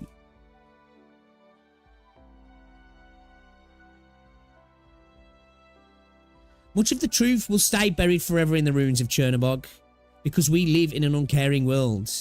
But Rhodes Island will remember. No matter what else we undertake, we must remember. A Rhodes operator does not sacrifice her life for a single person or event.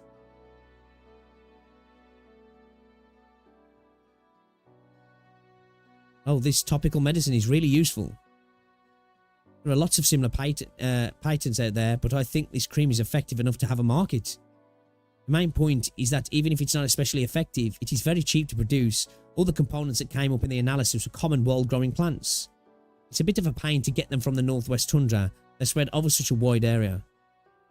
The inventor must have had perseverance than must have had more perseverance and medical knowledge. Pardon me. Where do you want to apply for the patent, Amir? In Ursus, and make it cheap. But I think the Empire has similar tech. Ursus has more people who need it. What should we name it then? We'll call it Frost Nova. Amir, were you looking for me? Oh, Doctor. Medic, you and Wolfrin take care of it. We'll take it from here. Doctor, I'm coming.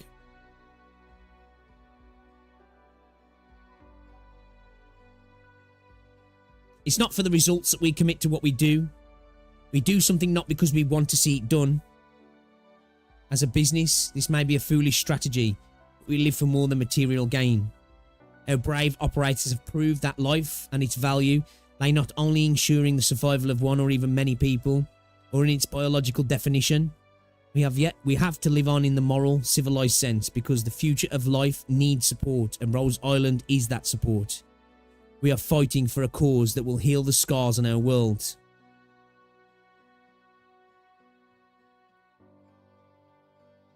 So I hope it's not hemorrhoid cream, that'd be... Take away the burn. You got ring sting. I've got frost nova. Apply away the sting today. Another mission. Yes, with meteorite.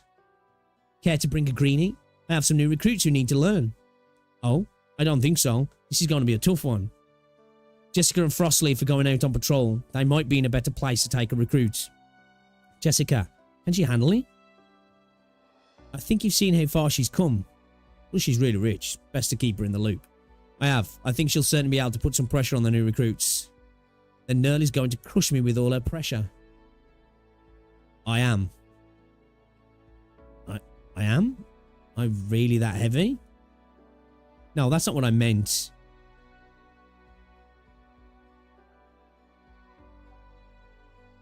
Yeah, I know, T. I know.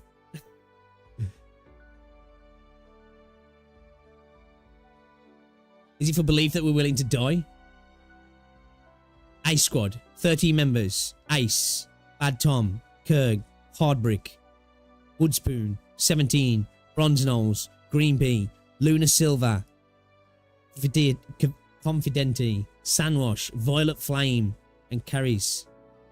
Amia Squad, 13 members. Dim Needle, B Softhand, Chili Jim, Keen Ear, Anger Naying, Sunty, Marco Smith, Fade, Divides, Frostnova, Antonio, Lisa, Waldash, Hui, and Indigo Jade.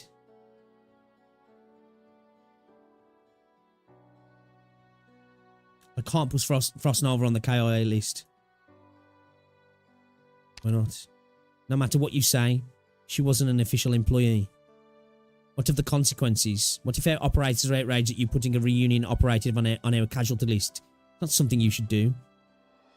She fought for the same goal. Is that all it takes? Yes. Rhodes Island fights for the same idea. Okay. I'll do it. You've done your duty.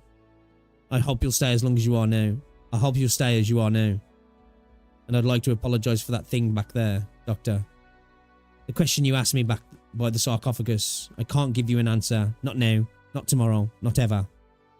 I don't want to hide the truth, but I really can't give you the answer the answer you're looking for. Unfortunately, neither I nor PRTS have a good explanation. I hope you can forgive us. But someday, when the time is right, it will appear to you. Doctor, when that day comes, when you finally know the truth, will you be ready? Another thing, Doctor. Amia has taken on a lot of burdens. I hope you could avoid giving her more bad memories.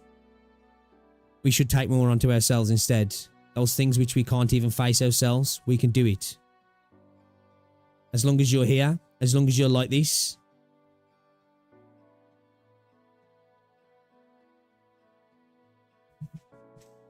Scout Squad, 13 members. Scout, Millim, Tipsy. I quite like the way they're doing this, almost like, you know, it's almost like, as you'd imagine a scene in a film when he's going through this with the voiceover arc and cut into different scenes of people doing stuff. Slink, Mimi, Leafa, Slana, Mary, Thumbtack, Mudflower, Macron, Peter, Scorpion, Rosmonti Squad, 1 member, Bluish Silver, Raiden Squad, 1 member, Likuza. 41 sacrifices in all in the Chernobog incident. Rhodes Island will not forget. We will remember their names forever. Even should Rhodes Island cease to exist someday, all that they have done will leave its mark in our world. Doctor, you don't want to talk? I get it. So much has happened. With you by my side, I feel happy. There are some things we can't do by ourselves. It's not like we do them for our own sake, right? Rhodes Island, we always press forward, no matter what the dark clouds bring. And no matter how many terrible stories unfold across the world, I'll always believe in the warmth in your heart. Welcome home, Doctor. Hi, I'm here.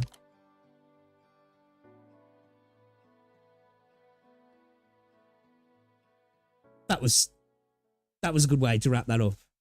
That was a really good way to wrap that up. Actual fire. Did she say anything? Nope. Not a peep since you brought her in. Oh, wait, yo, it's closure. She's so calm. Even when Even when Chen came to see her, she didn't say anything. So what are you going to do about it? Me? Do I look like Ascalon? I don't think we have anything we need from her yet anyway. More information is going to depend on where you use it, I guess. I really don't know how to handle a person like that. What about the LGD people? What? It's not like it's your first time at Rhodes Island. What's there to be shy about? I just got promoted. I don't want anyone thinking I'm working under the table with Rhodes. Missy, you're totally good with it, huh? You make it look like you're going shopping. You could stop me. Sure enough, you got that rich girl brain. Chief Wei's office. Who's that? An angel with blue hair? Or a sarcas? Whoa, she's really hurt. Hey, you can't just barge in. Chief Wei's in there.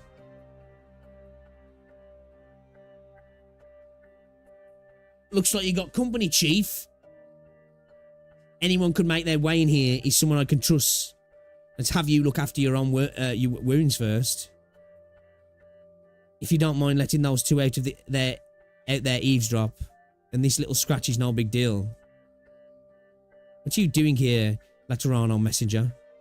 I'm not here as an official Laterano Messenger. Although, the church does actually have a message for you. Shiguma, take Swire outside.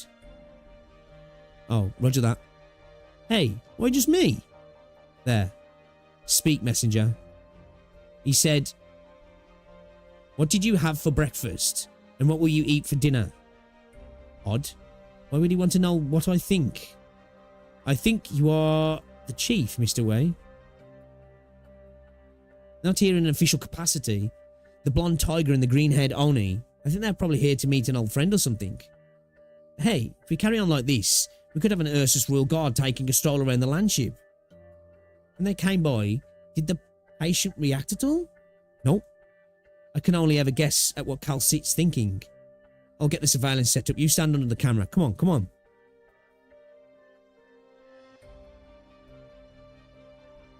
Bro, why is Tallulah so fine, man? Tallulah. Humans are weak, complicated, selfish creatures. Even cysty beats possess an ability human beings lack. They forage the land day after day, never stopping, never giving up. Is bro still like... Still whispering then, yeah. It's like there's another shadow sitting next to her, yeah. Unlike humans. Humans kill one another for food. Humans harm one another for selfish desires. As such, human beings use others to determine their own value, to measure their worth. You have what it takes to enlighten them. You have the right to use them. You know what you must do. I taught you all that you are. How do you overcome these countless years of oppressive history? The history of humanity is a history of struggle. Wisdom, ideals, and methods. Your sight is my sight. Surrender your fantasies. Sooner or later, you will return to me. I am your only end.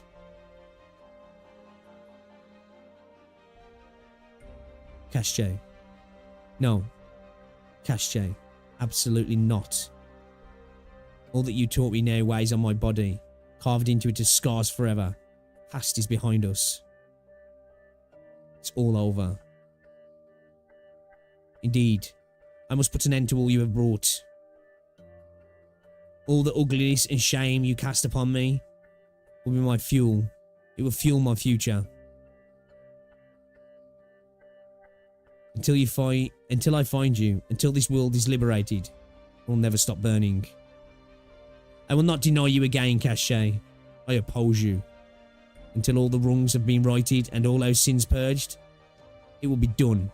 Even if our end is the same, I will burn it all to ashes, even if I burn to death. How long have you been out? Oh, I can't be bothered to count. I lost track a while ago. But even if you run, You won't get away. One needs a hammer to strike a nail, and if all you have is a hammer, everything looks like a nail. I love that saying. Maybe now is the time. Vina, come here, please. I have words for you. All right, Dr. Calcit. Just a moment. One question. Are you ready? I'm not sure, but I guess I'm ready whenever.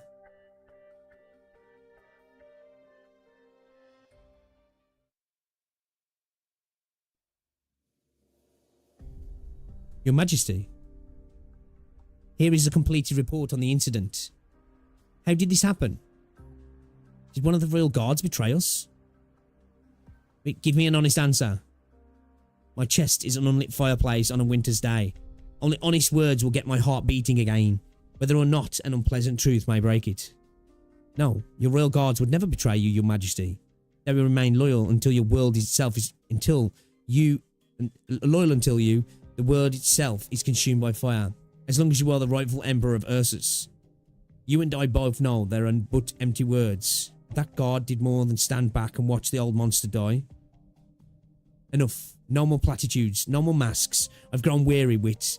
You are no fool. Tell me your thoughts and look me in the eyes as you do. Where are the puppet masters behind this plot? Grand Duke Bakel, Deputy Marshal of the Third Army, and Governor General Rosin and Viscount Kirk. Of course, I still lack the evidence to prove that they actually orchestrated the entire ordeal.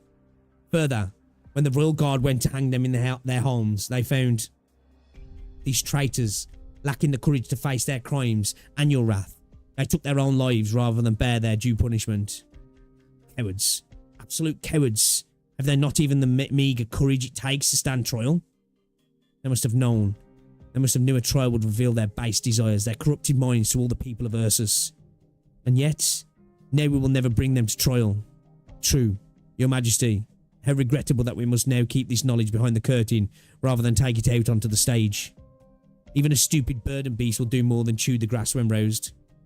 Nevertheless, the real guards dispose of their remains in a proper manner.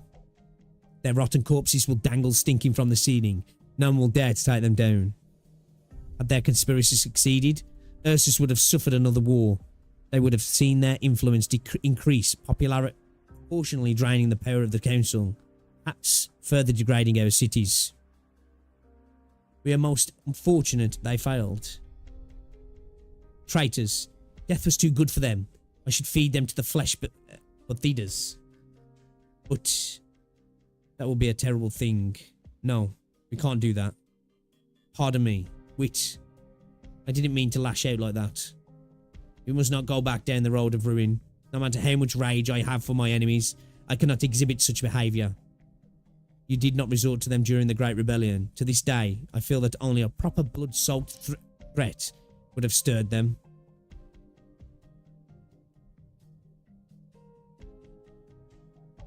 Pure terror is the only language those who terrorise the innocent can understand. Although I am personally opposed to such measures, unfathomable. Must I resort to such an ancient brutality, such poisonous traditions to stand against the ignorant? What does this Fyodor look like? And as these maggots seize the swords and shields of our empire, are even we left to naught but rot? Forgive me, Your Majesty. I do not have an answer to that question from a constitutional perspective. I'm not your legal spy master. More importantly, Wit, is the legend true? Is the deathless black snake a malignant deity that cannot be slain? And are there other such deities like it in our realm? What can we do to free our people from this tyranny? Wit, we stand now in the light surrounded by darkness. Can we use the fire to illuminate Ursus? Your Majesty, I must point to one fact. In recent decades, only the Duke of Cachet, among all the ageless, shows clear signs of involvement in these events. And even after his death, we were unable to confirm her identity. That tells you us that the ageless of Ursus still fear you. They fear you and your contempt. Nearly 1,000 years have passed since we overthrew the Hippogriff. A couple of dying monsters cannot stand against the might of the Ursus people. Let them do as they will. They will fail. Oh, okay. We will find them and we will destroy them. Your Majesty need not worry. I hope it all proceeds as you said. What of the infected situation? Any developments? Your Majesty is over hasty. Acted too quickly to close the infected mines the armies held in the northwest. It may have been your hope to weaken the army's surplus reserves or even show a little benevolence. But as much as the army opposes you, your people also oppose this. They fear the infected. It is unwise to go against your people at this juncture.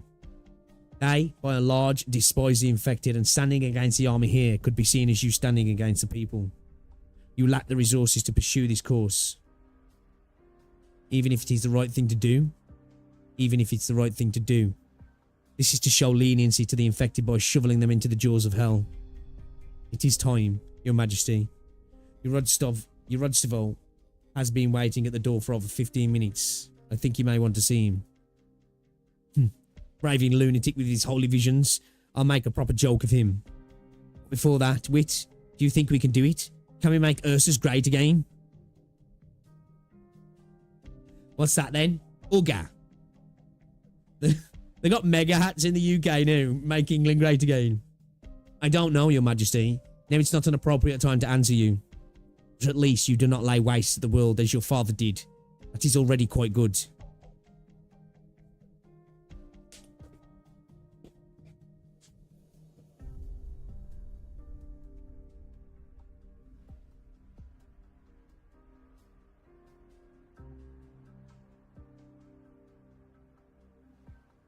This emperor rules over nothing, just a guy in the sitting room hoping his senates are still loyal to him. Maybe, yeah. It sounds like somebody who potentially is naive and potentially uneducated of the machinations of, like, bureaucracy and politics as well, right? Tallulah the Infected.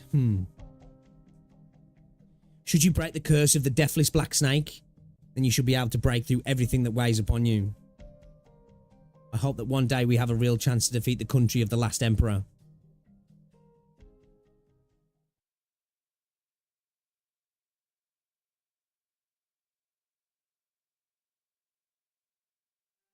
Tallulah? You're doing a good service, standing guard in this weather. It's like a post-credit scene after a post-credit scene after a post-credit scene. I know it is what you want. So you do you until we walk out of this winter. My fire will keep burning. Shh. Quiet. They're sleeping. Oh, sorry, shh. They've trained all day. The kid with the dark hair looks like he could handle a bow. But he'll need to grow a bit. I'm letting them sleep, but I'm about to leave.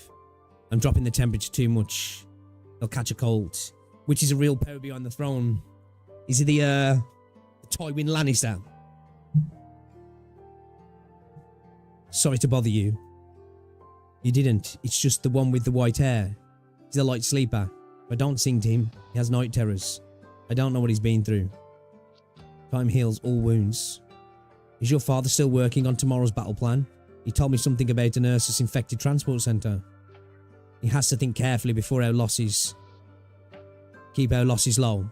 He always tells me to pay attention to that. It's already so late. I've never seen him sleep, not once. Heroes need rest too. The other fighters should have taken some. Think of yourself before him. Who was that you reached out to a few days ago? Where were they from? Ludmilla and Alex. Looks like they've been around Chernobog. I know the city well. That's a big city. Yes, and with lots of infected in it. We might be able to bring them in with the right plan. Ludmilla and the other people with her seem strong. I think they might become dependable allies. Even if they're a little ornery right now. Ornery as those of us fighting the Ursus army are all the time. Chernobog, it's too far. Too many things stand in our way. How many years would it take? 3 or 4 still wouldn't get us there. Even if we don't fight it or stop it, it will have to come to us. With the efforts of the infected in the city, we could build a city of our own. And maybe, in 3 or 4 years' time, we're looking at tomorrow. Tomorrow is so close. I like the sound of that. Get some rest. Right. Good night. Good night, Sasha and Eno. Put it back. I'll send the kids to the settlement soon. Right. My brothers and sisters. Man, he's... Again, done a real good job in there fucking... Like, humanizing the antagonists in this. And I know the antagonists anyway haven't just been like... It's black and white. They're the bad guys. We're the good guys. But like... It's very much appreciated. Good night.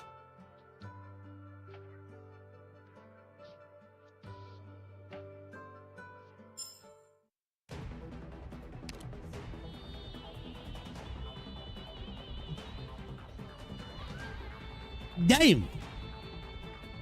Damn. Is there anything left in that note? Okay, that done. Chapter 9, chat. Does that look like Stormwatch? Oh, I can't wait to start chapter 9, man. I'm not gonna lie. We definitely do need to do some of the side stuff though, right? We've got Break the Ice. So what we reckoning then, guys? I've got to do Code of Brawl because I've started it, right?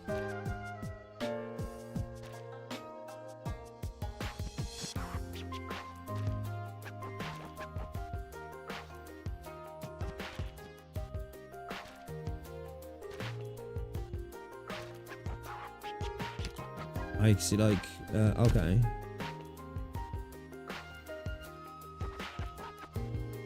Is that what low-key look like Johnny Depp? A little bit, yeah, a little bit. So which faction is cooler, Fraxidus or Reunion? That's fucking easy, man. Like, Reunion are much more interesting. Like, don't get me wrong, the Fraxidus are probably one of the more interesting factions in Wuthering Waves. If they was fleshed out a little bit more.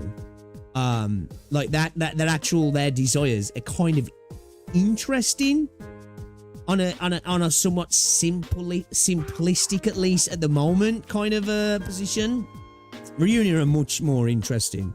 Because like they're relatable, like they're a lot more. You're able to connect yourself to their ideals a little bit more, and not only like are you able to relate to them, they've done some terrible things as well, right? Like terrible things, but you get it. Not saying it's right, but you get it. You know what I mean, kind of thing. Walking children are directly connected to Act 1. They're best unknown.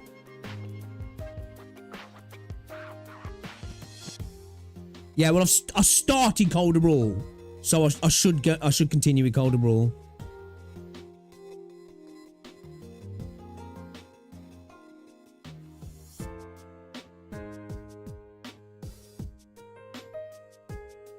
Yeah, I want to prioritize like lore important stuff that is potentially going to give me more context in the upcoming chapters, and then after that, I want to prioritize stuff that's giving me good shit, like what's going to give me good rewards, right?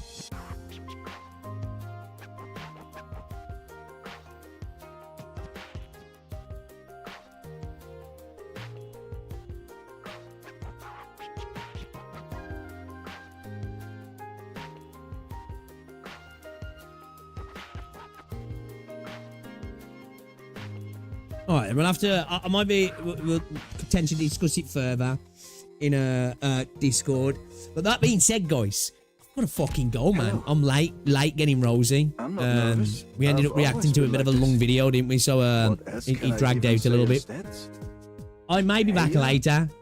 Throat's feeling a little bit tender. Still doing much better, though. It's much improved, my throat is. Feeling a little bit tender, though, because that was a decent read, right? That was a decent read. It was a good hour or so of reading. But I might be back this evening. We might play some Destiny later. How was Chapter 8? I had a blast with it. I really enjoyed it. Like, I love Tallulah, man. I think she's such a fucking cool character. Like, you know, the idea of, like, an idealistic character being used in that way is really dark when you think about it. You know? Cashay's a cool fucking antagonist as well. Right? As I say, getting that conclusion and answer to, like, you know, when we started, like, as we were going through the chapter and It's like, what the fuck is Tallulah doing? Why is she doing this? Why would she do all of these things that it started appearing that she was doing and working against reunions? Like, after all we've kind of found out about her, why would she do this? And then to get that revelation, it was like, oh shit, you know. It was really cool, actually. Thank you, Leo. Thank you.